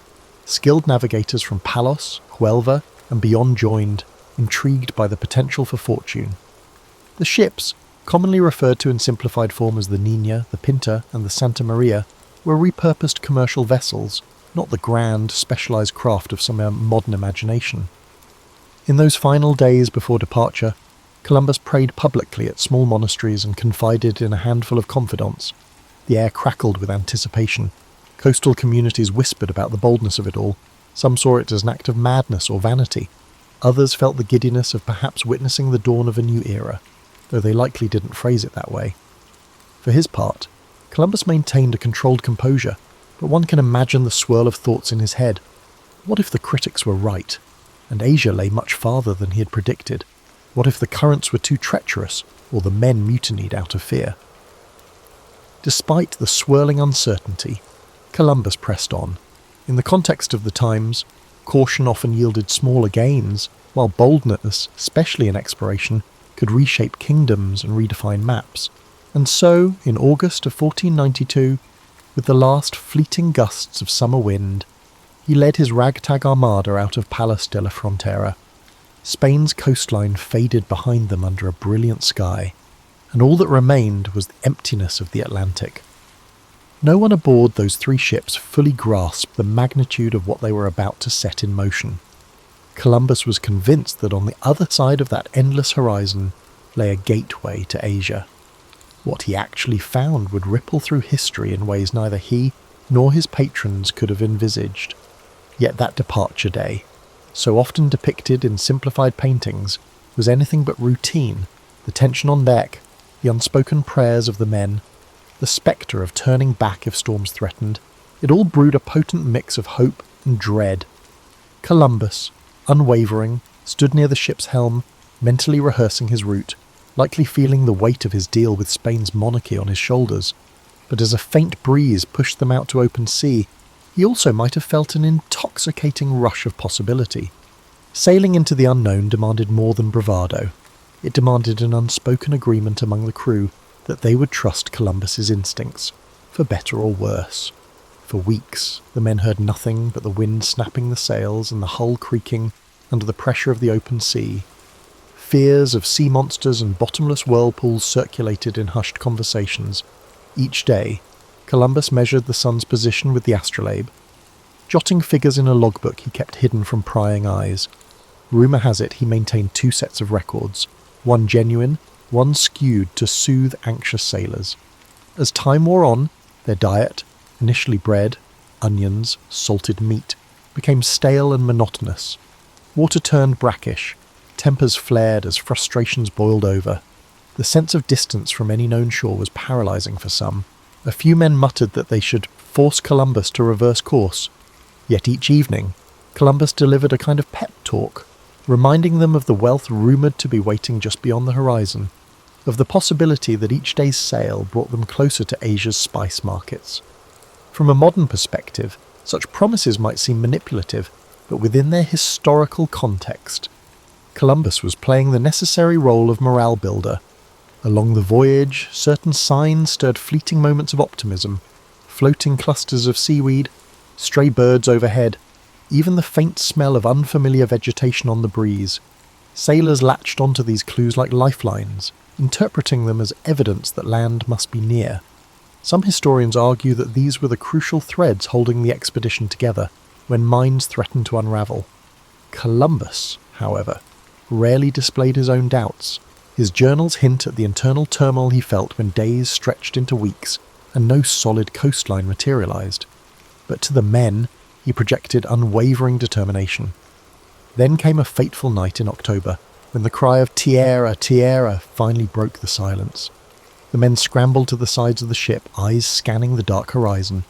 Shrouded in moonlight was a low, dark outline that could only be land. Relief, excitement, and a twinge of disbelief shot through the crew. They had survived the dreaded emptiness. When morning came, they saw a lush island, beaches gleaming under the sun. Columbus, convinced he was near Asia, unfurled the Spanish flag and claimed the land for the crown. In his diary, he described the island's inhabitants as friendly, curious, and naive about European ways, though he likely wrote with the tinted lens of an outsider imposing his own worldview. The early interactions between Columbus and the indigenous people, often referred to as the Taino, began with gestures of goodwill. Small gifts of glass beads and trinkets were exchanged for parrots, cotton, and rudimentary gold ornaments. Columbus interpreted these gestures in a context shaped by centuries of European feudal and mercantile culture. He wrote excitedly about the potential for future riches and the ease with which Spain might extend its reach across these lands. That initial moment of wonder, 2 distinct worlds meeting for the first time, held a fragile promise of mutual discovery. Yet history shows us how illusions can fracture under the weight of greed and cultural misunderstanding. Columbus recorded that some of the islanders directed him farther to the south and west, mentioning places with greater wealth. So, he pressed on, navigating among the islands of what we now call the Caribbean. The further he travelled, the more he convinced himself that the Grand Khan's palaces might lie just around the next coastline. He heard stories, interpreted them through his own lens, and wrote letters back to Spain brimming with excitement. However, the land was not the Asia of silks and spices he had imagined. The mistake was largely geographical. The world was far bigger than he had presumed. Unwittingly, Columbus had stumbled upon a separate continent that was new only to Europeans, though not to the millions who already lived there. The seeds of future conflict were sown in these early encounters. The Spanish crown's policy was expansionist, steeped in an ideology of superiority, and Columbus's reports about malleable islanders only fueled the monarch's ambitions. He built a makeshift fort on Hispaniola, leaving some men behind while he returned to Spain with captured islanders as evidence of his discoveries. In modern eyes, that action signals a grim foreshadowing of how the New World's inhabitants would be treated, as curiosities, labour sources, or impediments to colonial aims. But in Columbus's time, such manoeuvres were considered strategic. He wanted to ensure further funding by demonstrating tangible results. Returning with natives, though entirely unethical by contemporary standards, served as proof that he wasn't just spinning tall tales. As he sailed back, Columbus already envisioned subsequent expeditions, likely anticipated wealth, honours, and a permanent place in the aristocracy. He had entered the islands as an emissary of a new empire in the making. Much like a businessman presenting a prototype to investors, he came back with enough evidence to secure additional patronage from Spain. Royal receptions greeted him upon his return, and he responded by describing the islands as paradises brimming with potential for Christian conversion and resource extraction. The tale of first contact is often romanticised, but the reality was more complex and ominous. Suspicion lurked beneath the surface, both from the Spanish who found less gold than rumoured, and from the indigenous peoples who now witnessed the arrival of more foreigners seeking land and labour. Columbus's navigational victory had unknowingly unlocked a door that would soon see waves of conquistadors. Missionaries and fortune-seekers flood these shores. For now, though, in the immediate aftermath of that first voyage, Europe saw Columbus as a triumphant discoverer who validated the westward route. The next chapters would unveil the consequences of that discovery. For a brief flickering moment, there existed an in-between time when Europeans and native islanders engaged without fully understanding what was at stake. The aura of curiosity pervaded their interactions, but behind the curiosity lay a chasm of cultural difference and the looming possibility of violence. Columbus, for all his zeal and cunning, remained somewhat oblivious to the Pandora's box he had pried open. His mind was fixed on proving to the Spanish crown that he was the man to lead the next wave of expeditions into these unfamiliar waters, confident that wealth and glory lay just over the horizon. Not long after Columbus's celebrated return to Spain, word spread throughout Europe about the new lands. The name Indies stuck, reflecting Columbus's ongoing misbelief that he had neared the outskirts of Asia. In response, the Spanish crown organised a second expedition on a much grander scale. Columbus would no longer command a modest trio of ships, but rather a flotilla aimed at establishing a permanent foothold. Soldiers, settlers, and clergy accompanied him, each with their own agenda. What was the ultimate objective? Transform these islands into profitable colonies for the Spanish realm. The spectacle of this second voyage contrasted sharply with the tentative nature of the first. Resources flowed in: cannons, livestock, seeds for European crops. The monarchy envisioned these distant shores as an extension of Spanish civilization. In Columbus's eyes, the project was both an opportunity and a test. He welcomed the chance to govern as a viceroy of sorts, but the weight of responsibility also rested heavily on his shoulders. He had to turn uncharted islands into functioning colonies, maintain favour with the crown, and keep the natives from slipping out of Spanish control. Upon arrival back in Hispaniola, the atmosphere was palpably different. Where before there had been curiosity, now there was tension. The men Columbus had left behind in the makeshift fort had engaged in violent conflicts with locals, straining relations. The Taino were not a monolithic group. They had their own leadership, alliances, and internal politics, but collectively, they recognised that these foreigners sought to claim land and resources as their own, ignoring existing structures. Discontent and confusion spread on both sides, often fueled by the language gap. Columbus tried to govern, but the role required more than just navigation skills. Administering a settlement demanded diplomacy, patience, and foresight. Pressed by the Spanish crown for gold, he imposed demands on the Taino for tribute. This policy alienated them, transforming a guarded tolerance into outright hostility. Rebellions flared, and the Spanish met them with harsh reprisals. Columbus found himself caught between his promise to Spain that these territories would yield wealth, and the reality that extracting riches from these communities required force or, at the very least, intimidation. Meanwhile, friction also arose among the Spanish settlers themselves. Not everyone respected Columbus. Aristocrats resented taking orders from a Genoese outsider. Soldiers chafed under what they viewed as incompetent leadership. A swirl of accusations circulated: mismanagement of supplies, favouritism, and even cruelty toward both settlers and Mid-Don natives. Columbus strove to maintain a grip on the situation, but as ships came and went, they carried back to Spain letters and rumours that cast him in a questionable light. People who once heralded him as a visionary began to wonder if he was a tyrant. And yet, Columbus managed to launch further exploration from these colonial footholds. He navigated around Cuba, ventured into Jamaica, and glimpsed more of the Caribbean's island chain. Each landfall brought new interactions with indigenous populations. Some initial encounters seemed peaceful enough, featuring small exchanges of goods or gestures of amity. But as Spanish ambitions grew, tensions invariably escalated into conflict. Even so, Columbus's spirit for exploration never truly dimmed. He continued sketching rough maps, confiding in his journals about how these islands might connect to the broader Asian continent. One underappreciated dimension of Columbus's second voyage was the attempt to introduce European agriculture and husbandry to the New World.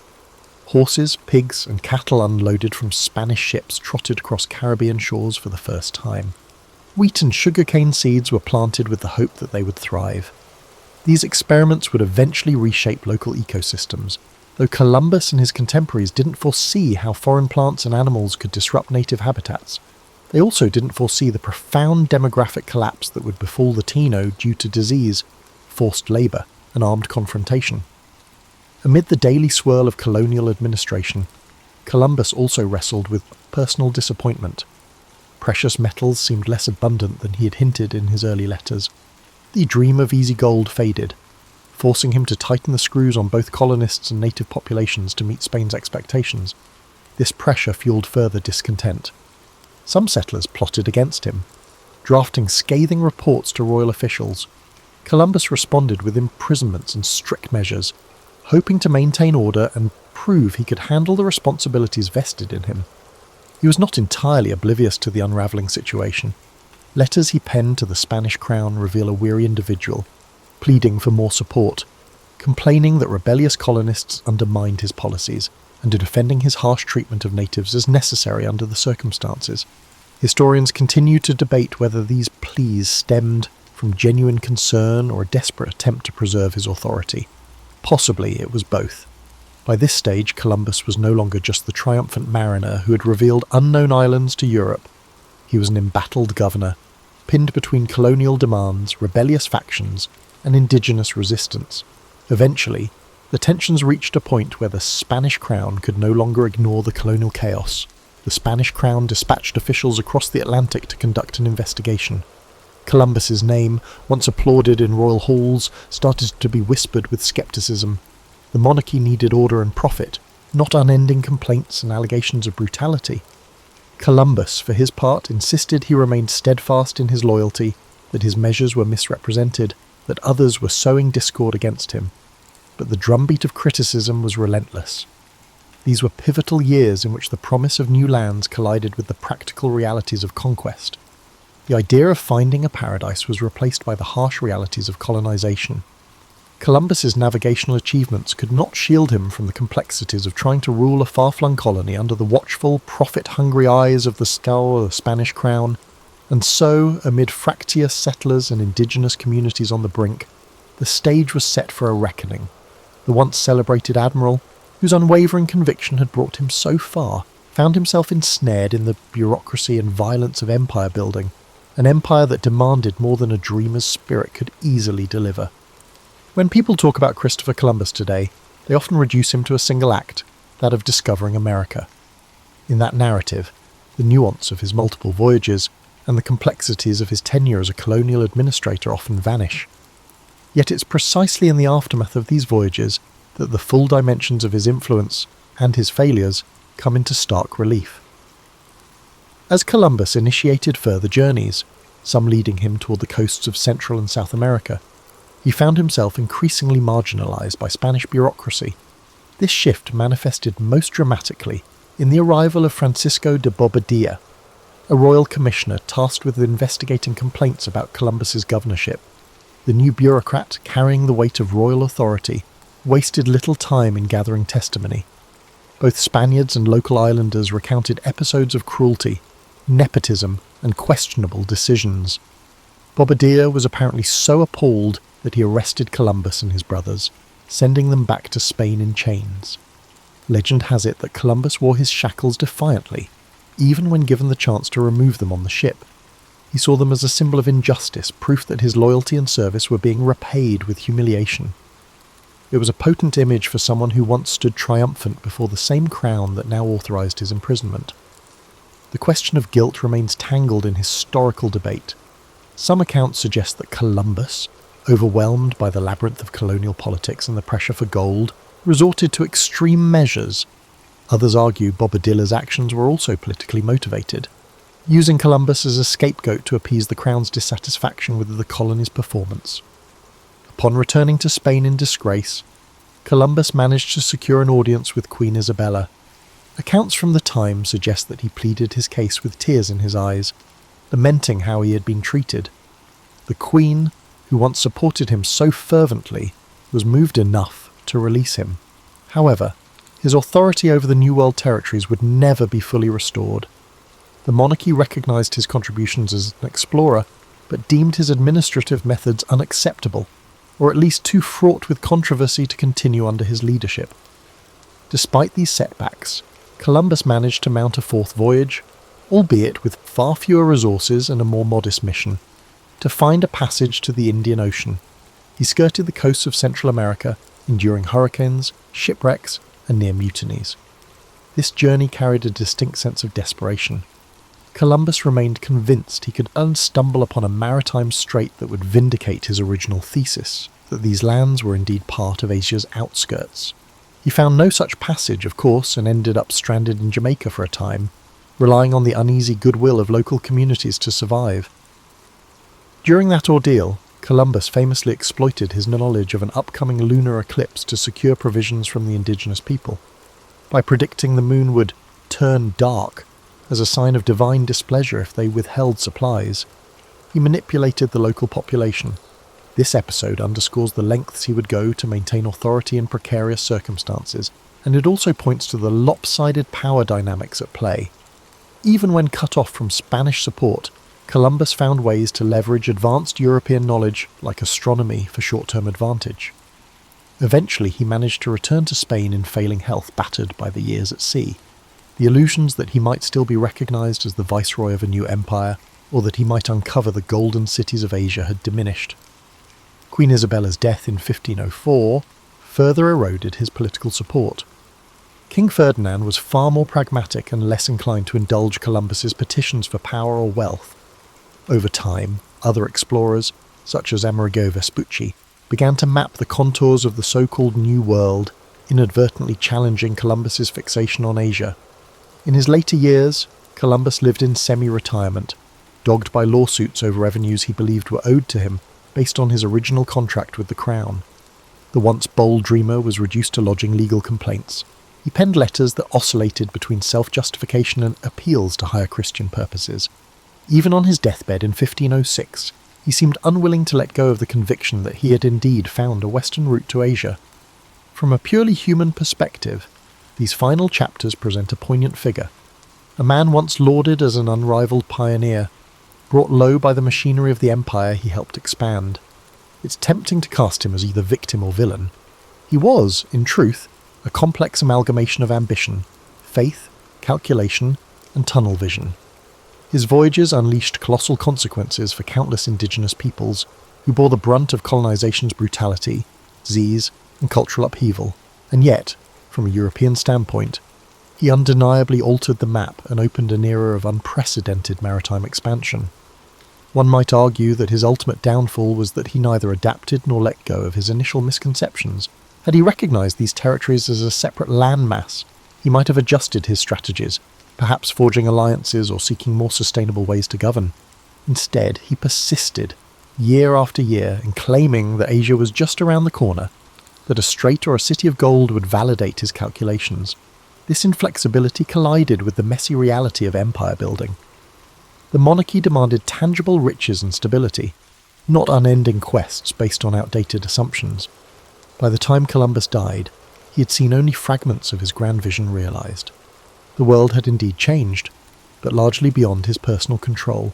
Ships from other European nations would soon arrive, each with their own agendas, as the scramble to exploit the newly unveiled continents gained momentum. Columbus's name would echo through centuries, but his latter days were marked by a troubled sense of having been eclipsed. The shimmering illusions that guided him across unknown waters faded into a legacy far more complicated and far more transformative than even he could have imagined. The ramifications of Columbus's journeys extended far beyond the man himself, unleashing a chain of events that would reshape the globe. With each subsequent ship sailing westward, more European settlers landed on Caribbean shores and, eventually, the mainland, while the Spanish crown extracted gold and silver from mines carved out of the soil. Indigenous societies buckled under forced labour and diseases like smallpox, measles and influenza. These illnesses, new to the Western Hemisphere, devastated populations who had no immunity. Communities that had thrived for generations collapsed, their cultural practices disrupted or erased. Within a single generation, the vibrant tapestry of the Taino and other native groups was forever transformed. Some scholars estimate mortality rates well over 70% in certain areas due to epidemics alone. The Spanish approach was typically to establish encomiendas, a system in which settlers were granted control over local communities. They were supposed to protect and educate them in Christianity, but in practice, the system turned into a form of enslavement, extracting labour while paying minimal heed to well-being. Columbus's initial governance might not have single-handedly created these policies, but his methods and the Crown's encouragement of resource exploitation set the tone. The idea of the Columbian Exchange is often used to describe the massive transfer of plants, animals, people, and ideas between the old and new worlds. From the Americas came crops like maize, potatoes, tomatoes, and cacao, which would revolutionize European cuisine and agriculture. Conversely, Old World animals like horses, cattle, and pigs quickly became fixtures in the Americas, changing landscapes and indigenous livelihoods. This exchange also included the forced migration of African slaves, who were brought in to replace decimated local labour forces, grim escalation that Columbus may never have directly orchestrated, but that followed from the colonial blueprint he helped lay out. In a broader sense, Columbus's voyages sparked the European imagination. Portugal, England, France, and the Netherlands soon launched their own missions across the Atlantic, driven by rumours of riches and unconquered lands. Competing claims ignited conflicts over territory, opening a new age of imperial rivalry. The lines on maps were redrawn countless times, each iteration leaving a trail of treaties, wars, and boundary disputes. And so, the impetus that began with Columbus's belief in a westward path to Asia spiralled into a global upheaval that reached far beyond the Caribbean. As these powers jostled for control, indigenous nations across two continents faced waves of new arrivals. Some groups formed alliances with Europeans, leveraging firearms and trade relationships to gain regional advantages. Others resisted colonization with every means at their disposal, whether through warfare or diplomatic negotiation. In that unfolding drama, Columbus's role was recast, overshadowed by conquerors like Cortés and Pizarro, whose direct subjugation of massive civilizations, Aztec and Inca, dwarfed the smaller-scale conquests of the first islands. Yet the initial spark, the template for claiming land under royal charters, traced back to Columbus's insistence that these lands belonged to Spain. Over the centuries, his reputation waxed and waned. In Spain, he was intermittently lionized as a national hero, though he was Italian-born. In the emerging United States, Columbus was mythologized as an emblem of pioneering spirit, particularly during the 19th century. when a young nation sought founding myths disconnected from British colonial rule. Monuments sprouted in his name. Poets and chroniclers polished away the unseemly details, painting him as a visionary chosen by fate. But as the modern era approached, historians began to piece together the darker facets, the enslavement of native peoples, the ruthless tactics to extract tribute, and the catastrophic demographic collapse that accompanied European arrival. Within academic circles, Columbus's identity has been dissected with increasing rigour. Was he a brilliant, if flawed, mariner caught in the unstoppable tide of empire? A cunning opportunist who used royal favour to pursue his quest for personal glory? Or a tragic figure who stumbled into a continent he never understood, living long enough to see his illusion crumble? The man's diaries, the letters he exchanged with monarchs, and the records of those who travelled with him reveal contradictions and complexities that defy easy categorization. Social movements in the late 20th and early 21st centuries further heightened scrutiny. Protesters targeted Columbus Day celebrations, calling attention to the brutal legacy of colonization for indigenous peoples. Statues were defaced, public debates raged, and local governments declared alternative holidays like Indigenous Peoples' Day. The conversation shifted from glorifying Columbus's navigational triumphs to examining the price others paid for his endeavours. Some people clung to the older narrative, seeing him as an icon of exploration and progress, while others demanded a more candid acknowledgement of the suffering woven into his story.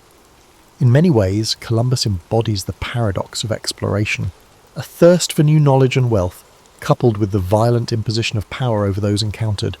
Modern sentiments often try to reduce historical figures to moral absolutes, hero or villain, but people, and particularly those who lived centuries ago, exist in moral shades shaped by the context of their times. Columbus was no exception. He followed the traditions of his society, exploitation, religious zeal, hierarchical rule, while also forging new paths that irrevocably altered the world's trajectory. Reflecting on this, one sees that the significance of Columbus's voyages cannot be understated. Regardless of how one judges his personal character, entire continents were thrust into a new era of connectivity and strife. Commodities, pathogens, and cultural practices mingled in a transoceanic dance, with consequences that continue to unfold. That global transformation can be traced to this determined navigator who, despite incorrect assumptions and an inflexible mindset, was the catalyst for an epical shift. History, for all its tumult and tragedy, hinged on that moment he and his crew sighted land in 1492. With the benefit of hindsight, we might picture Columbus standing at a symbolic crossroads, holding the map of his flawed calculations in one hand and a fervent sense of destiny in the other. To some, he remains an adventurer who proved the feasibility of crossing the Atlantic, bridging worlds that for thousands of years had developed independently. To others, he represents the darkest impulses of colonial ambition, unleashing oppression and subjugation on societies that neither desired nor invited his arrival. Through the prism of 5 centuries, perhaps both views hold merit, intertwined in the complexities of historical momentum. In contemporary times, the story of Columbus resonates differently depending on cultural, educational, and national perspectives. For those whose ancestors hailed from Europe, his voyages might be hailed as the dawn of a new chapter in global affairs, an invitation to expand horizons and share in cultural exchanges. For the descendants of indigenous peoples, it can symbolize the devastating onset of invasion and loss of sovereignty. And for countless African families, Columbus's breakthroughs in navigation would pave the way for a transatlantic slave trade, forcibly uprooting millions from their homelands to labor in plantations across the Americas. If we peel away the mythic layers, we find a man both guided and blinded by the convictions of his era. Columbus believed in a cosmology that insisted Earth's size was smaller than many experts claimed. He also adhered to the conviction that Christianity had a mission to spread to every corner of the globe, by force if persuasion failed. Even as a young boy, haunted by the brine-scented air of Genoa's docks, he likely never pictured how far-reaching the consequences of his ambitions would be. If anything, his early dream was to find a direct route to Asia's wealth, not to become the instigator of a massive reordering of human societies.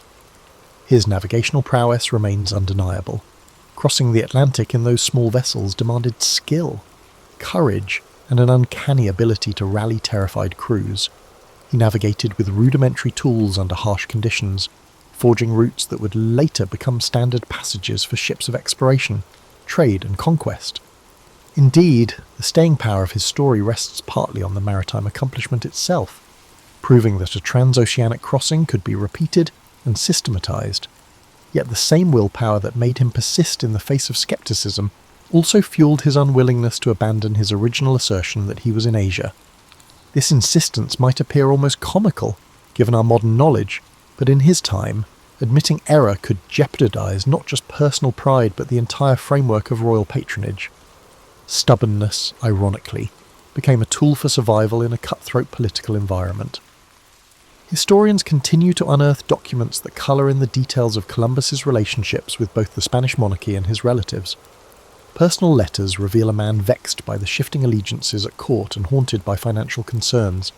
He yearned for the wealth and social status that successful explorers could attain, believing that divine providence had chosen him to fulfill a monumental role in human destiny. This near-messianic self-perception sometimes contradicted the messy and often brutal realities he oversaw in the colonies. Whether reviled or revered, Columbus stands as a testament to how individual actions can reverberate through the centuries. The controversies surrounding how modern societies commemorate him reflect broader debates about how we confront our collective past. How do we honour navigational feats while acknowledging the suffering inflicted by colonial pursuits? How do we teach the achievements of exploration alongside the tragedies that followed in its wake? The question of where Columbus fits within the moral landscape of history has no simple answer. For people in their middle years, like those between 45 and 54, revisiting Columbus can be a striking exercise in re-evaluation. Many of us learned a sanitized version in our youth, a simplistic epic of heroic discovery. Over time, reading more broadly or hearing stories from descendants of colonized communities might challenge those old narratives. The hallmark of historical awareness in one's middle years often involves reconciling childhood lessons with a more nuanced and frequently uncomfortable truth. Columbus's story exemplifies this process. Today, as technology allows us near-instant access to the world's knowledge, it's sobering to recall the day Columbus ventured into the unknown with only sails and unwavering belief. That leap, underpinned by flawed assumptions, still gave birth to our interconnected modern world. A world where the ripple effects of his crossing shape our politics, cultures, and environment. Whether we choose to cast him as a visionary, a reckless conqueror, or both, the fact remains, his voyages forever altered the course of history.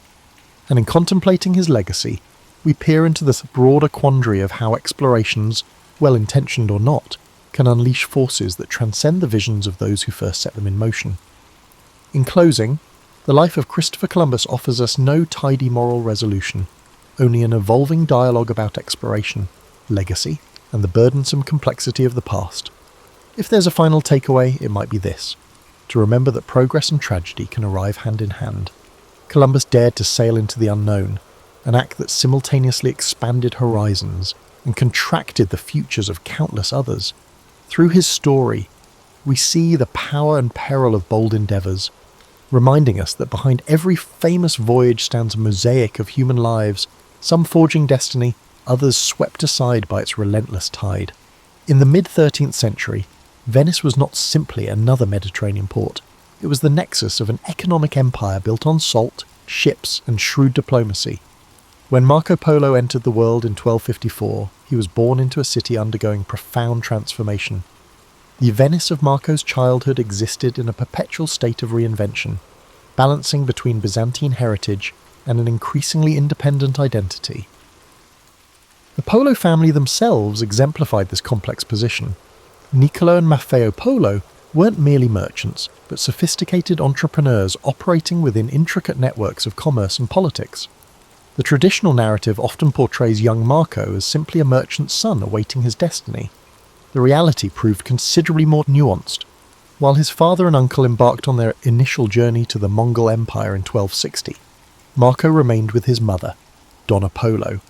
Her influence on the boy's development typically receives minimal attention in historical accounts, yet contemporary Venetian records suggest she belonged to a family with connections to the naval administration. These early exposures likely shaped Marco's later attentiveness to maritime matters in his accounts of Asian waterways and naval technologies. Marco's education reflected Venice's peculiar position between East and West.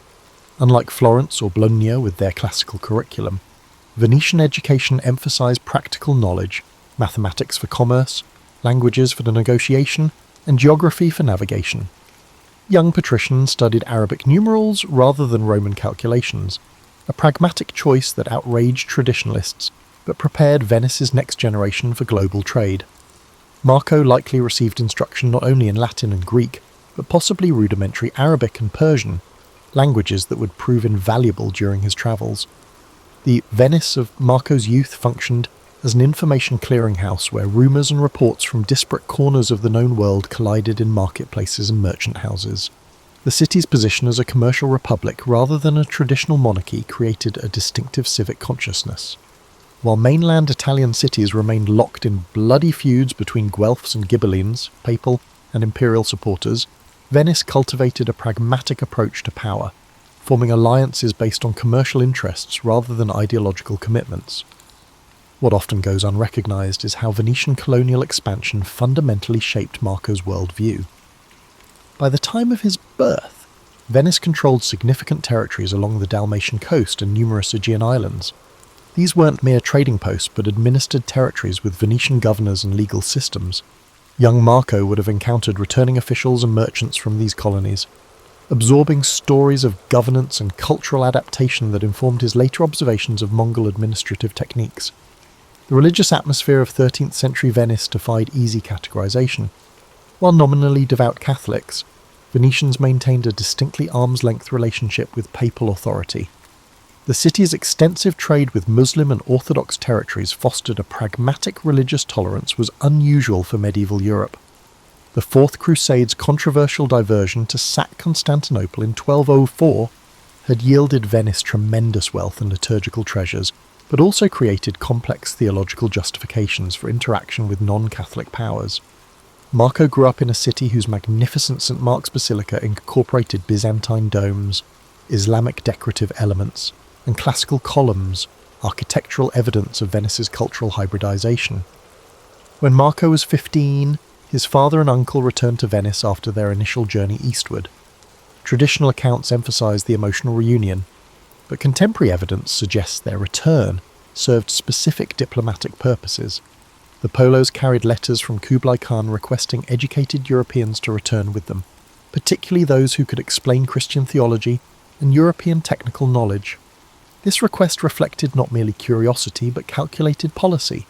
The Mongol Empire actively recruited administrative talent from across their conquered territories, implementing a system that transcended ethnic and religious boundaries. The Venice that the teenage Marco prepared to leave in 1271 had already begun evolving beyond the city of his childhood. Political reforms under Doge Ranieri Zeno had strengthened the Great Council's authority, while naval conflicts with Genoa intensified competition for Mediterranean trade routes. The eventual journey would consume nearly a quarter-century of Marco's life, transforming not only his understanding of the world, but ultimately Venice's conception of itself within a rapidly expanding global context. The conventional narrative of Marco Polo's travels typically begins with his departure from Venice in 1271. This simplified chronology overlooks a critical element of the Polo saga, the first journey undertaken by Niccolo and Maffeo Polo that laid the groundwork for Marco's later expedition. This initial voyage, occurring between 1260 and 1269, remains curiously under-examined despite its profound influence on subsequent events. When Niccolo and Maffeo first ventured eastward, they weren't pioneering an unknown route, but rather extending established Venetian commercial networks. However, what distinguished their journey was the remarkable timing. They departed during a unique geopolitical window, after the initial Mongol conquests had stabilized into the administrative structure known as the Pax Mongolica, but before European knowledge of Asian political realities had crystallized. The brothers originally intended a conventional trading expedition to Constantinople and the Crimean port of Soldaya, modern Sudak, where Italian merchants maintained trading posts. What forced the Polos to deviate from their intended route was not adventurous spirit, but pragmatic necessity. Civil war between Mongol factions had temporarily closed their planned return path. Rather than retreat, they pressed eastward to Bukhara in modern Uzbekistan, where they remained for 3 years. This extended stay, often treated as a mere precursor to later events, actually provided the linguistic and cultural immersion that would prove invaluable for the subsequent journey with young Marco. In Bukhara, the brothers encountered an ambassador from Hulagu Khan, grandson of Genghis Khan, travelling to the court of his brother, the great Khan Kublai. The ambassador's invitation to join his embassy represents a frequently misunderstood aspect of Mongol diplomatic practice. The Mongols actively collected knowledgeable individuals from across their territories, viewing diverse expertise as valuable intelligence assets. The Mongols did not select the Polos for their individual importance, but rather as representatives of Latin Christendom, who could provide valuable information about European politics and technology. Their journey to Kublai's court at Shangdu, immortalised as Xanadu in European literature, traversed the Eastern Silk Road through regions no Venetian had previously documented. Contemporary accounts suggest they travelled as members of an official Mongol embassy, which granted them access to the Imperial post system with its relay stations and official protection. This status explains how merchants of modest standing managed to traverse thousands of miles of territory safely. They moved within administrative infrastructure designed to facilitate official communication across the empire. Upon reaching Kublai's court, the brothers encountered not an exotic, oriental despot of later European imagination, but a sophisticated ruler preoccupied with governance challenges. The Mongol Empire of 1266 was experiencing substantial administrative evolution, incorporating Chinese bureaucratic practices while maintaining nomadic military traditions. Kublai's questions for the Polos focused primarily on practical matters: European military capabilities, political structures, and technical innovations. The Khan's famous request for 100 learned men from Europe reflected not mere curiosity but strategic intelligence gathering about potential Western allies or adversaries. What's often overlooked is that the Polos' return journey to Venice carried specific diplomatic communication. They transported formal letters from Kublai to Pope Clement IV requesting Christian teachers. This diplomatic component transformed what might have been merely an extraordinary commercial venture into an unofficial embassy between powers. Upon reaching Accra in 1269, they learned of Pope Clement's death 2 years earlier, which complicated their diplomatic mission. Rather than proceeding immediately to Rome, they returned to Venice, where Niccolo discovered his wife had died during his absence, leaving his son Marco in the care of extended family. These 3 years in Venice between journeys, 1269 and 1271, represented a crucial period of preparation for Marco. Traditional accounts depict him merely waiting to depart, but evidence suggests this interlude involved intensive education tailored to the planned Eastern journey. He likely received specialised instruction in languages, astronomical navigation, and manuscript preparation, skills that would prove invaluable for documenting the subsequent travels. The Polos also arranged commercial partnerships and credit instruments to finance their second journey, developing complex arrangements that allowed them to transport valuable goods while minimising physical carrying of currency. When the 3 Polos finally departed in 1271, they carried not only papal letters from the newly elected Gregory X, but also diplomatic credentials and commercial contracts representing multiple interests. The foundation laid by Niccolo and Maffeo's first journey, establishing relationships, understanding routes, and gaining imperial favour, provided the essential framework that made Marco's subsequent journey and chronicle possible. This overlooked first expedition represents not merely a prologue, but the essential foundation for the epic that followed. The departure of the 3 Polos from Venice in 1271 marked the beginning of a journey frequently reduced to a simplistic east-west trajectory in popular accounts. The actual route reveals a far more complex diplomatic and commercial enterprise, shaped by evolving geopolitical circumstances rather than a predetermined path.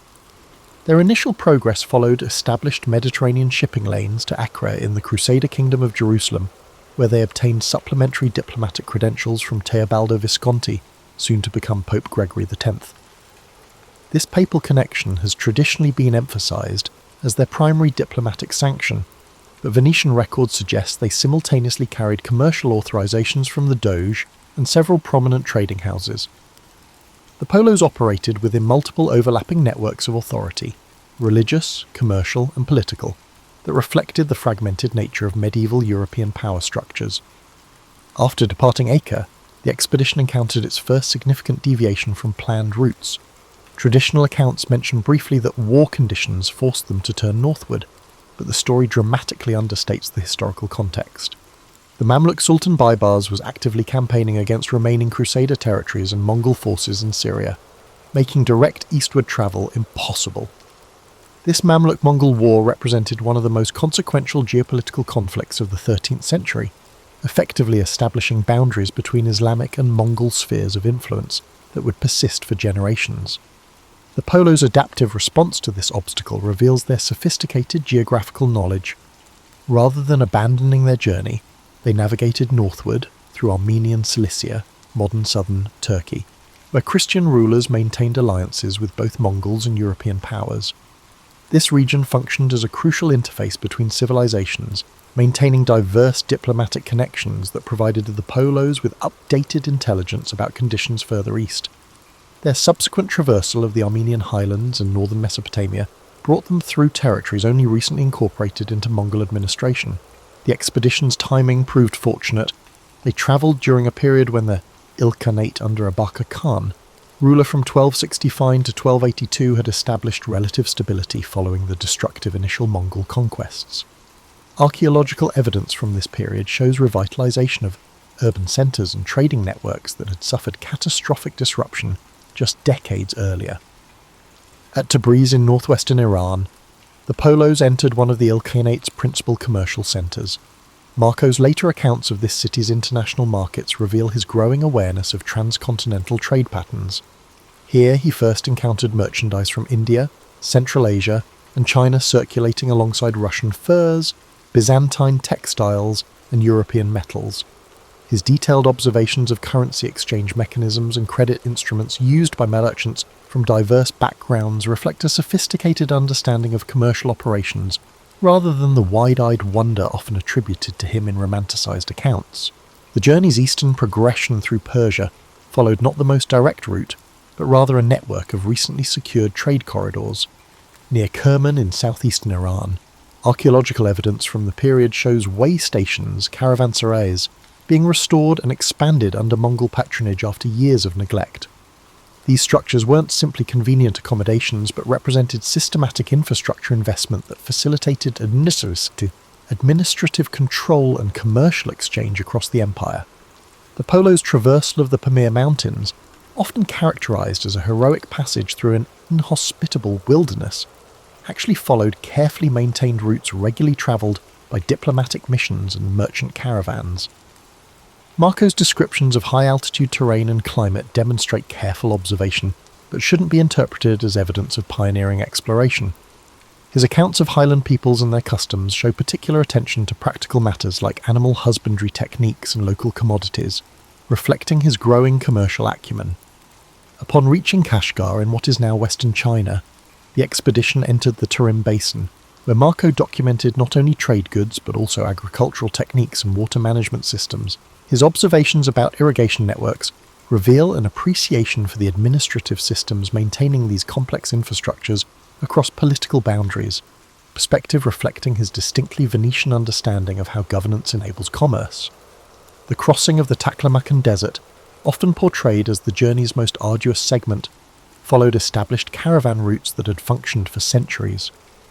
What distinguished Marco's account of this crossing was his attention to the economic niches occupied by different ethnic groups along the route: Uyghur merchants operating trading posts, Tangut herders supplying livestock, and Chinese officials administering taxation and security. This multi-ethnic commercial ecosystem operated under Mongol oversight, but maintained distinctive local practices that Marco documented with unusual detail.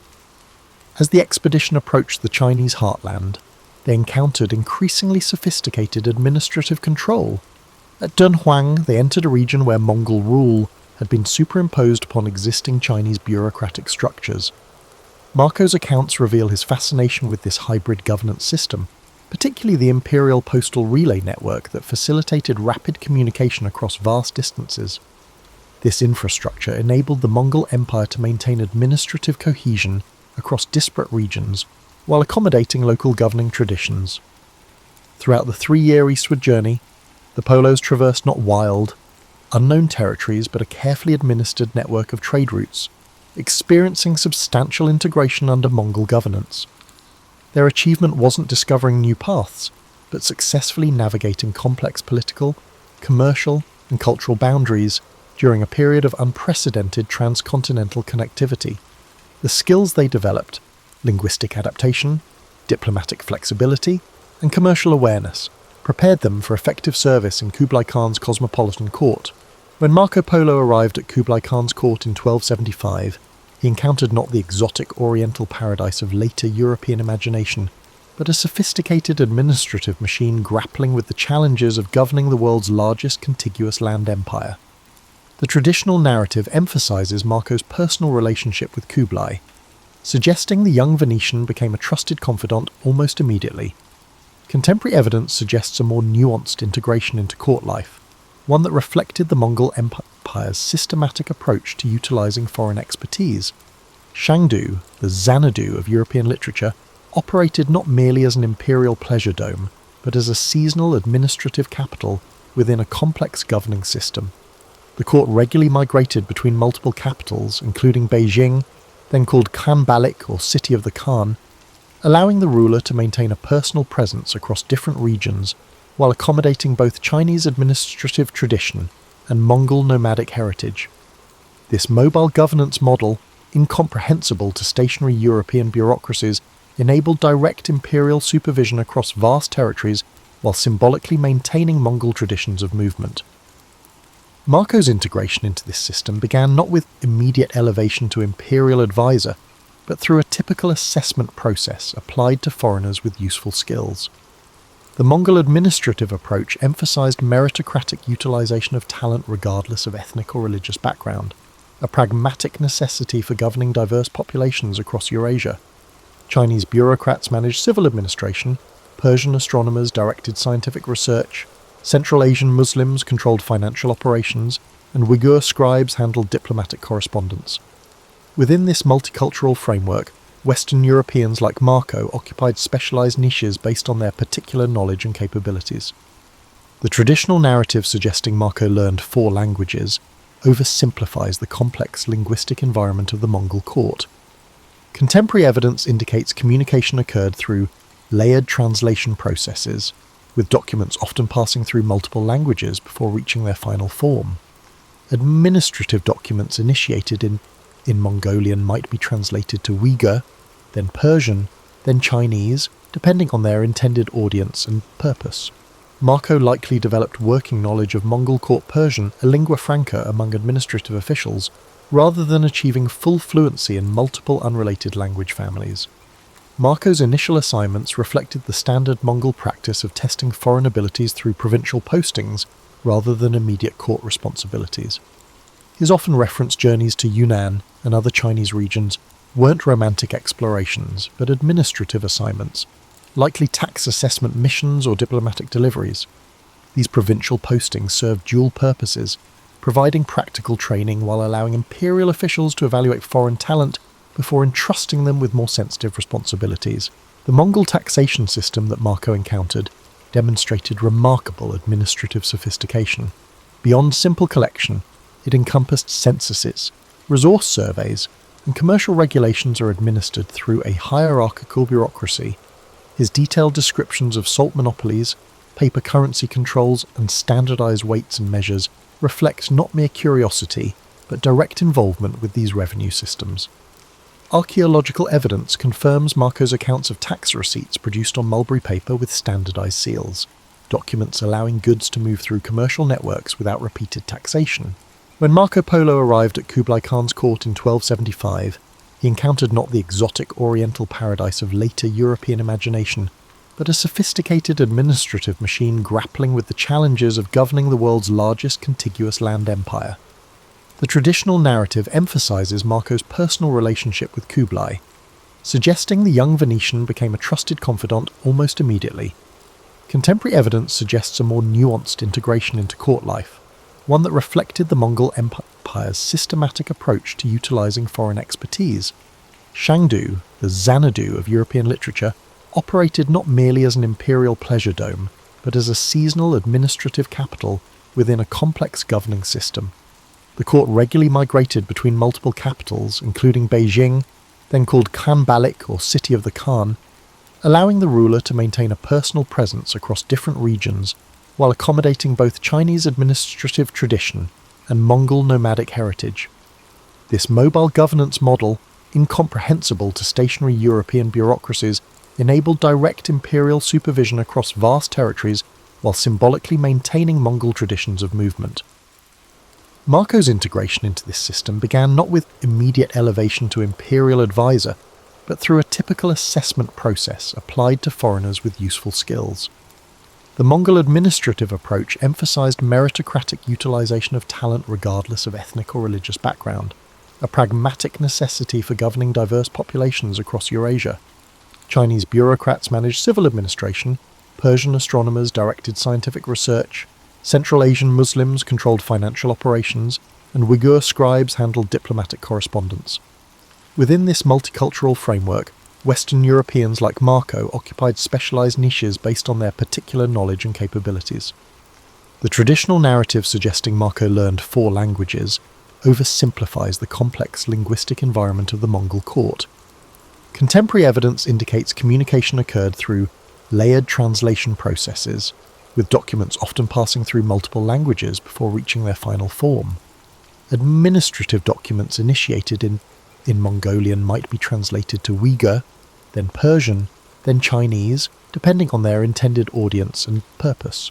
Marco likely developed working knowledge of Mongol court Persian, a lingua franca among administrative officials, rather than achieving full fluency in multiple unrelated language families. Marco's initial assignments reflected the standard Mongol practice of testing foreign abilities through provincial postings rather than immediate court responsibilities. His often referenced journeys to Yuan and other Chinese regions weren't romantic explorations, but administrative assignments, likely tax assessment missions or diplomatic deliveries. These provincial postings served dual purposes, providing practical training while allowing imperial officials to evaluate foreign talent before entrusting them with more sensitive responsibilities. The Mongol taxation system that Marco encountered demonstrated remarkable administrative sophistication. Beyond simple collection, it encompassed censuses, resource surveys, and commercial regulations are administered through a hierarchical bureaucracy. His detailed descriptions of salt monopolies, paper currency controls, and standardized weights and measures reflect not mere curiosity, but direct involvement with these revenue systems. Archaeological evidence confirms Marco's accounts of tax receipts produced on mulberry paper with standardized seals, documents allowing goods to move through commercial networks without repeated taxation. The popular imagination typically places Marco Polo on camels traversing endless deserts, yet some of his most significant observations concerned maritime networks that connected East Asian economies.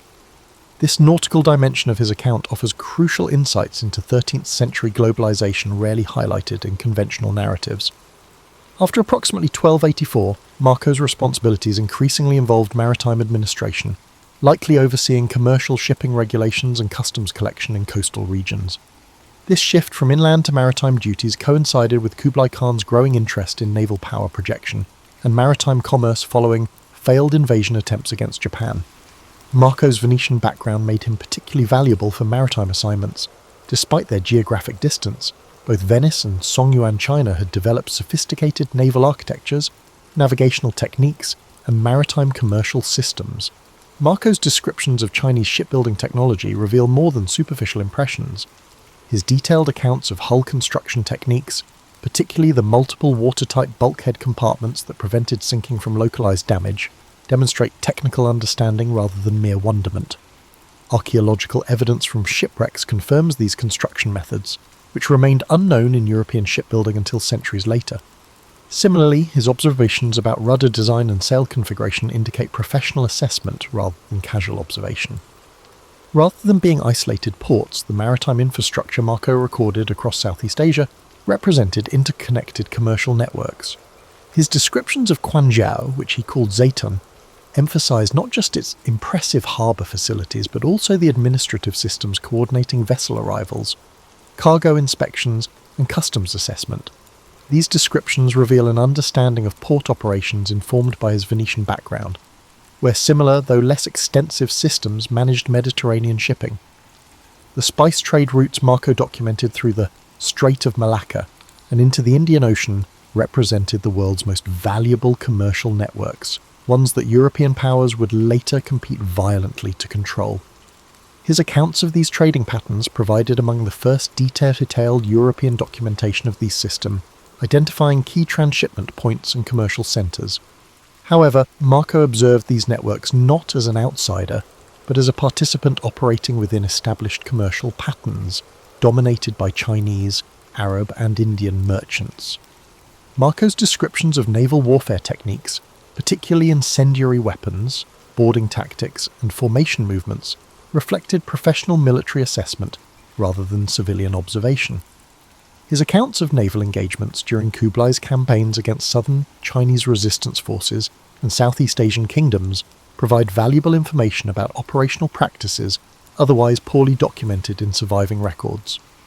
These observations suggest Marco may have participated in naval operations beyond purely administrative roles, possibly serving in technical advisory capacities. The navigational technologies Marco encountered in East Asian waters demonstrated a sophisticated application of astronomical knowledge to maritime movement. His descriptions of Chinese compass use extended beyond the basic magnetic principles known in Europe to include standardized compass cards with directional calibrations and techniques for compensating for magnetic deviation. Similarly, his accounts of celestial navigation using the pole star and other astronomical markers reflect practical understanding of techniques developed through generations of transoceanic voyaging. The commercial vessels Marco documented ranged from massive treasure ships to specialized regional craft adapted to particular waterways. His descriptions of multi-decked ocean-going vessels carrying hundreds of merchants and thousands of tons of cargo accurately portrayed the world's most advanced commercial shipping at that time. Archaeological discoveries of period shipwrecks confirm his accounts of vessel sizes and construction techniques that wouldn't be matched in Europe until the Age of Exploration centuries later. What often goes unexamined is Marco's documentation of hybrid governance systems managing maritime trade. Unlike European models where territorial rulers claimed coastal waters, the maritime spaces Marco described operated under complex overlapping authorities. Harbour masters collected fees, guild representatives enforced commercial standards, imperial officials assessed taxes, and local authorities maintained navigation markers, creating layered systems of governance adapted to commercial needs rather than territorial control. This administrative complexity reflected a sophisticated understanding that maritime spaces required specialized governance distinct from land-based models. Marco's observations about marine resource exploitation, particularly pearl diving in the South China Sea and fisheries throughout Southeast Asia, documented sustainable management systems developed over generations. His accounts describe not just harvesting techniques, but also the regulatory systems governing access rights, seasonal limitations, and resource conservation. These observations countered later European colonial narratives depicting Asian waters as unregulated commons awaiting proper management. The final maritime journey that brought Marco homeward from 1291 to 1295 represented not an extraordinary expedition, but participation in regular commercial diplomatic patterns. The marriage convoy escorting a Mongol princess to Persia that Marco joined operated within established maritime networks, connecting Yuan China to the Ilkhanate.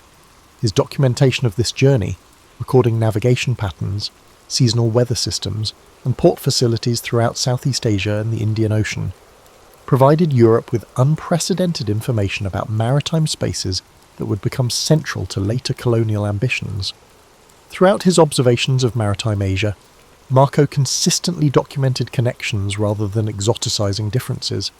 He recorded how Vietnamese shipbuilding techniques influenced Chinese naval architecture, how Persian astronomical knowledge enhanced navigational practices, and how Indian commercial contracts facilitated multi-regional trade. This integrated perspective reveals a maritime world characterized by technological exchange, commercial interdependence, and administrative sophistication that defies simplistic East-West dichotomies. The circumstances of Marco Polo's return to Europe in 1295 involved considerably more intentionality than the romantic narrative of a homesick Venetian finally escaping foreign service. Contemporary evidence suggests the Polos' departure from Kublai's court coincided significant political transitions made the continued presence of foreign officials problematic. Kublai died in 1294, and subsequent succession politics created an increasingly factionalised court environment where foreign officials associated with previous administrations faced uncertain status. Their journey homeward followed established maritime routes rather than retracing their original overland path. This decision reflected not merely convenience, but strategic awareness of changing geopolitical conditions. The initial overland route had become increasingly destabilised by conflicts between Mongol khanates no longer unified under singular authority. By contrast, maritime networks connecting Yuan China to the Khanate in Persia maintained regular diplomatic and commercial traffic despite political fragmentation of the broader Mongol Empire. The maritime return journey brought the Polos to Hormuz at the entrance to the Persian Gulf, where they transitioned to land routes through the Khanate territories to Trebizond on the Black Sea, then continuing by sea to Constantinople and finally Venice. This multimodal journey exposed them to diverse commercial networks and political systems during a period of significant transition throughout Eurasia. Their return to Venice in 1295 placed them in a city dramatically transformed from the one they had left 2 decades earlier. The intervening period had seen Venice's commercial position simultaneously strengthened through expanded Mediterranean networks and threatened by rising Genoese power. The city's governance had evolved through constitutional reforms that strengthened oligarchic control while limiting individual ducal authority.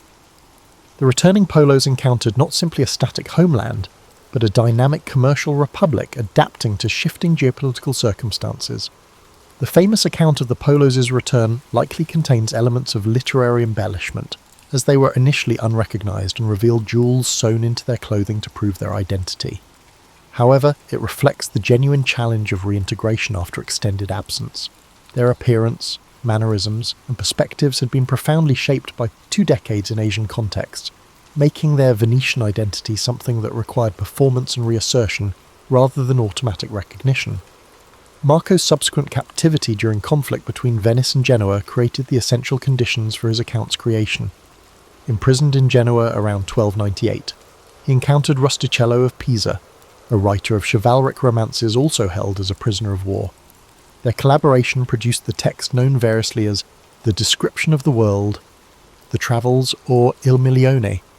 This unusual cross-cultural literary partnership united Marco's first-hand observations with Rustichello's literary frameworks, creating a hybrid text that defies simple categorization. The conventional narrative portrays Rustichello merely as Marco's scribe, faithfully recording dictated memories. Contemporary textual analysis suggests a far more complex collaborative process. The manuscript exhibits characteristics of Rustichello's established literary style, particularly narrative frameworks drawn from Arthurian romances and rhetorical conventions from chivalric literature. Simultaneously, it contains specialized commercial, administrative, and geographic information that clearly originated from Marco's experience. The resulting text represents neither pure memoir nor pure romance, but a sophisticated fusion of formats addressing multiple audiences simultaneously. The original manuscript was composed in Franco-Italian, a literary language combining French vocabulary with Italian syntactic structures commonly used for commercial and literary documents in the Mediterranean contexts. This linguistic choice reflected pragmatic concerns about audience and distribution rather than either author's native language. Franco-Italian provided access to elite audiences across multiple European regions while facilitating eventual translation into various vernaculars. The text circulated in multiple versions even during Marco's lifetime, with significant variations in content, organization, and emphasis. Some manuscripts emphasized commercial information, while others highlighted exotic customs or political structures. This diversification suggests active adaptation for different reading communities, rather than unauthorized corruption of an original text. Marco himself may have participated in revising and extending certain versions following his release from Genoese captivity. The manuscript's reception reveals considerably more complexity than simple skepticism or acceptance. Different communities evaluated the text through diverse frameworks. Commercial agents assessed its practical information. Religious authorities examined its implications for missionary activity, and political figures considered its intelligence value regarding Mongol capabilities. Terms like accurate or fabricated inadequately capture these multidimensional readings, which often simultaneously accepted certain elements while questioning others. Marco's subsequent life in Venice after his return showed active engagement with the city's commercial and political networks, rather than retirement into obscurity. Legal documents from 1300 to 1324 show him engaged in commercial partnerships, property transactions, and family financial arrangements. He appears as a witness to legal agreements, in business ventures, and as a manager of family assets, functions requiring community recognition of his identity and capabilities. His will, dictated on January 1324, shortly before his death, revealed a substantial estate with diverse assets, including cash, jewellery, and commercial partnerships distributed among family members, religious institutions, and freed servants. These provisions reflect successful reintegration into Venetian economic networks rather than marginalised existence. Particularly notable were provisions for his daughter Marita to maintain control of her inheritance independent of her husband's authority, an unusual arrangement suggesting familiarity with more expansive female property rights observed in certain Asian contexts. Throughout his later life, Marco maintained connections with travellers and merchants engaged in Asian trade, providing consultation and information based on his experiences. This ongoing engagement with transcontinental networks suggests he viewed his Asian experience not as a closed episode but as a continuing resource. Rather than simply narrating past adventures, he actively applied his knowledge to contemporary commercial and political questions, helping shape Venetian engagement with evolving trans-Eurasian networks during a period of significant reconfiguration following Mongol Imperial fragmentation. The posthumous influence of Marco Polo's account extends far beyond the simplistic inspiration for European exploration. Its reception and utilization followed multiple distinct trajectories that reveal the complex interplay between knowledge, transmission, and cultural adaptation across diverse societies. In the immediate aftermath of the account's creation, its primary audiences were not visionary explorers but practical commercial agents seeking actionable intelligence about distant markets. Venetian and Genoese merchant houses consulted the text not for exotic curiosities but for specific information about commodity sources, exchange rates, taxation systems, and seasonal trading patterns. Annotations in surviving manuscripts from commercial archives highlight passages concerning customs duties, commercial regulations, and market conditions rather than sensational cultural observations. This pragmatic utilization underscores how the text functioned within existing commercial networks rather than inspiring entirely new directions. Manuscript's religious reception followed similarly practical trajectories. Franciscan and Dominican missionaries preparing for Asian journeys studied Marco's observations about Buddhist, Confucian, and various Central Asian religious practices. However, they approached this information not merely as curiosities but as intelligence for developing conversion strategies. The detailed information about religious hierarchies, ritual practices, and institutional structures provided tactical guidance for missionary activities that expanded significantly during the 14th century. This religious utilization extended beyond Christianity. Surviving commentaries suggest Jewish merchants similarly consulted the text for information about co-religionists in Asian communities. The transformation of Marco's account from practical document to literary phenomenon occurred gradually through multiple adaptations. As manuscript copies proliferated across Europe, translators and copyists modified the text to suit local interests and literary conventions. German translations emphasized commercial information relevant to Hanseatic trade networks, while Iberian versions highlighted potential military intelligence about Mongol capabilities. These weren't corruptions of an original text, but active adaptations for specific use contexts. The account's cartographic influence manifested not in immediate revolutionary change, but through gradual incorporation into existing geographical frameworks. Early 14th century Mappe Mundi show selective integration of Marco's geographical information rather than wholesale revision. The famous 1375 Catalan Atlas incorporated details about inland Asian cities and routes while maintaining traditional cosmological frameworks. This selective utilization reflects how new information was evaluated against established knowledge systems, rather than automatically displacing them. The narrative that Columbus carried Marco's book on his voyages oversimplifies a complex intellectual genealogy. Columbus indeed possessed an annotated copy, but his geographical understanding derived from multiple sources synthesized through particular interpretive frameworks. His marginalia suggests selective reading focused on passages about eastern islands and maritime routes, while largely ignoring inland Asian information. This curated reading extracted elements supporting pre-existing theories rather than comprehensively engaging Marco's actual observations about Asian geography. The scientific reception of Marco's account deserves greater recognition than it typically receives. His detailed observations on coal use in China, paper currency systems, astronomical practices, and medicinal applications were circulated among European technical communities.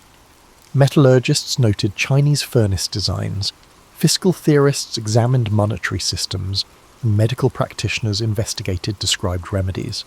These technical adaptations occurred through specialized knowledge networks distinct from broader literary or geographical reception. Beyond Europe, Marco's account experienced significant cross-cultural transmission through Persian and Arabic translations. These versions, appearing from the late 14th century onward, evaluated his observations against established Middle Eastern geographical knowledge about Asian regions. Persian geographical works incorporated material from Marco's descriptions of Southeast Asia and the Indian Ocean, while comparing them with existing Persian accounts of these regions. This integration process involved critical assessment rather than passive acceptance, with commentators noting where Marco's observations aligned with or diverged from established knowledge. The account's reception in East Asia followed particularly intriguing trajectories. While no complete Chinese translation appeared until the 19th century, specific information from Marco's text reached China through diverse routes. Persian geographical works incorporating Marco's observations circulated in Yuan and Ming scholarly circles, while Jesuit missionaries in the 16th to 17th centuries brought European geographical knowledge partially derived from Marco's account. This created fascinating scenarios where information originally observed in China returned in transformed form through multiple cultural mediations. The 19th century rediscovery of Marco Polo during European colonial expansion involved substantial reinvention of his significance. Colonial administrators and commercial agents reimagined him as a proto-colonial pioneer, rather than a participant in Asian-centered networks. This reframing extracted his observations from their original 13th century context of Mongol Imperial integration, and repositioned them as precedent for European dominance. This colonial appropriation obscured how Marco operated within existing Asian systems, rather than pioneering European expansion. Academic study of Marco Polo's account developed through multiple phases reflecting broader disciplinary evolutions. 19th century scholarship focused predominantly on verifying or disproving specific observations, approaching the text as a straightforward historical source rather than a complex cultural product. Mid-20th century analysis shifted toward understanding its literary construction and transmission history. Recent scholarship increasingly examines the text within transcultural frameworks, analysing how information moved between cultural systems and underwent transformation through multiple mediations. Archaeological discoveries throughout the 20th and 21st centuries have provided physical evidence confirming numerous specific observations in Marco's account. Excavations of Yuan period cities have verified architectural details, recovered examples of paper money matching his descriptions, and uncovered administrative documents reflecting systems he documented. These material confirmations do not turn the text into mere factual reporting. Instead, they show how it blends precise observation with literary structures to present this information to European audiences. The enduring value of Marco Polo's account lies not in pioneering discovery or initiating European expansion, but in documenting a critical moment of Eurasian connectivity. His observations captured complex commercial, cultural, and administrative systems during a period of unprecedented integration under Mongol imperial frameworks. The continuing relevance of his account derives from this documentation of interconnection rather than exploration, providing insight into how diverse societies engaged in exchange networks that transcended cultural boundaries while remaining embedded in local contexts. He was truly one of the greatest to ever do it. James Madison was born on March the 16th, 1751, at Belle Grove, his maternal grandparents' estate in the Virginia colony. His parents, James Madison Sr. and Nellie Conway Madison, soon settled the family on a plantation called Mount Pleasant, later renamed Montpelier in Orange County. From a young age, the boy showed an aptitude for quiet observation. While many in the region prized physical feats of hunting or riding, young Madison was introspective, devouring books whenever possible. The plantation environment shaped Madison's outlook. His family used enslaved labour, as did most large Virginia estates, embedding him early in the complexities of an agrarian system reliant on bondage. Madison's father was a leading figure in local affairs, passing on a sense that civic duty was integral to a landowner's life. But overshadowing these local routines was the broader tension between the colonies and Britain. By the time Madison reached adolescence, the fervour for rights and representation had begun simmering throughout the 13 colonies. His formal education commenced locally, though for advanced training, his father sent him to the boarding school of Donald Robertson, known for rigorous classical curricula. There, Madison honed his Latin and Greek. He later studied under a private tutor who introduced him to Enlightenment writings, fueling a deep fascination with political philosophy. This intellectual grounding set him apart from many peers who aimed for more practical pursuits. In 1769, he entered the College of New Jersey, later Princeton University, drawn by its reputation for scholarly seriousness. At Princeton, Madison crammed a 4-year course into 2, exhausting himself in the process.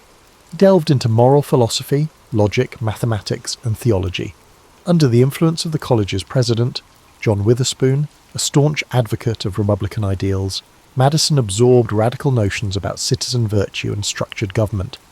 After graduating in 1771, Madison continued to study Hebrew and political theory independently, developing a habit of solitary reading. Physically, he was often frail, plagued by periodic seizures or severe headaches.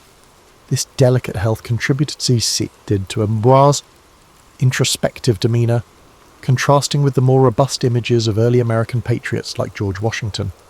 Returning to Virginia in 1772, Madison found the colony edging toward confrontation with Britain.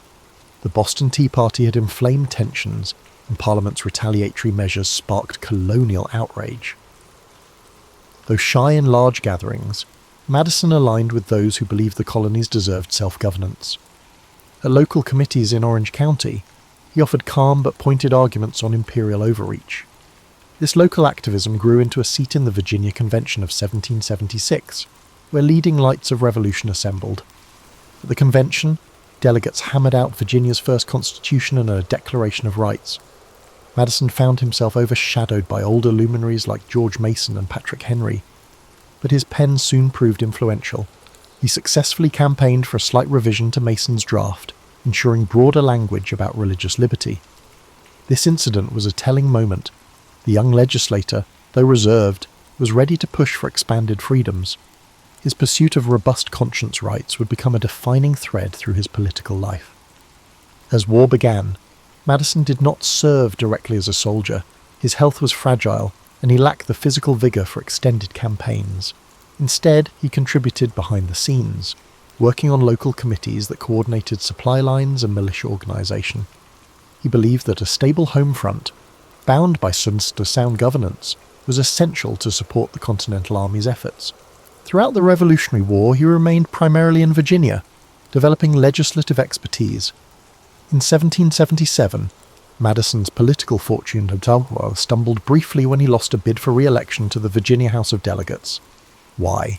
Some say constituents wanted a representative who would supply them with free liquor at gatherings, a common practice then. Madison, on principle, refused.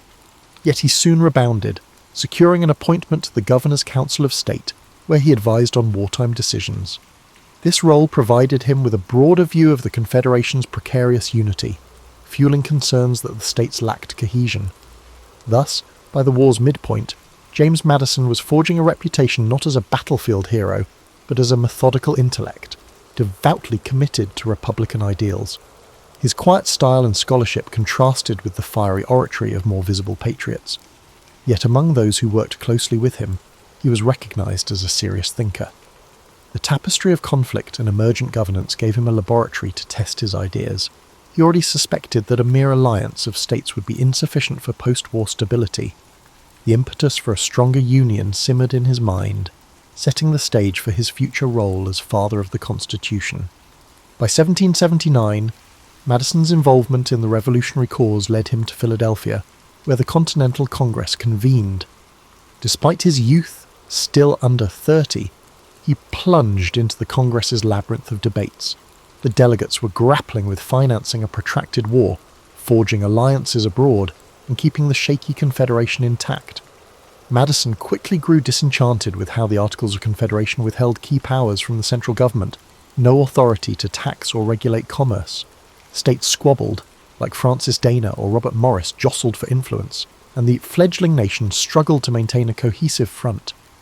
In the corridors of Congress, Madison quietly excelled as a legislative craftsman. He compiled reams of notes, summarizing arguments and tracking which delegates aligned with each stance.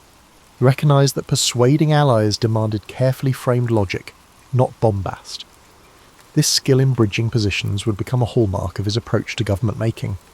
Meanwhile, as the Revolutionary War inched toward an uncertain end, he advocated vigorously for stable funding for the Continental Army. The near mutiny of unpaid troops underscored the systemic weaknesses. He concluded that without a robust federal structure, the new states risked fracturing into petty fiefdoms. After the war ended in 1783, with the Treaty of Paris securing independence, the deeper test began: how to organise a functioning union. Madison returned to Virginia's politics, helping shape the state's statutes, but he never lost sight of the broader question about forging a stronger national framework. During this period, he grew close to Thomas Jefferson, then serving as minister to France. Their correspondence soared with intellectual synergy, exchanging ideas on liberty, religion, agrarian ideals, and architecture. Jefferson's radical theories about the tyranny of old Europe combined with Madison's more measured instincts. The pair formed a dynamic partnership crucial to the next stage of constitutional debate. In 1786, a meeting in Annapolis aimed to address commerce disputes among states. Madison championed the notion that commercial harmony demanded unified regulations. Attendance was sparse, but the delegates present, including Alexander Hamilton, recommended a grander convention for a thorough revision of the Articles. The seeds for the 1787 Constitutional Convention were sown. Madison, with unwavering conviction, busied himself in a flurry of pre-convention research. He studied ancient confederacies, Greece, the Holy Roman Empire, Swiss cantons, composing a Notes on Ancient and Modern Confederations. This comparative study guided him to see how partial alliances often collapsed under disunity. When the Philadelphia Convention commenced in May 1787, Madison arrived armed with a plan. He had penned the Virginia Plan, advocating a strong central government with a bicameral legislature, an executive, and a judiciary. The plan, introduced by Edmund Randolph, formed the blueprint for the delegates' debates. Madison's systematic approach, he anticipated objections and had reasoned counters, made him an intellectual pivot. Yet compromises were inevitable. The smaller states objected, pushing for equal representation in at least one legislative chamber. The final solution, the Great Compromise, gave each state equal Senate representation and population-based House representation. Madison found that compromise unsatisfying but recognised it as essential for unity. Another point of contention was slavery. Madison personally disdained the moral contradiction, but recognised the deep rifts it created. He opposed a federal ban on the slave trade at that juncture, acknowledging that southern states might bolt if threatened. The convention's final text, in effect, postponed the question. This stance would later stir conflicting feelings in Madison. He wanted a rationally consistent republic, but saw the necessity of short-term concessions to secure overall support. Meanwhile, the 3/5 compromise about counting enslaved people for representation was hammered out, a deeply fraught measure that would sow seeds of future national crises. In September 1787, after months of debate, Madison signed the Constitution. Despite its imperfections, Madison saw the Constitution as a significant improvement over the weak Articles. Yet forging the document was one step, persuading states to ratify it was another. Madison teamed with Hamilton and John Jay to write the Federalist Papers, published under the pseudonym Publius. In these essays, Madison's most well-known contributions, Federalist No. 10 and No. 51, focused on managing factions and instituting mechanisms of check and balance. He argued that an extensive republic would guard against tyranny by ensuring no single faction dominated. This line of reasoning swayed skeptics, demonstrating that a new national government could combine stability with personal liberties. Ratification success came in 1788. Madison's clarity of thought had played a major role in securing enough states' approval, yet critics demanded enumerated safeguards for individual rights. Aware of anti-federalist fears, Madison publicly pledged to add a Bill of Rights once the new government convened. His reputation soared as a champion of reasoned persuasion. By 1789, the Constitution took effect, and Madison found himself elected to the new House of Representatives, primed to finalise the protective measures he had promised. Having largely established the Republic's structural blueprint, Madison's next task was to safeguard the liberties that the revolutionary generation had sacrificed so much for. In the first Congress under President George Washington, James Madison took centre stage, drafting amendments to the Constitution, fulfilling his Bill of Rights promise. Many anti-federalists had demanded explicit safeguards for speech, religion, assembly, and due process. Madison sifted through over 200 suggestions from state-ratifying conventions. His approach balanced enumerating fundamental liberties while ensuring the new government's integrity remained intact. By late 1791, the first 10 amendments were ratified, codifying freedoms crucial to the national ethos. This moment cemented Madison's reputation as a principal architect of American liberty, though debates continued about the precise scope of these rights. Even as he championed the Bill of Rights, Madison found himself in friction with Treasury Secretary Alexander Hamilton. Hamilton's financial program, the federal assumption of state debts, a national bank, and protective tariffs clashed with Madison's preference for decentralized fiscal power. At the onset, Madison and Hamilton had been allies in ratifying the Constitution, but once the new system functioned, ideological rifts arose over how strong the central government should be in shaping economic life. Madison believed Hamilton's approach skewed too far toward commerce elites, risking a quasi-aristocracy. Their congressional debates presented two emerging visions for America, laying the groundwork for the initial party split. This political cleavage deepened with foreign affairs. The French Revolution erupted in 1789, initially hailed by many Americans, including Madison, as a sister movement echoing the spirit of '76. But as France slipped into revolutionary bloodshed, Hamiltonians urged caution. They believed forging close ties with Britain, a stable trading partner, was paramount. Jefferson and Madison favoured supporting the French Republic diplomatically. This tension culminated in the formation of two factions, the Federalists, led by Hamilton, and the Democratic Republicans, spearheaded by Jefferson and Madison. The press took sides, with scathing editorials labelling Federalists as pro-monarchy stooges or Republicans as French stooges. By the mid-1790s, Madison's oratory sharpened. He and Jefferson co-authored the Virginia and Kentucky Resolutions, 1798 to 1799, condemning the Federalist-controlled Congress's Alien and Sedition Acts. Those acts clamped down on immigrants and criminalized criticisms of government. The resolutions advanced a novel concept. States could nullify unconstitutional federal laws, although this stance rattled the notion of federal supremacy. It resonated with many who saw the Sedition Act as a gross overreach. The matter never reached a constitutional crisis, but it planted the seeds of the states' rights argument that would reappear in later controversy. During this period, Madison's personal life also evolved. In 1794, he married Dolly Payne Todd, a vivacious widow known for her social acumen. She brought a warmth and flair to Madison's somewhat reserved persona, soon becoming a key figure in Washington's political society. Hosting gatherings, she bridged partisan divides with charm, turning the Madison Circle into an informal centre for building alliances. The couple never had children of their own, but Dolly's son from her first marriage lived with them, weaving a family dynamic that anchored Madison amid the swirling political storms. As the turn of the century arrived, Federalist dominance waned. John Adams's presidency faced backlash over the Alien and Sedition Acts and unpopular conflict with France. In the election of 1800, the Democratic Republicans triumphed, propelling Thomas Jefferson to the presidency. Madison became Jefferson's Secretary of State, a role in which he oversaw foreign policy during a delicate juncture.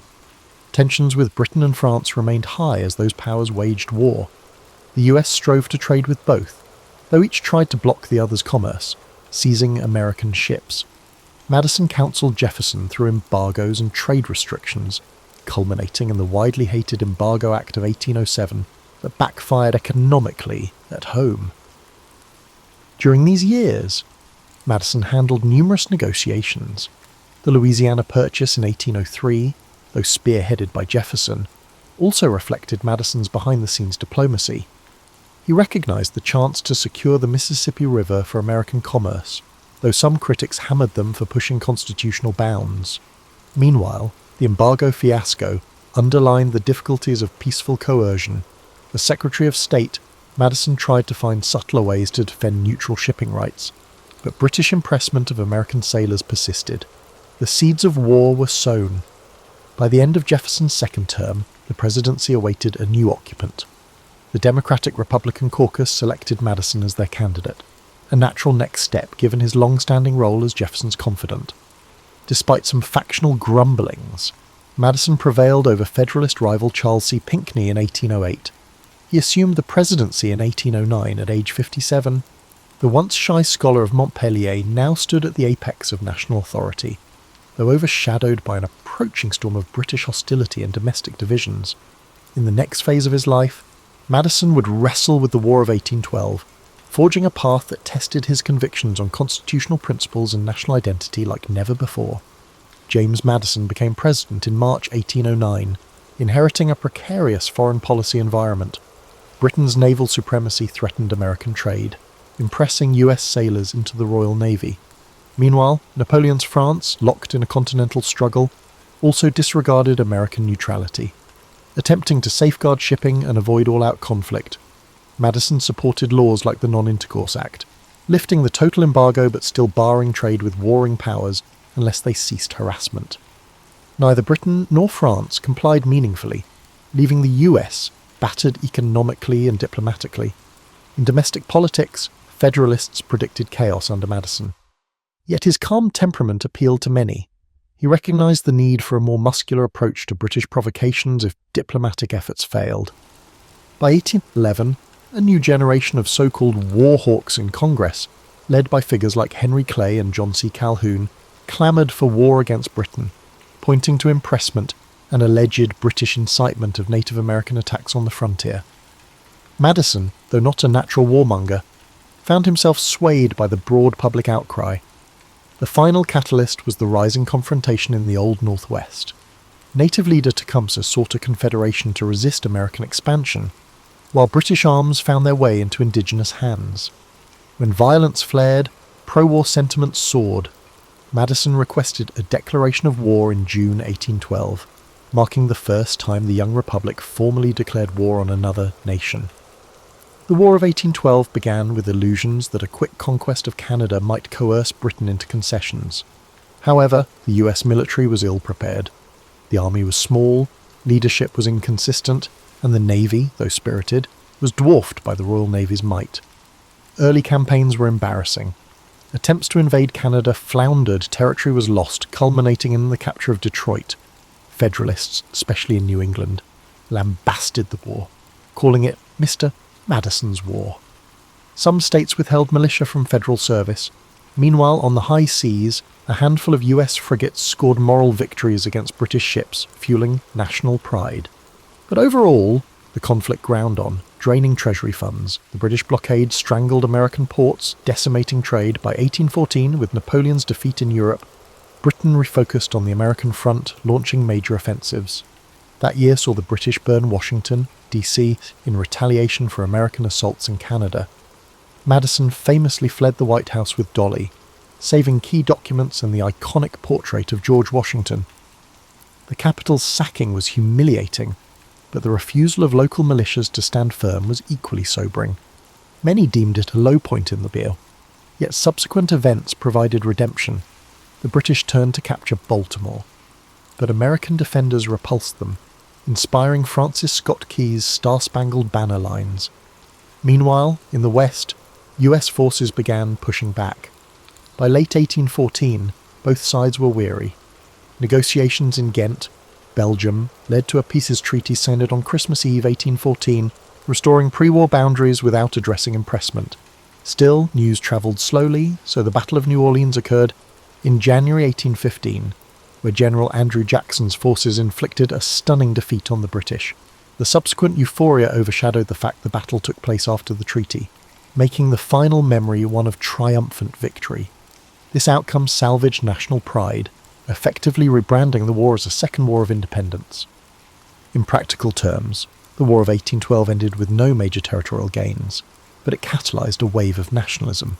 The Federalist Party, which had opposed the war, never recovered from accusations of disloyalty spurred by the Hartford Convention, where some New England delegates discussed secession or radical constitutional changes. Thus, Madison left the presidency in 1817, presiding over a newly re-energised sense of national unity, though behind the scenes, sectional rivalries still brewed. He was also known as the last of the Virginia dynasty, after serving 2 terms, succeeded by James Monroe. Reflecting on the conflict, Madison admitted the war's impetus was as much about national honour as about maritime rights. He believed the fiascos early on revealed the necessity for better national defence, a well-organised financial system, and a sense that the states must unify behind federal decisions and crises. While the war was no triumphant conquest, the ephemeral surge in patriotism gave him a measure of vindication. With the crisis concluded, he and Dolly prepared to retire to Montpelier. The swirling fervour, from burning capitals to celebratory parades, receded as normal life resumed. By 1817, Madison was physically exhausted but proud that the Republic endured. He recognised new challenges loomed: territorial expansion, the spread of cotton-based slavery, and the rancour of sectional politics. Yet for the moment, the illusions of a robust union overshadowed deep divisions. The era of good feelings dawned under Monroe, and Madison could claim that, for better or worse, he had guided the Republic through the fiery test of war. His next years, spent in relative quiet, offered a vantage from which he would continue shaping American political thought through his letters and involvement in key national debates. When James Madison retired to Montpelier in 1817, he might have expected a peaceful retirement. He was 65, had steered the nation through war, and left office with the Democratic-Republican Party dominant.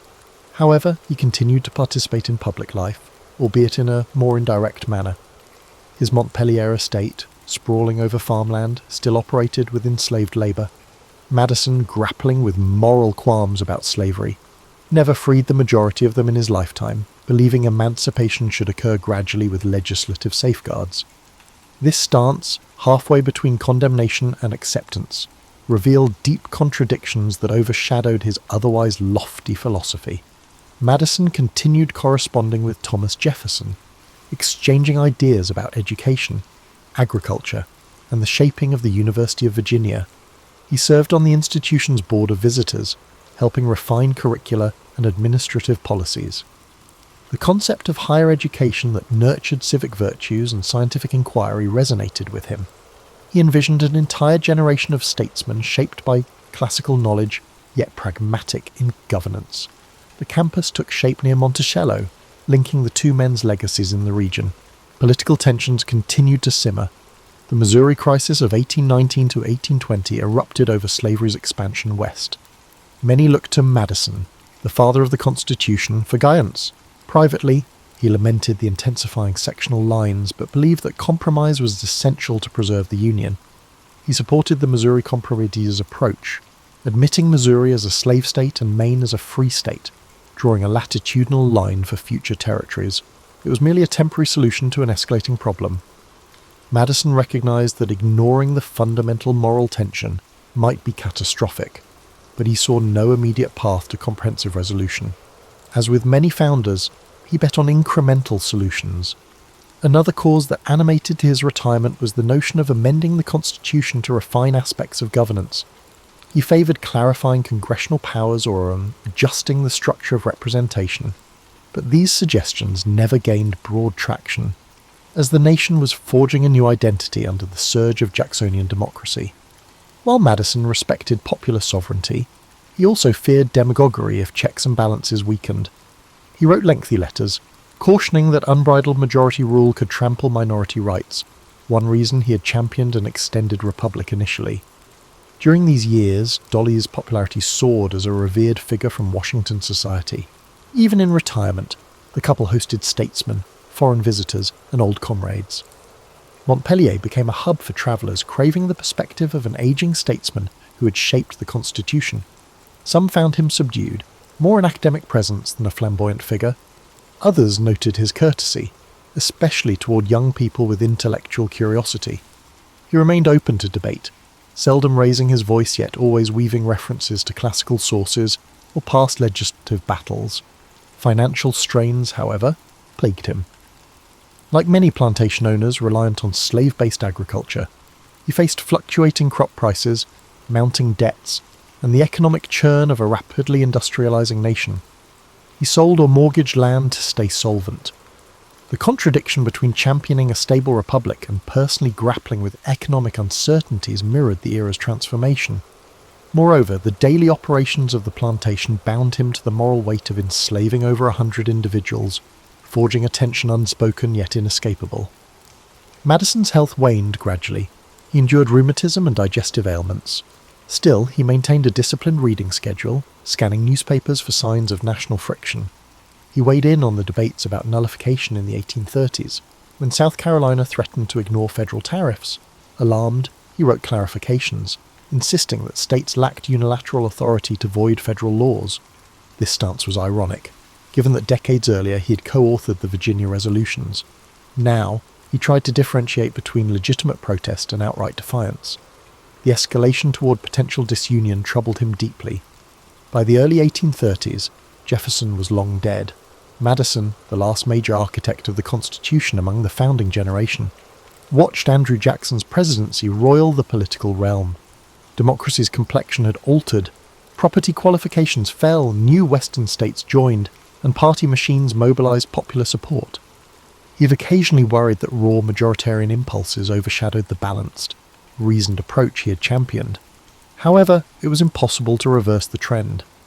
He acknowledged that every generation would interpret the Constitution differently.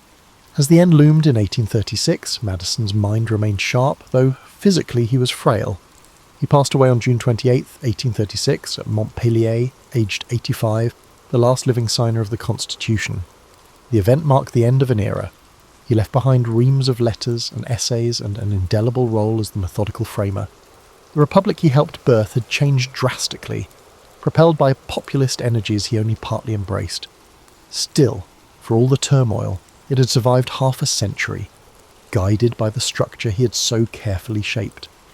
His final rest concluded a life bridging revolutionary fervour and the complexities of a young but expanding nation. After James Madison's death, public memory swiftly lionized him as the father of the Constitution, yet the immediate 19th century saw only sporadic references to his intellectual achievements. The spotlight often went to Washington's military leadership or Jefferson's flair. In Virginia, admirers recognized him as a thoughtful statesman overshadowed by flamboyant peers. Outside the region, his image was comparatively muted. The Civil War overshadowed the mid-19th century, forcing issues of union versus states' rights to the forefront. Madison's nuanced approach to balancing federal and state powers gained fresh scrutiny during that conflict, with both sides citing elements of his writings to bolster their arguments.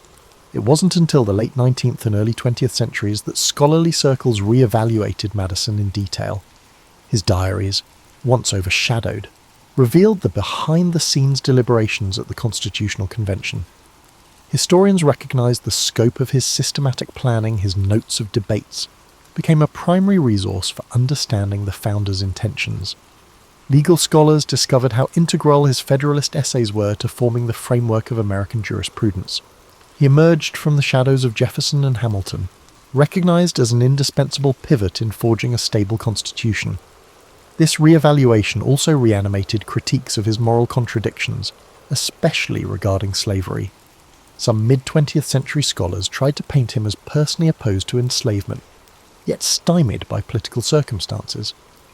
More recent historians, however, note that while he found slavery distasteful, he actively benefited from it throughout his life, never fully championing emancipation. That gap in moral conviction darkens the legacy of a man who otherwise championed individual liberty. The question arises, how could the principal author of the Bill of Rights remain complicit in human bondage? This tension forms a pivotal aspect of modern interpretations, reminding us that brilliance in political design doesn't negate ethical blind spots. Another dimension of renewed interest focuses on Madison's partnership with Dolly. Historians highlighted how her sociable presence helped unify fractious politicians, forging the White House or other receptions into spaces for bridging partisan divides. While overshadowed by the flamboyance of, say, a John Adams or the grandeur of Washington, the Madisons offered a sense of Republican elegance, with Dolly's hospitality matching James's intellect. In the early 19th century, visitors often left with a sense that the President and First Lady were forging a new style of leadership, less monarchical pomp, more approachable refinement. In legal circles, the Supreme Court under Chief Justice John Marshall gradually shaped constitutional interpretation in ways that arguably extended beyond Madison's original blueprint. Cases like Marbury v. Madison ironically enshrined the concept of judicial review, which was not explicitly detailed in the Constitution. Madison's name was attached to the case, though in that instance, he was the official who refused to deliver a judicial appointment, sparking the lawsuit. The ruling gave the judiciary the final say on constitutional matters, which might have surprised Madison, as he championed legislative dominance in some writings. Yet the evolution continued, and the living constitution adapted in directions possibly beyond even Madison's foresight. Into the 20th century, major anniversaries, the bicentennial of the Constitution, for instance, amplified Madison's place in public consciousness. Speeches recast him as the quiet genius, ensuring no single branch of government overshadowed the others. In an era dominated by large-scale political parties and global power structures, some admired his conviction that extended republics control factionalism. Others found his view naive, pointing to the intense polarizations of modern politics. Even so, the blueprint of checks and balances persists, credited to Madison's systematic approach.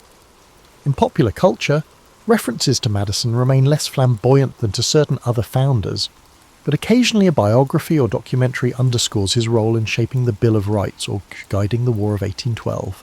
Montpellier, after extensive restoration, now stands as a museum site.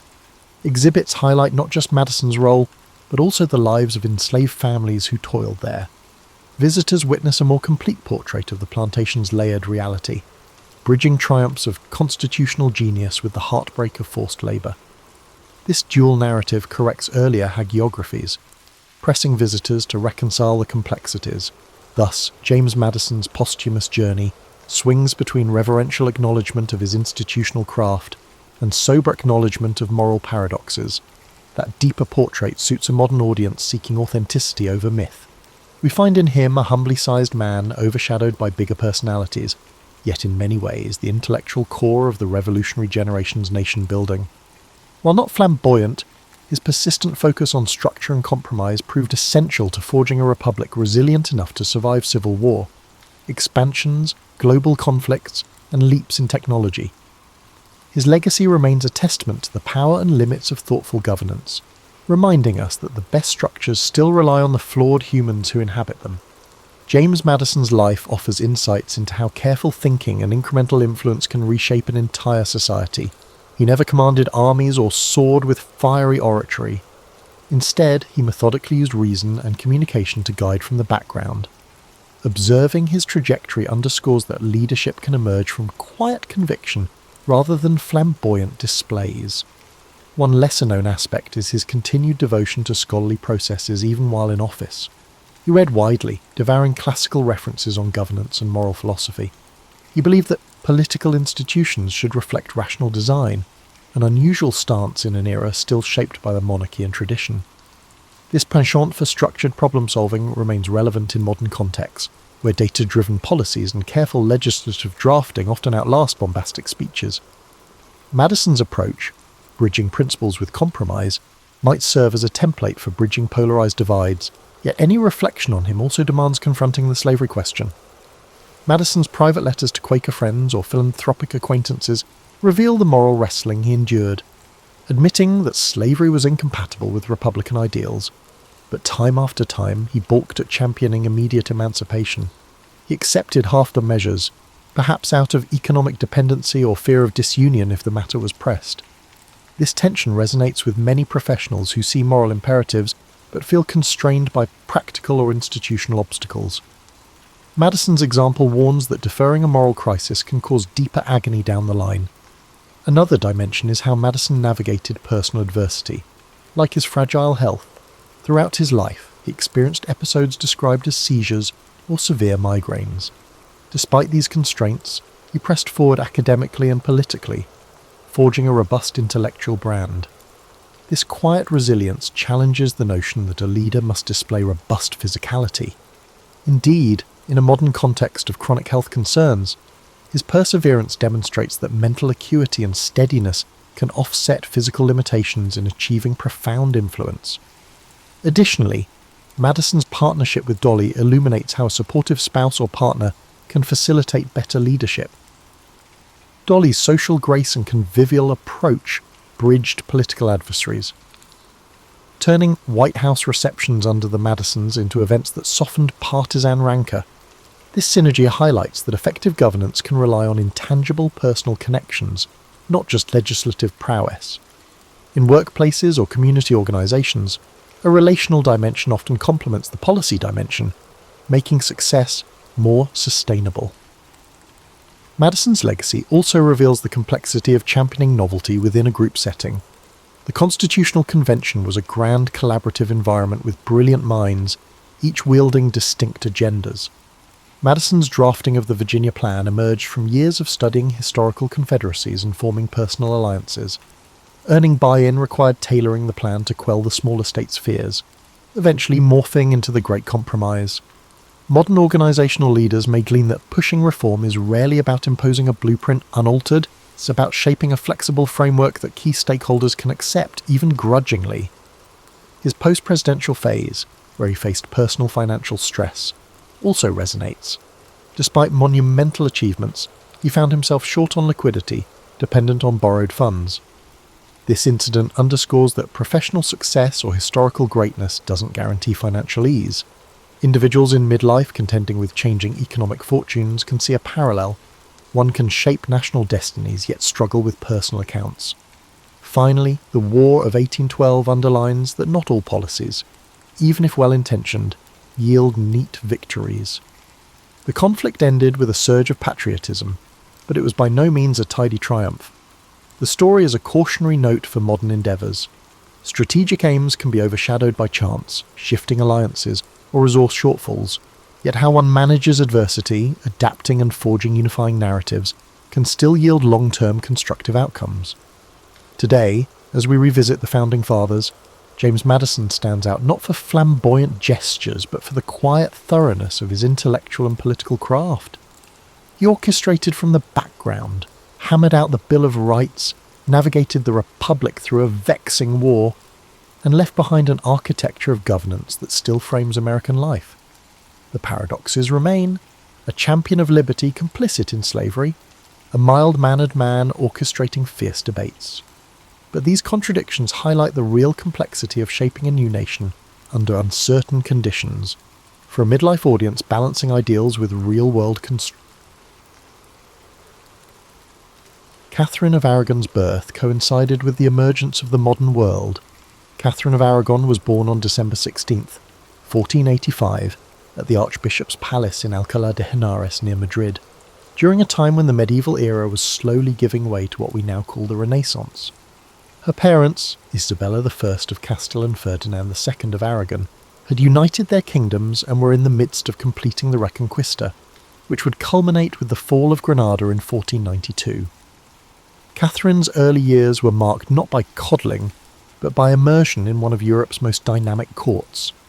While most historical accounts focus on her later marriage to Henry VIII, Catherine's formative years in Spain reveal a woman groomed for far more than matrimony. Her mother, Isabella, ensured Katherine received an education that surpassed what most royal daughters could expect. The tutelage of Alessandro Geraldini and the humanist Antonio Geraldini gave her fluency in multiple languages, including Spanish, Latin, French, and Greek. She studied canon and civil law, genealogy, heraldry, and history, subjects typically reserved for male heirs. Catherine's childhood unfolded against the backdrop of her parents' military campaigns against the Moorish kingdom of Granada. Rather than shielding their children from state affairs, Isabella and Ferdinand brought them along. At age 6, Katherine found herself in the military encampment at Santa Fe outside Granada, watching as the last Muslim ruler in Spain surrendered to her parents. The same year, a Genoese explorer named Christopher Columbus secured funding from her parents for a westward expedition that would forever change world history. What distinguished Catherine's upbringing from that of other royal daughters was her mother's insistence that she understand the mechanics of governance. Isabella of Castile was no ornamental queen, but ruled in her own right. Under her example, Catherine observed council meetings, diplomatic receptions, and looked into the delicate dance of statecraft. Her mother's confessor, the reforming Cardinal Jimenez de Cisneros, instilled in her a devout but intellectually rigorous Catholicism that emphasised personal piety alongside institutional reform. By age 15, Catherine had absorbed more practical knowledge of rulership than most royal sons twice her age. Yet the Spanish court that shaped her remained largely invisible in later English accounts, which preferred to cast her as a passive victim of Henry VIII's marital machinations rather than acknowledge the sophisticated political actor who arrived on English shores. When Catherine sailed from Spain in 1501, she brought with her not just a trousseau and dowry, but a distinctly Iberian world-view. Her household included 50 Spanish attendants, including her lady-in-waiting, Doña Elvira Manuel, who would serve as both companion and cultural bridge. These Spaniards brought with them customs and practices that would seem alien to English courtiers, different standards of personal hygiene, so Spaniards bathed more frequently than the English, different dining habits, and different musical traditions. The journey itself, frequently reduced to a footnote in historical accounts, proved harrowing. Records from her fleet commander, Admiral Don Pedro de Ayala, reveal that Catherine's ship nearly sank in a ferocious Bay of Biscay storm. For 3 days, the princess remained in her cabin praying while waves threatened to overturn the vessel. When land was finally sighted, Catherine insisted on recording her impressions of her new country. Her letters home described the English countryside as verdant but melancholy, and noted the curious custom of commoners approaching the royal party to present petitions directly, something unthinkable in the more rigid Spanish court hierarchy. What awaited her in England was not her future husband, Henry, but his brother Arthur, Prince of Wales, a slender 15-year-old whose frail health stood in stark contrast to Catherine's robust constitution. Their first meeting at Dogmersfield in Hampshire became legendary for Catherine's insistence on Spanish protocol despite English objections. When the Earl of Surrey demanded to see her face before she proceeded to London, Catherine refused, maintaining that only her betrothed would first glimpse her uncovered countenance, a stance that revealed both her adherence to Spanish custom and her early determination to assert herself in an unfamiliar land. The death of Arthur, Prince of Wales, in April of 1502 at Ludlow Castle, transformed Katherine of Aragon's trajectory in ways that conventional narratives often simplify. The 17-year-old widow faced not just grief but a political quagmire that would shape the next 7 years of her life. While history has primarily cast these as years of passive waiting, Catherine's correspondence reveals a young woman actively navigating the treacherous waters of international diplomacy. Arthur's death threw Catherine into what historians have called diplomatic purgatory. She was neither fully English nor free to return to Spain. Her father-in-law, Henry VII, refused to return her substantial dowry, 200,000 crowns, an enormous sum that would equal millions in today's currency. Meanwhile, her father, Ferdinand, was equally reluctant to fund her return home without the dowry. Catherine found herself essentially stranded in a foreign country whose language she was still mastering. During these limbo years, Catherine resided primarily at Durham House in London, where her income was progressively reduced by Henry VII's parsimony. By 1505, her situation had deteriorated to such an extent that she wrote to her father, "I am in debt in London. I am struggling to find a way out." Court records show that she was forced to pawn personal items, including gold vessels from her table service, to pay her servants' wages. While traditional accounts paint the aftermath as a period of powerless victimhood, Catherine's letters reveal sophisticated financial strategizing as she managed to maintain a household of 30 servants despite these constraints. What's rarely discussed is that Catherine's widow years coincided with the most tumultuous period in Castilian politics since her mother's accession.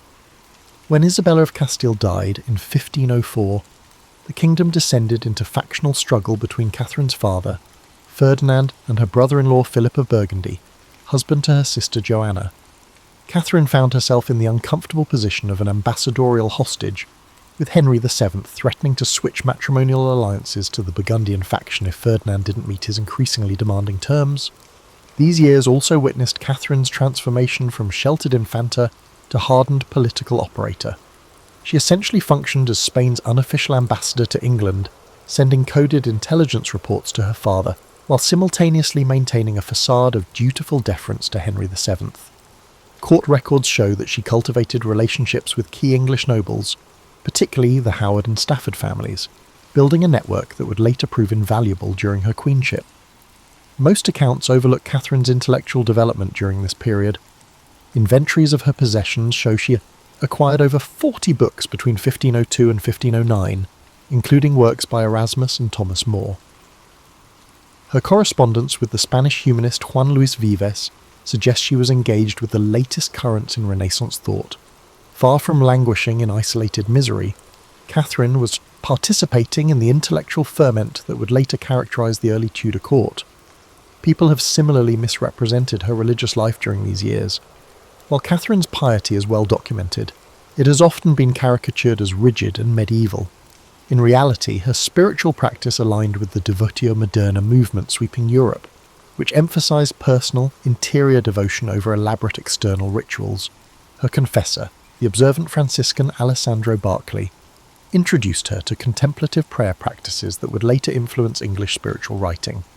Catherine's relationship with the young Prince Henry, later Henry VIII, during this period deserves re-examination.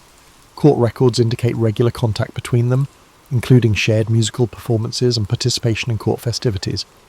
The future king, 6 years her junior, appears to have genuinely enjoyed Catherine's company, particularly her knowledge of Spanish literature and her skill at the virginals, a keyboard instrument she had mastered.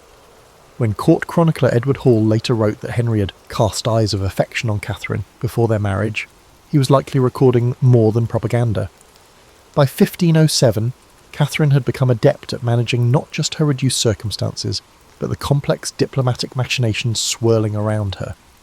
When Henry VII attempted to create a pretext for breaking the betrothal by demanding Catherine confess whether her marriage to Arthur had been consummated, she outmanoeuvred him with a carefully worded response that satisfied Spanish honour, while preserving the possibility of marriage to the younger Henry.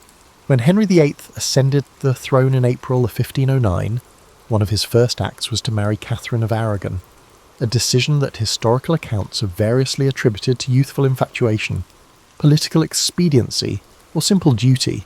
However, contemporary sources reveal a more nuanced reality. The 18-year-old King's Council was initially divided on the match, with some favouring a French alliance instead. Henry's decision to marry Catherine represented his first significant assertion of royal will against advisory opinion, a pattern that would characterise his reign. Catherine's transformation from marginalised widow to queen consort was swift and deliberate. Their joint coronation on June 24th, 1509, broke with tradition by according Catherine equal ceremonial prominence with Henry. She insisted on wearing her hair loose, a Spanish symbol of virginity, to publicly emphasise that her first marriage was unconsummated. Londoners, treated to pageants portraying Dame Catherine as the embodiment of truth triumphing over adversity, understood the symbolism. The early years of Catherine's queenship reveal a woman whose political influence extended far beyond conventional narratives that focus exclusively on her reproductive struggles. As early as 1510, diplomatic correspondence shows Catherine serving as an informal member of the King's Council, particularly on matters relating to Spanish and Imperial relations. The Venetian ambassador reported with surprise that the Queen attends all council meetings and exerts considerable influence. Perhaps Catherine's most overlooked contribution to Tudor governance came in 1513, when Henry appointed her Governor of the Realm and Captain General of the Armed Forces during his absence in France. This regency granted Catherine powers that went beyond ceremonial authority.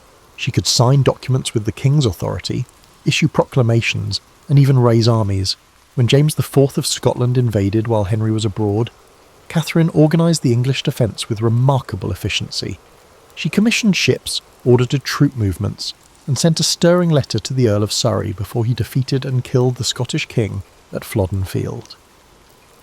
After the victory, Catherine sent James's bloodied coat to Henry in France as a battle trophy, writing with martial pride that she would have sent the king's body too, but English soil would not bear a traitor's burial. This action, rarely emphasised in popular accounts, demonstrates Catherine's embrace of Tudor political culture and her evolution from Spanish infanta to English queen. Catherine's domestic policy during her regency revealed priorities that would shape her later patronage. She issued orders relaxing enforcement of sumptuary laws that disproportionately punished working-class women for dressing above their station. Court records indicate she personally intervened in at least 14 cases where women faced prosecution under these statutes, arguing that female industry shouldn't be penalised by archaic restrictions. Her intellectual patronage has been similarly underappreciated. While Henry VIII is remembered for his sporadic support of humanism, Catherine maintained more consistent relationships with leading scholars. She commissioned translations of devotional texts from Spanish into English, supported Richard Hurdy's arguments for women's education, and maintained correspondence with Erasmus, who dedicated his commentary on the Gospel of Matthew to her. When Juan Luis Vives published The Education of a Christian Woman in 1523, he acknowledged Catherine's influence on his thinking about female intellectual capacity. Catherine's queenly authority extended to cultural diplomacy as well. She introduced Spanish theatrical traditions to the English court, particularly the morality plays known as autos sacramentales. Court records document her commissioning performances that blended English and Spanish performance styles, creating hybridized entertainments that historian Sidney Anglo has termed the first truly cosmopolitan court culture in English history. Even her religious patronage defies simple characterization. While Catherine's Catholicism was sincere, she advocated for church reforms that aligned with humanist critiques. She supported Cardinal Wolsey's suppression of corrupt monasteries nearly 2 decades before Henry's more famous dissolution. Edward Lee, the reformist scholar who served as her personal chaplain, delivered sermons that criticised clerical abuses while upholding orthodox doctrine, a delicate balance that mirrors Catherine's own complex religious beliefs. By 1525, before the divorce crisis erupted, Catherine had constructed a queenly identity that skillfully balanced her Spanish heritage with her adopted English role. She wore English fashions but maintained Spanish eating habits. She spoke English fluently but continued to write personal devotions in Spanish. She honoured English Sacerdotes saints while introducing Spanish religious customs like the 40-hour devotion. This cultural hybridity made her popular with both courtiers and commoners, who affectionately called her Queen Caterina, in a blend of her Spanish name and English title. The unravelling of Catherine's marriage to Henry VIII, who was euphemistically called the King's Great Matter, has traditionally been presented as a contest between an increasingly desperate king and a stubbornly principled queen. This narrative, while not entirely false, obscures the sophisticated legal battle Catherine waged to defend her position. Far from being a passive victim of Henry's machinations, Catherine mounted a defence that utilised every legal and diplomatic weapon at her disposal.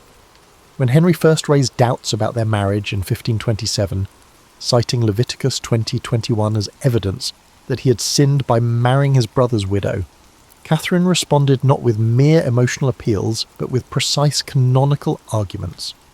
Her initial legal position rested on 3 points: that her marriage to Arthur had never been consummated, that Pope Julius II's dispensation had specifically addressed and overridden any impediment, and that the passage in Leviticus was contradicted by the levirate principle in Deuteronomy 21:5, which actually commanded a man to marry his brother's widow.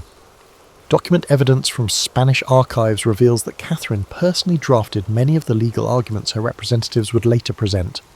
Her annotated copy of the decretals, papal legal pronouncements, shows her meticulous research into precedent cases. She identified 13 prior instances where papal dispensations for affinity had been granted and never subsequently revoked, creating a legal pattern that strengthened her case. Catherine's legal team, assembled through her personal connections rather than royal resources, represented an impressive coalition of canonical expertise.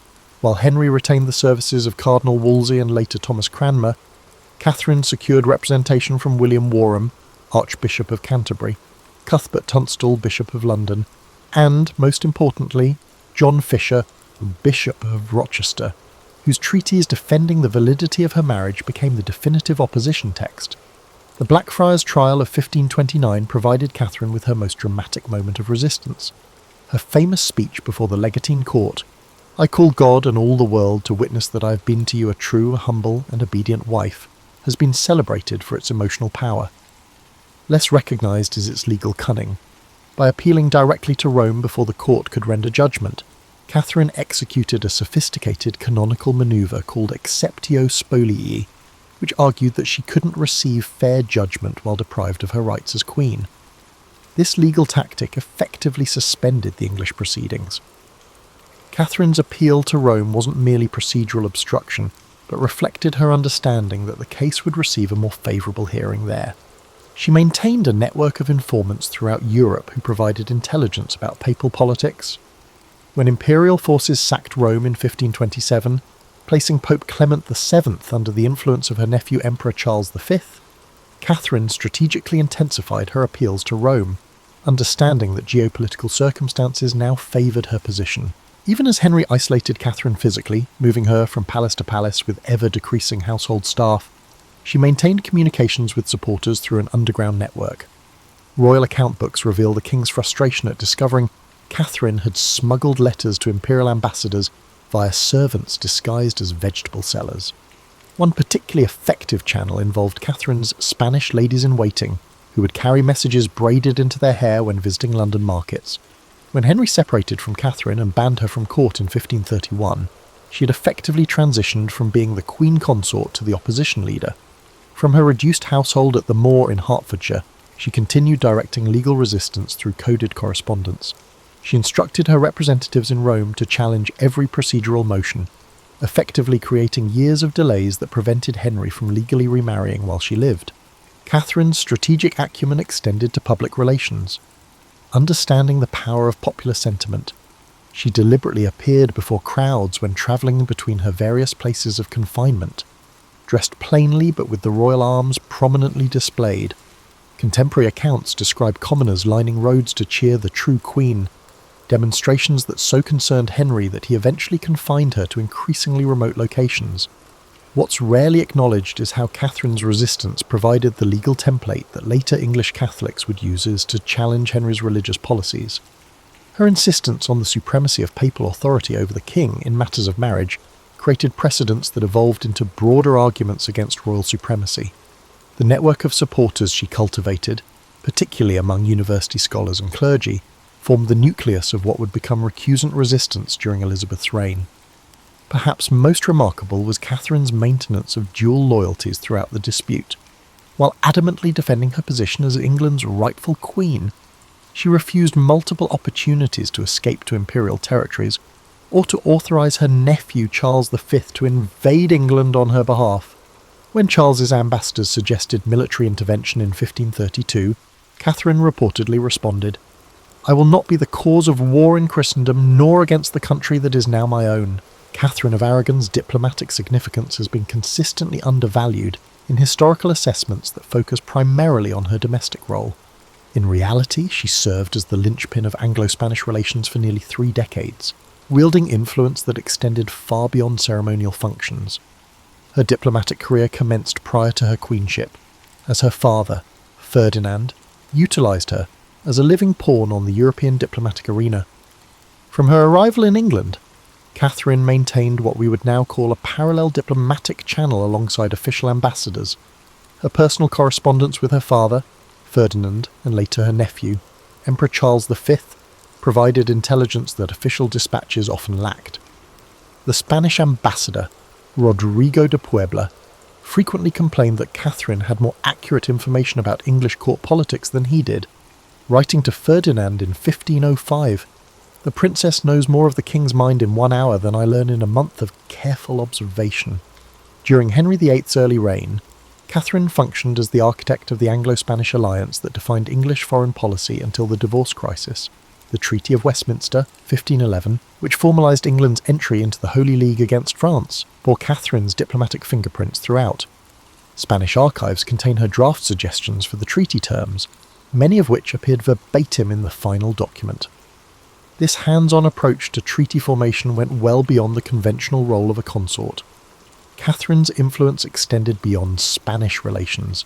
She maintained regular correspondence with her sister Joanna in Castile, her nephew Charles in the Low Countries, and her niece Isabella in Denmark, creating a familial intelligence network spanning Europe. When Margaret of Austria, regent of the Netherlands, needed her to communicate sensitive information to England without alerting French spies, she often routed messages through Catherine rather than formal diplomatic channels.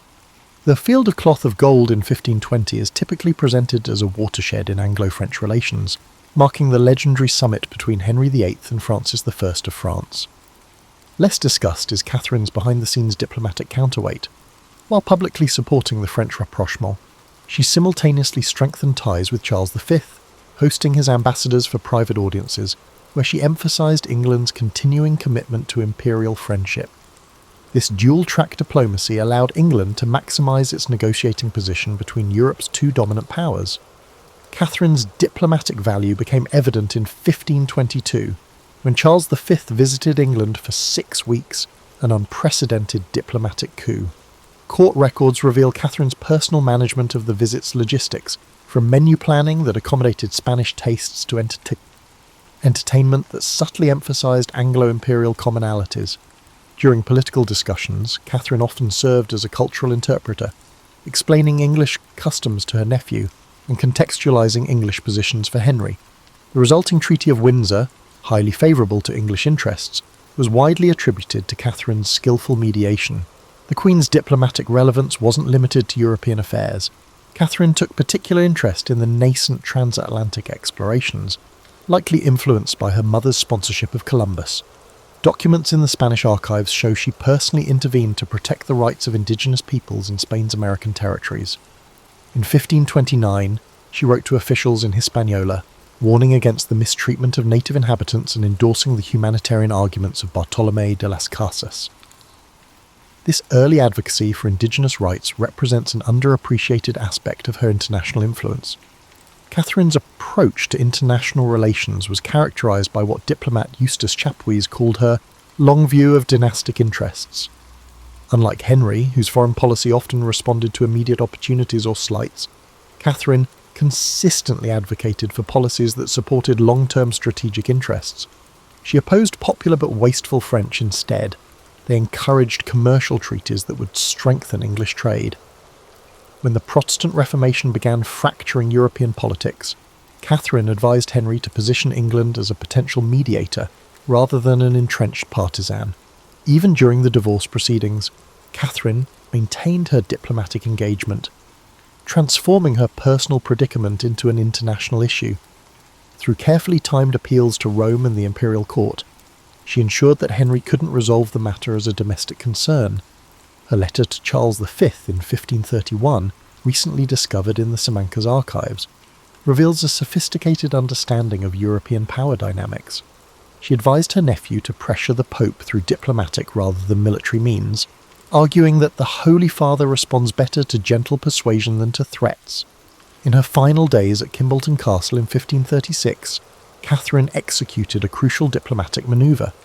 Understanding that her death would reshape Anglo-imperial relations, she dictated letters to both Henry and Charles V that emphasised reconciliation rather than recrimination. To Henry, she reaffirmed her love despite their differences. To Charles, she explicitly requested he maintain peaceful relations with England. This final diplomatic act reflected her lifelong balancing of loyalties to her native and adopted countries. Perhaps the clearest evidence of Catherine's diplomatic significance came after her death, when Anglo-imperial relations rapidly deteriorated without her moderating influence. Within months, Henry faced increasing hostility from Charles V, culminating in an imperial-papal alliance that threatened England with invasion. The diplomatic architecture Catherine had maintained for decades collapsed in her absence, revealing how central she had been to England's international standing. Katherine of Aragon's cultural patronage established patterns that would define the Tudor Renaissance long after her death. Yet this aspect of her legacy remains curiously underexplored. Unlike the spectacular but sporadic patronage of Henry VIII, Catherine's cultural investments were systematic and transformative, particularly in education, literature, and the textile arts. Her vision helped shift English court culture from its medieval foundations toward Renaissance humanism. Education stood at the centre of Catherine's patronage strategy. In 1523, she established the Queen's Scholarships at St John's College, Cambridge, which specifically funded students focusing on Greek and Latin classics. University records indicate that 27 scholars benefited from these grants during Catherine's lifetime, including Robert Pember, who later became a leading translator of classical texts. Unlike most contemporary patronage, Catherine's educational funding carried the unusual stipulation that recipients commit to teaching for at least 5 years after completing their studies, creating a multiplier effect for humanist learning. Catherine's commissioning of translations significantly expanded the range of texts available in English. Court payment records document her sponsorship of at least 14 translation projects, including the first English versions of Seneca's moral essays and portions of Plutarch's Lives. Her most significant literary commission came in 1516, when she engaged Juan Luis Vives to write De Institutione Feminae Christianae, on the education of a Christian woman, which argued for women's intellectual capabilities at a time when female education remained controversial. Catherine ensured the work was quickly translated into English and distributed to noble households with daughters. The education of her daughter Mary reflected Catherine's pedagogical principles. She recruited humanist scholars like Thomas Linacre and Richard Pace as tutors, developing a curriculum that mirrored those of male heirs. Mary's education included not just traditional female accomplishments, but also Greek, Latin, astronomy, architecture, and governance, subjects typically reserved for male education. This educational program became influential beyond the royal family. Inventories from noble households show increased acquisition of classical texts for daughters after Catherine established this precedent. Catherine's textile patronage transformed English decorative arts. Spanish embroidery techniques, particularly blackwork, black silk on the white linen, sometimes called Spanish work, gained prominence through Catherine's workshop. Her household accounts show she employed over 20 professional embroiderers at its peak, producing works that combined Spanish techniques with English motifs. Surviving examples in the Victoria and Albert Museum demonstrate this distinctive hybrid style, which remained influential in English decorative arts for generations. Liturgical arts received particular attention in Catherine's patronage portfolio. She commissioned illuminated manuscripts from both Spanish and English workshops, creating opportunities for cross-cultural artistic exchange. The Katherine of Aragon prayer book, now in the British Library, exemplifies this fusion, with Spanish-influenced illumination techniques applied to English devotional texts. Catherine also commissioned altar furnishings that introduced Spanish liturgical aesthetics to English churches, including embroidered antependiae, altar frontals, that incorporated pomegranate motifs, her personal emblem, into traditional English church decoration. Musical funding revealed Catherine's cosmopolitan tastes. She introduced Spanish musicians to the English court, including the composer Juan de Anchieta, whose compositions familiarized English audiences with the unique polyphonic traditions of Iberian sacred music. Court records document her commissioning of motets that blended English and Spanish musical elements.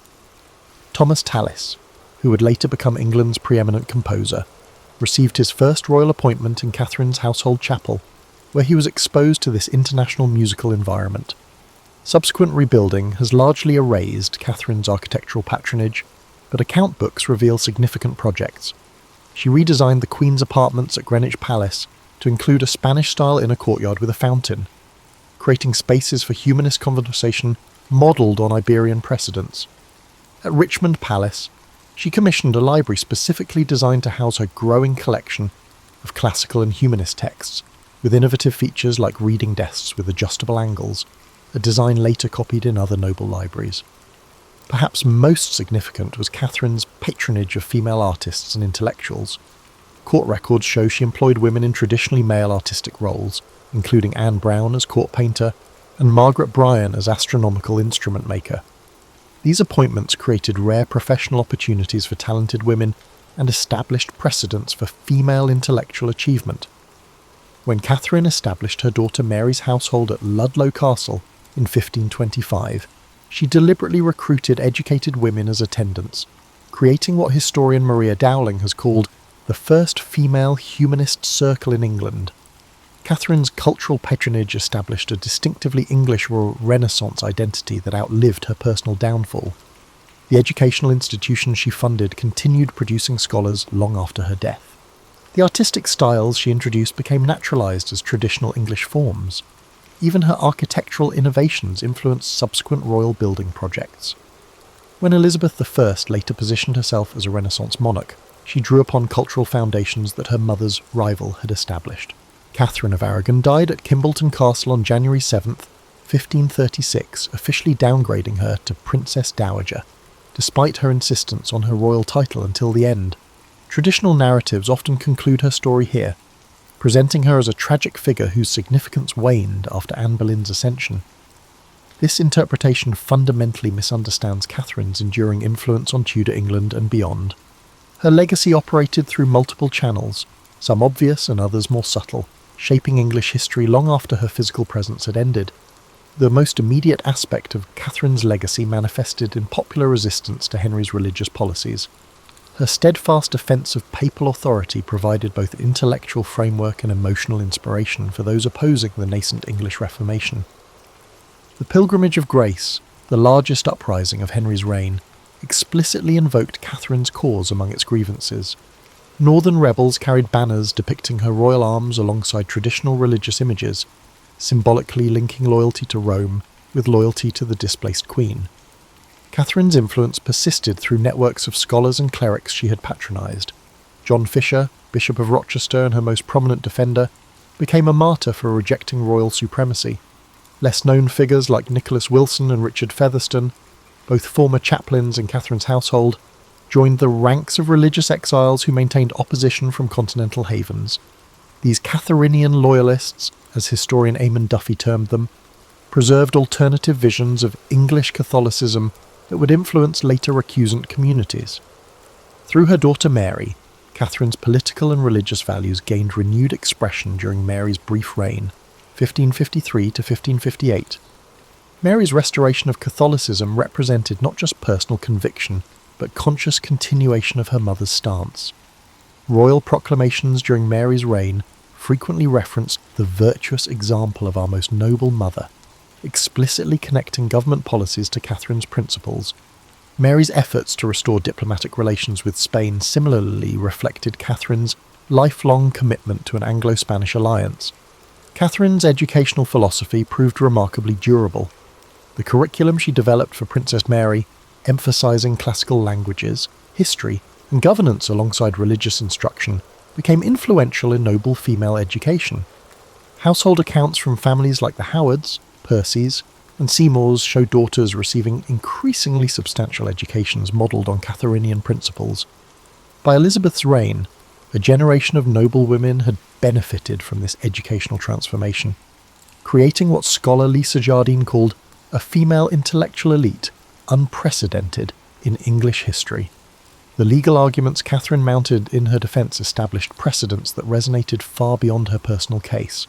Her insistence that valid marriages could not be retroactively invalidated by royal decree established important protections for aristocratic marriages, and by extension, aristocratic property settlements. When Elizabeth I faced parliamentary pressure to clarify the succession in the 1560s, her resistance partly reflected awareness that questioning her parents' marriage would reopen the controversial legal principles Catherine had fought to uphold. Catherine's diplomatic legacy operated in complex ways. While Anglo-Spanish relations deteriorated after her death, the diplomatic networks she had cultivated provided channels for continued communication even during periods of official hostility. Spanish diplomats used contacts they had made in Catherine's home to stay in touch with English Catholics during Edward VI's rule. These unofficial channels proved crucial during Mary's accession crisis in 1553, when Spanish diplomatic support, arranged through Catherine's former ladies-in-waiting, helped secure Mary's throne. In cultural terms, Catherine's influence remained visible for generations. The distinctive blackwork embroidery she introduced remained fashionable throughout the 16th century, with Elizabeth I herself wearing garments decorated in this Spanish work, despite her political opposition to Spain. Architectural elements Catherine had introduced, particularly the enclosed private garden and the humanist study, became standard features in elite English homes. Even her innovations in court ceremony, like the Spanish-influenced reverence that replaced the medieval nebo, persisted as elements of English court protocol. Perhaps most significantly, Catherine established enduring principles of queenship that influenced subsequent royal women. Her example demonstrated that queens could exercise substantial political authority while maintaining popular affection. She proved that consorts could serve as effective diplomatic agents and cultural patrons. Even in adversity, she established that queens possessed distinct rights that could not be arbitrarily revoked. Elizabeth I, despite her complicated relationship with Catherine's memory, adopted many aspects of Catherine's queenly performance, particularly her careful balance of foreign and domestic identities. The culmination of Catherine's legacy arrived with the accession of James I in 1603, which reunited the English and Scottish crowns and restored peaceful relations with Spain. The 1604 Treaty of London, ending nearly 2 decades of Anglo-Spanish conflict, explicitly referenced Catherine's earlier diplomatic work as a model for renewed friendship. When Philip III's ambassador presented James with Catherine's portrait as the diplomatic gift, he symbolically acknowledged what historians have often overlooked, that Katherine of Aragon's vision of England's place in Europe had ultimately prevailed. Catherine's story extended far beyond the divorce crisis that dominates popular perceptions. She was not merely Henry VIII's discarded first wife, but a consequential historical figure whose influence shaped Tudor England in profound and lasting ways. Her legacy encompassed religious principles, educational innovations, diplomatic relationships, legal precedents, and cultural transformations that continued influencing English society long after her death. The true measure of Catherine's historical significance lies not in the marriage that ended, but in the many ways her life's work continued shaping the nation she had adopted as her own, a city reeling from the aftermath of the 30 Years' War. In that era of upheaval, few would have predicted that this sickly, inquisitive child would mature into one of the most versatile minds of the 17th century. His father, Friedrich Leibniz, served as a moral philosophy professor, and though he died when Gottfried was only 6, his library lingered as a silent mentor. The boy, solitary and introspective, roamed among musty volumes, absorbing knowledge both classical and contemporary. Leibniz's early education diverged from the strict rote memorization typical of his age. Largely self-taught, he devoured texts on ancient history, geometry, theology, and logic. He cultivated a fascination with how systems of thought fit together, a prelude to the encyclopedic breadth he would later display. Adolescence found him rummaging in obscure Latin works and assembling his compendium of philosophical snippets. By 14, he had embarked on advanced studies at Leipzig University, an anomaly for someone barely in his teens. This precocious youth carried a restless energy. While classmates regurgitated standard lectures, Leibniz pressed forward with questions of his own. Could there be a universal language of thought, bridging all disciplines? How did geometry and logic intertwine? Professors were both dazzled and unsettled by his challenges to established dogma. Although he soon completed the Bachelor of Philosophy, the faculty, wary of his age and ambition, resisted granting him a doctorate. Undeterred, he shifted to Altdorf University near Nuremberg. There, at 20, he secured a doctorate in law, focusing on how jurisprudence and moral philosophy overlapped. Yet formal degrees were merely stepping stones. Leibniz believed in forging connections among multiple fields. He developed friendships with mathematicians and theologians alike. Already, he envisioned a unifying project, a characteristica universalis, a symbolic logic language that might allow all knowledge to be combined and analysed systematically. His inclination towards systems thinking was not purely academic. The Europe of his youth was torn by religious strife, Catholics and Protestants locked in mutual distrust, and he hoped that reason, carefully deployed, might foster reconciliation. Despite his youth, Leibniz found himself welcomed into aristocratic circles. In 1667, he journeyed to Mainz, securing a position with Johann Philipp von Schönborn, the Elector of Mainz, who recognised the young scholar's potential in legal and diplomatic matters. Leibniz's tasks ranged from drafting political treatises to advising on administrative reforms. He approached them with the same fervour he once poured into library texts. Yet this environment offered more than mere bureaucratic chores. Mainz was a hub of ecclesiastical politics, and Leibniz honed his diplomatic instincts while pondering grand visions of European peace. Around this time he produced one of his first major works, a treatise proposing that France should redirect its territorial ambitions toward Egypt rather than wage war in Europe. Though far-fetched to modern ears, Leibniz framed it as a strategic pivot to reduce Christian infighting. Louis XV never embraced the scheme, but the episode illuminated Leibniz's readiness to merge intellectual creativity with real-world problem-solving. As the 1670s unfolded, his reputation grew. He dabbled in technology, reflecting a curiosity that extended to mechanical inventions. Hearing of Blaise Pascal's arithmetic machine, he designed a more advanced calculating device capable of multiplication and division. This mechanical contraption foreshadowed modern computing, though few recognized its significance at the time. For Leibniz, the device symbolized how logic and calculation might be harnessed to handle practical tasks, transcending philosophical speculation. Throughout these years, he remained an outsider in many respects. He was neither fully ensconced in any single university post, nor fixated on one discipline. Instead, he hopped between courts and libraries, from Mainz to Paris to London, forging correspondences with leading minds. He was simultaneously enthralled by mathematics, legal philosophy, cryptography, theology, and science. By 1672, he ventured to Paris on a diplomatic mission, fueling his love for mathematics as he encountered leading French thinkers. This trip would alter his trajectory, setting the stage for both collaboration and rivalry. Observing new approaches to geometry and analytical methods, he sensed that the realm of numbers held keys to universal truths. Yet the biggest breakthroughs and controversies were still to come. In the swirl of intellectual excitement, Leibniz's distinctive brand of curiosity was primed to reshape the foundations of mathematics and beyond. Leibniz's sojourn in Paris, beginning in 1672, proved transformative. He had expected to negotiate political matters for his employer, the Elector of Mainz, but soon immersed himself in the city's thriving intellectual scene, tutored by the Dutch mathematician Christiaan Huygens. He refined his analytical skills, poring over geometry, astronomy, and new algebraic methods. Paris at the time buzzed with the philosophical daring, hosting salons where Descartes' ideas were dissected alongside gossip on royal intrigues. Leibniz relished this mingling of worldly conversation and scientific debate. He quickly grasped that mathematics was undergoing a profound shift. Huygens introduced him to methods for calculating areas under curves, a fledgling precursor to what would become integral calculus. Fascinated, Leibniz built upon these kernels, striving to formalize a consistent system.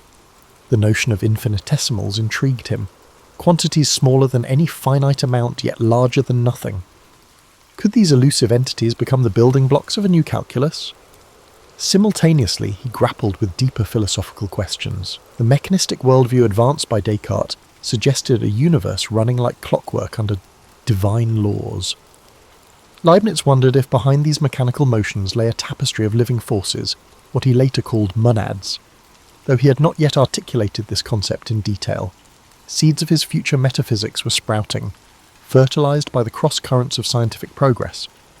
Yet his Paris stay was not just about theoretical ruminations. He found himself in the orbit of diplomatic tensions. The Franco-Dutch War flared, rearranging alliances. Leibniz wrote treatises advising how the Holy Roman Empire might respond, and he debated theologians on reconciling Catholic-Protestant divides. These parallel pursuits, mathematics by day, statecraft by night, reflected his conviction that knowledge was a seamless web. Solving a geometry problem or proposing a peace plan drew on the same faculties of reason. In 1673, he journeyed briefly to London, carrying drafts of his nascent calculus. There he met members of the Royal Society, including the polymath Robert Hooke and the rising figure Isaac Newton. Although their direct interaction was minimal, Leibniz demonstrated his stepped reckoner, the mechanical calculator he had designed. The Royal Society was impressed by its ability to multiply, yet perhaps more telling was the curiosity his manuscripts stirred. Among them were hints of a new method for tangents and areas, skeletal notes on differential and integral calculus. Some society members recognized these as significant strides, though details were still sketchy. Returning to Paris, Leibniz refined his techniques, systematically introducing symbols to represent differential operations. He introduced the notation d/dx for derivatives, a brilliant move that simplified complex concepts into easily manipulable symbols. Where geometry had spoken of conic sections and tangents in geometric language, Leibniz's approach turned them into algebraic manipulations. Yet as he worked feverishly, rumours circulated that Newton had already discovered similar methods. Indeed, Newton's private manuscripts from the mid-1660s indicated a deep mastery of calculus-like concepts. though he guarded them closely. This parallel discovery remained embryonic, with Newton hesitant to publish. Leibniz, in contrast, believed knowledge advanced through open dialogue and swiftly prepared some of his results for print. He published a brief account of his differential calculus in 1684, followed by integral calculus in 1686, beating Newton to public dissemination. In the meantime, diplomatic events forced him to leave Paris. His employer demanded he return north, eventually taking a position at the court of the Duke of Brunswick-Lüneburg in Hanover. Though reluctant to depart the Parisian salons, he accepted. By 1676 he was on the move again, stopping by London en route, where he glimpsed more of Newton's manuscripts, a fateful moment later invoked in accusations of plagiarism. The stage was set for a bitter calculus priority dispute, one that would dog him for decades. Back in Germany, Leibniz continued polishing his calculus. Letters flew across Europe, carrying his ideas to mathematicians intrigued by the new symbolic method. Yet beyond the realm of curves and tangents, he took on broader tasks, reorganizing ducal libraries, penning genealogies, and planning scientific academies. This polymathic spree, though draining, illustrated his belief that reason could unify everything from princely succession to infinite series. He had no inkling how the Newton-Leibniz rivalry would erupt, overshadowing many of his achievements. For now, he focused on perfecting a language of infinitesimals, convinced that the future of mathematics hinged upon it. Leibniz transitioned from historiographer to political advisor at the ducal court in Hanover in 1676, a significant departure from the dynamic intellectual environment of Paris. Yet he embraced these responsibilities with typical zeal. Charged with writing a genealogical history of the House of Brunswick, he embarked on travels through archives and libraries across Germany and Italy, collecting reams of obscure documents. For him, rummaging in medieval charters or deciphering faded manuscripts echoed the same analytical spirit he applied to geometry. This historical research yielded surprises. Leibniz unearthed ancient claims that could bolster the prestige of his patron's lineage, fueling alliances with neighbouring courts. But the project took much longer than anticipated, partly because he approached it with scholarly rigour. He envisioned writing a sweeping, methodical history that linked genealogies to broader philosophical insights about human societies. Years would pass before his culminating volume, yet these forays shaped his sense of how knowledge intertwined. Mathematics, law, theology, and history were threads in the same grand tapestry. Meanwhile, he pressed forward with mathematical correspondence. In particular, the Bernoulli brothers, Jacob and Johann, became key collaborators. The Bernoullis recognized the power of Leibniz's differential notation, applying it to solve complex problems in fluid dynamics and infinite series. Encouraged, Leibniz resumed his calculus further. He delighted in seeing how these intangible infinitesimals produced tangible results. Mechanical curves, ballistic trajectories, planetary motions, everything seemed ripe for re-expression in the language of die and dx. However, the shadow of Newton was always present. By the 1680s, rumours circulated that Newton's supporters believed Leibniz had plagiarised from the English mathematician's earlier, unpublished papers. Some pointed to Leibniz's 1676 visit to London, where he had briefly seen Newton's manuscripts, but many in Europe regarded Leibniz's publication as independent and methodically elegant. Newton himself remained silent publicly but nurtured private grudges, uneasy about sharing credit. During these years, Leibniz also delved into philosophy. He corresponded with thinkers like Antoine Arnauld, a prominent Cartesian theologian, debating the nature of substance and free will. Gradually, he formulated a conceptual framework that would culminate in works like The Discourse on Metaphysics, 1686. This text advanced the idea that reality consisted of an infinite array of monads, each a self-contained mirror of the universe. Though intangible, monads formed the true building blocks of existence, orchestrated by a divine harmony ensuring a best of all possible worlds. This optimism, later caricatured by Voltaire, was in fact deeply nuanced. Leibniz never claimed the world was free of evil, but insisted that creation represented a divine calculus, balancing maximum good with minimal necessary suffering. His theology and mathematics converged in a quest for universal harmony. He proposed a characteristica universalis, a symbolic system uniting logic, arithmetic, and linguistic patterns, allowing complex thoughts to be calculated like sums. If realized, he believed, it would settle philosophical disputes through precise computation rather than rhetorical flourish. Though the project remained unfinished, it presaged modern symbolic logic and computer science. Indeed, centuries later, mathematicians would marvel at how his sketches anticipated Boolean algebra and Turing's machines. By the late 1680s, Leibniz had expanded his network of correspondence to include statesmen, Jesuit missionaries, and scholars in Asia. He was intrigued by the Chinese civilization, particularly its symbolic writing system. Could Chinese characters hint at a universal script? Could Europe learn moral lessons from Confucian teachings? These reflections typified his boundary-crossing curiosity. He championed the idea that East and West might find unity through shared rational principles, a stance radical in a Europe often dismissive of non-Christian cultures. Of course, everyday life intruded. The Duke demanded results on that grand genealogical history, but Leibniz's drafts ballooned, collecting dust in crates. He proposed projects like draining local marshes, improving mining operations, and founding scientific societies. Not all found traction. Some courtiers dismissed him as a scatterbrained savant, overloaded with half-finished undertakings. However, others appreciated his seamless transition from engineering proposals to theology. In 1689, a shift occurred.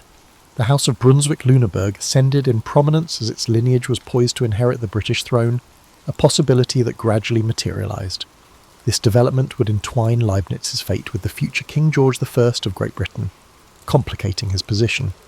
Meanwhile, Newton rose to direct the Royal Mint in London and garnered even greater influence in English scientific circles. The stage was set for a transnational rivalry, both personal and intellectual, overshadowing the latter part of Leibniz's life. For now, he pressed on, weaving mathematics, diplomacy, and philosophical speculation into a single tapestry. The 1690s saw Leibniz at the height of his productivity, yet storms loomed on multiple horizons. He served the ducal court of Hanover, which grew more powerful as the lineage neared succession to the British crown. Meanwhile, Newton's circle in England simmered, with suspicion over Leibniz's calculus. Whispers turned into murmurs. Had he lifted key insights from Newton's unpublished notes? Unbeknownst to Leibniz, these tensions would soon erupt into a full-scale controversy. Amid court responsibilities, Leibniz penned works on jurisprudence, economics, and even a treatise on geological theories of the Earth's formation, Protogaea. He systematically observed mineral formations, hypothesizing that the planet's layers recorded a hidden chronology. Although overshadowed by his mathematics, this interdisciplinary foray showed how he combined empirical observation with theoretical speculation. He insisted that theology, natural science, and history formed a continuum, each illuminating the others. One of his boldest philosophical statements emerged in Theodicy, published 1710, but conceived much earlier. There, he wrestled with the classic problem of evil. If God was all-powerful and all-good, why did suffering exist? Leibniz's resolution posited that ours was still the best possible world, shaped by the divine wisdom, balancing countless variables. Critics retorted that they minimized real horrors, but he believed human perception was too limited to grasp the cosmic calculus at play. This stance, while devout, also underscored his faith in rational analysis. Evil, in some measure, was necessary for the grand design. In mathematics, he advanced the discussion of series, engaging with the Bernoullis on infinite sums. The Basel problem, finding the sum of the reciprocals of squares, sparked fervent exchanges. Leibniz didn't solve it fully, that honour would go to Euler later, yet he contributed critical insights. Each letter to the Bernoullis was a miniature treatise, replete with breakthroughs like the series expansion for arctangent, which let him approximate P with surprising accuracy. He recognised that infinite processes, once purely philosophical puzzles, could be harnessed for real computations. His public life in Hanover took new turns. As personal secretary to Duke Ernst August and later his son Georg Ludwig, the future King George I of Great Britain, he orchestrated court ceremonials, crafted manifestos, and negotiated alliances. His dream of unifying European states under reason never fully vanished. He wrote proposals for a pan-European scientific league, hoping to quell religious strife through shared pursuit of knowledge. Realpolitik being what it was, these visions seldom materialised, overshadowed by power struggles. By the late 1690s, English mathematicians pressed Newton to reveal his calculus findings in print. Newton's Principia, 1687, had revolutionised physics but only hinted at his deeper fluxional methods. Sensing Leibniz's rising influence, they urged Newton to claim priority. Meanwhile, Leibniz had published widely, showcasing differential and integral calculus. The stage was set for a priority dispute that would soon overshadow both men's other achievements. The disagreement heated after 1700, particularly as the Royal Society became a hotbed of national pride. Leibniz found himself ridiculed in certain English pamphlets, which alleged he had spied on Newton's manuscripts. Leibniz retorted that his discoveries were independent, pointing to his meticulously dated notes. Polite private letters turned into acrimonious public statements. The irony was that both men respected each other's intellect, but were ensnared by partisans and patriotic zeal. Meanwhile, an unexpected complication. When King Charles II of Spain died in 1700 without an heir, European politics lurched into crisis. Hanover sought to position itself favourably in the shifting alliances. Leibniz juggled dispatches about the Spanish succession, while also defending his calculus in scholarly journals. The intensity wore on him. He lamented that petty national rivalries threatened the shared enterprise of science. However, he wasn't a passive observer. Occasionally, he wrote incisive responses that intensified the conflict. In quieter intervals, he nurtured his grand philosophical system. The notion of monad solidified. He penned letters to Nicolas Ramon, a French diplomat, explaining that monads were windowless, reflecting the cosmos from within. Everything was connected by pre-established harmony, orchestrated by a divine planner. Some saw the concept as too abstract, but to Leibniz, it meshed seamlessly with his faith in universal rational structure.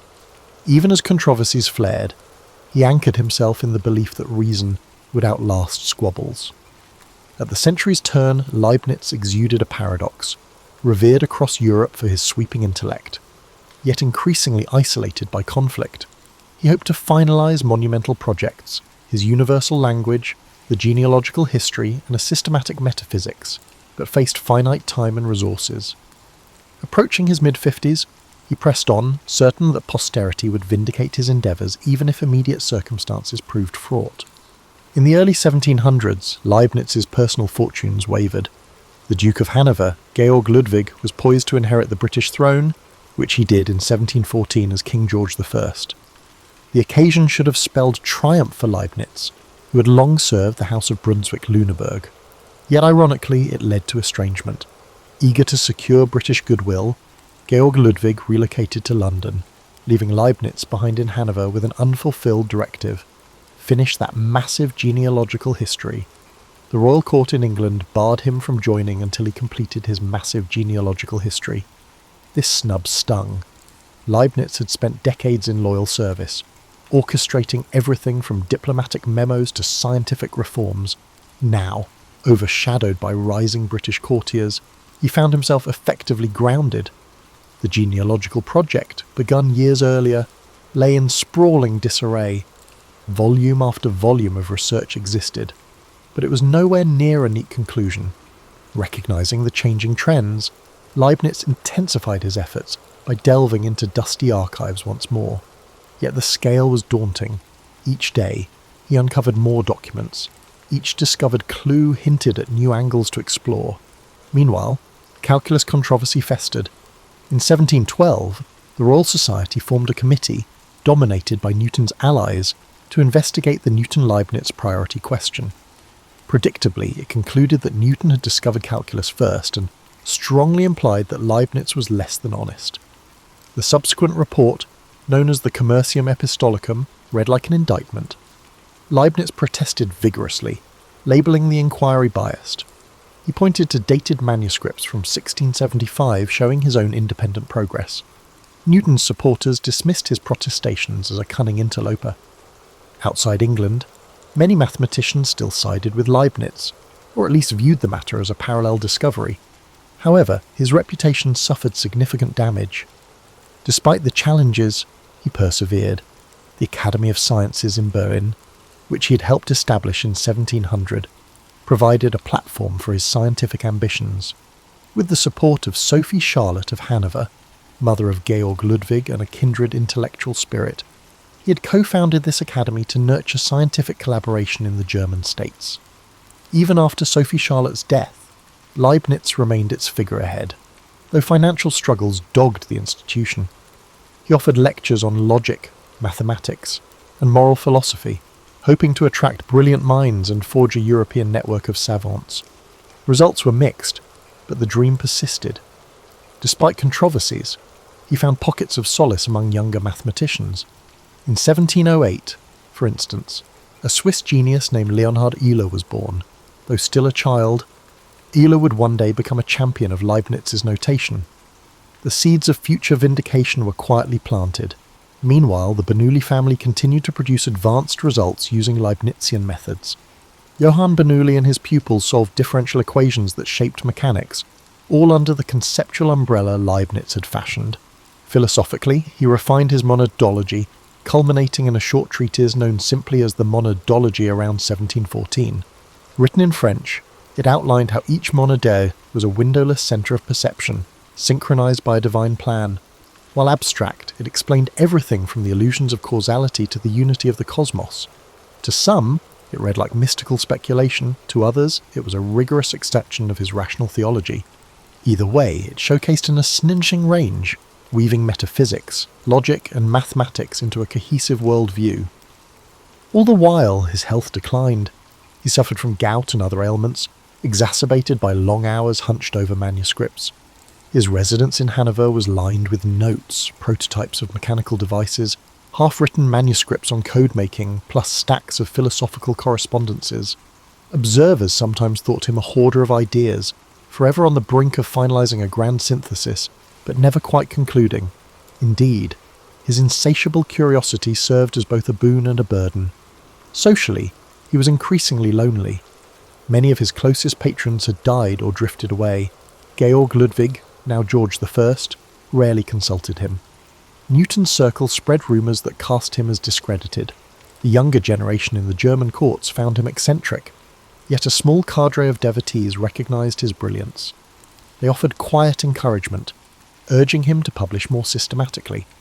He tried, but the burdens of the genealogical history kept him tethered, and his myriad side projects swallowed time. Approaching 70, Leibniz felt the weight of unfulfilled plans. He yearned to see a universal science bridging all disciplines. He hoped to unify Christian denominations through reason, to build mechanical calculating machines for everyday tasks, and to see his beloved academies flourish. Yet life had whittled away many illusions. He pressed on, determined that if the present age misunderstood him, future centuries might unravel and appreciate the kaleidoscopic tapestry he had woven. By 1716, Leibniz's health was in a rapid downward spiral. Gout attacks became frequent, confining him to his chambers.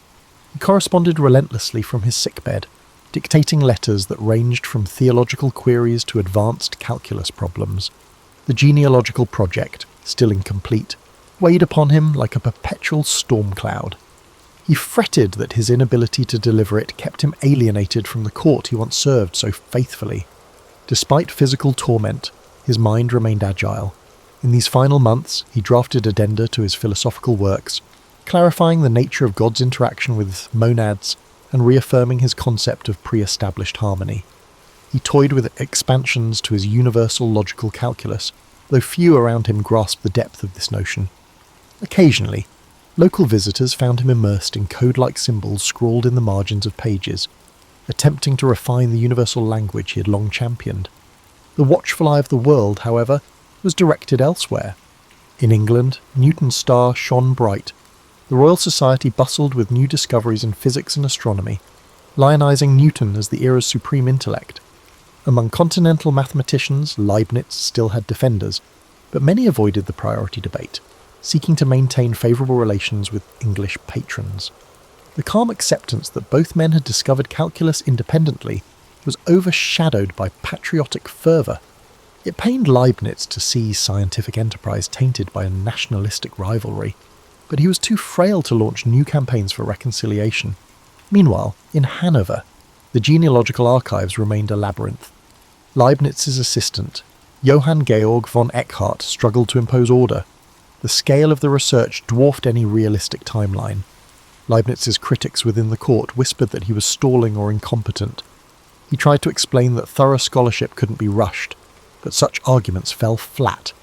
Even benevolent courtiers held the belief that his diverse interests had dispersed his efforts, condemning him to incomplete masterpieces. In a poignant twist, King George I visited Hanover briefly in 1716, but made no effort to see his once esteemed advisor. Official records note the king's arrival, lavish entertainment, and dinners with local officials. Leibniz, laid up in his house, received no summons. The slight cut was deep. After decades of loyal service, he was all but invisible to the monarch he had helped ascend. Gossip circulated that Leibniz had become an eccentric footnote to Hanoverian power, useful once, but now overshadowed by more straightforward administrators. Amid this gloom, a flicker of hope arrived. Mathematicians in Basel and Paris wrote politely to say they still used his notation. Younger scholars credited his differential approach for clarifying certain series expansions. Certain French savants expressed admiration for his philosophical breadth, even if they found some ideas cryptic. This acknowledgement cheered him, affirming that seeds planted in earlier decades still bore fruit. Yet the toll on his body was irreversible. In November 1716, he succumbed to illness. His passing was quiet, nearly unnoticed by local dignitaries. Legend holds that only his personal secretary accompanied the coffin, no state funeral, no grand eulogy. That a man of such towering intellect could depart so unceremoniously underscored how ephemeral court favour could be. Letters announcing his death trickled across Europe, prompting scattered obituaries. Newton is said to have responded with indifference. Others, like the Bernoullis, penned tributes praising Leibniz's brilliance while lamenting the bitterness of the calculus feud. For a time, his memory lingered in pockets of the continent, but was overshadowed by the mighty Newtonian edifice in England. The 18th century marched on, enthralled by Newton's physics as Leibniz's contributions simmered quietly in the domain of pure math and logic. Only later, particularly with the rise of symbolic logic in the 19th and 20th centuries, would historians revisit his manuscripts to discover how visionary his attempts at a universal logical framework had been. In death, as in life, he remained a figure of paradox, near forgotten by the princely family he served, overshadowed by Mohammed Newton in the public eye, yet revered in specialised circles that recognised the depth of his innovations, over centuries. As his letters and papers were studied more thoroughly, the full scope of his genius emerged. He was not simply the other inventor of calculus, but a pioneering philosopher, logician, historian and diplomat. The universal tapestry he strove to weave would continue unfolding long after his solitary funeral. Long after Leibniz's quiet burial in Hanover, the intellectual world gradually rediscovered his legacy. Throughout the 18th century, the dominance of Newtonian physics eclipsed any hint of continental mathematics. But behind the scenes, mathematicians in Basel, Berlin, and Paris refined Leibnizian calculus. The Bernoullis, along with Leonhard Euler, integrated Leibniz's notation into an edifice that made advanced differential equations tractable.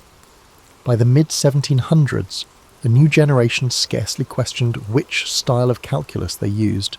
Leibniz's notation had prevailed for its clarity. Still, the philosophical side of his work awaited fuller appreciation. His monadology circulated in limited circles, mystifying many. Enlightenment thinkers like Voltaire ridiculed the best of all possible worlds as naive optimism. In his satire Candide, Voltaire lampooned a thinly disguised Leibniz as Dr. Pangloss, forever rationalising horrors. Consequently, for decades, the Leibnizian worldview was misread as a Pollyannish refusal to face reality. Yet other thinkers sensed deeper currents. Immanuel Kant, though forging his path, engaged with Leibniz's rationalist ideas. The tension between empirical data and innate concepts found echoes in Leibniz's attempt to unify logic and experience. In Catholic theological circles, his quest to reconcile Protestant and Catholic doctrines sparked renewed interest, even if his grand ecumenical project never reached fruition. And in the realm of language philosophy, Scattered references to his Characteristica Universalis kept haunting dreamers who yearned for a perfect symbolic system. By the 19th century, German scholarship turned back to Leibniz. Historians recognised he was a key figure bridging the Renaissance's classical scholarship and the Enlightenment's scientific rigour.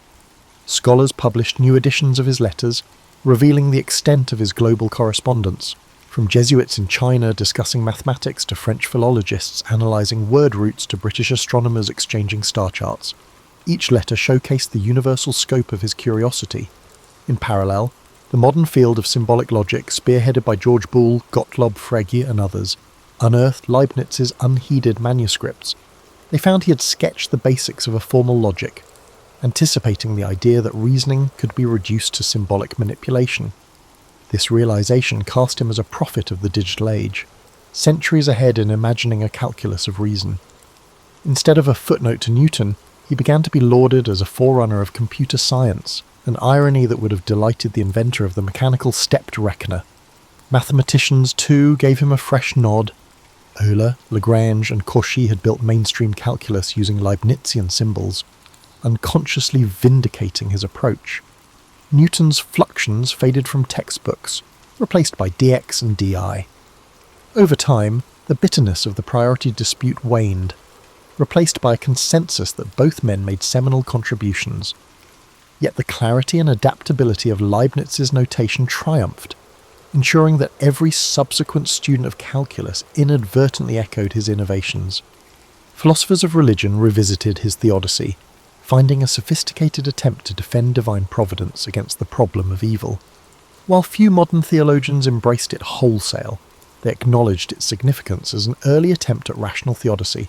Others re-evaluated his monads, seeing them less as random speculation and more as a precursor to certain idealist philosophies in Germany. Hegel, for instance, referenced Leibniz's notion of the internal reflection. The French philosopher Gilles Deleuze praised Leibniz's folds, reimagining them for postmodern thought. In the 20th century, the digital revolution casts Leibniz in an even more prophetic light. The binary numeral system, which forms the basis of modern computing, had been explored by Leibniz centuries earlier when he studied the I Ching and envisioned representing all knowledge with ones and zeros. This revelation cemented his reputation as an intellectual who straddled multiple epochs, an aristocratic court advisor who also intuited the logic of future machines. Today, statues of Leibniz stand in Hanover and Leipzig. Institutions named after him foster interdisciplinary research, echoing his conviction that knowledge is one grand continuum. The genealogical history that vexed him remains unfinished, overshadowed by more seminal achievements. Historians marvel at his energy. He left an estimated 200,000 pages of manuscripts, many still unpublished. Each new trove underscores how one man tried to unify law, mathematics, theology, diplomacy, and mechanical innovation under a single rational framework. Thus, the orphan boy who once wandered his father's library in post-war Leipzig emerged as a titan bridging multiple disciplines, forging new frontiers in logic and calculus, all while manoeuvring through the labyrinth of European politics. His final years may have ended in relative obscurity, but posterity reclaimed him as a figure of kaleidoscopic brilliance. More than 3 centuries later, Gottfried Wilhelm Leibniz endures as an emblem of intellectual ambition, a reminder that the boundaries of knowledge can be transcended by those audacious enough to imagine all truths converging.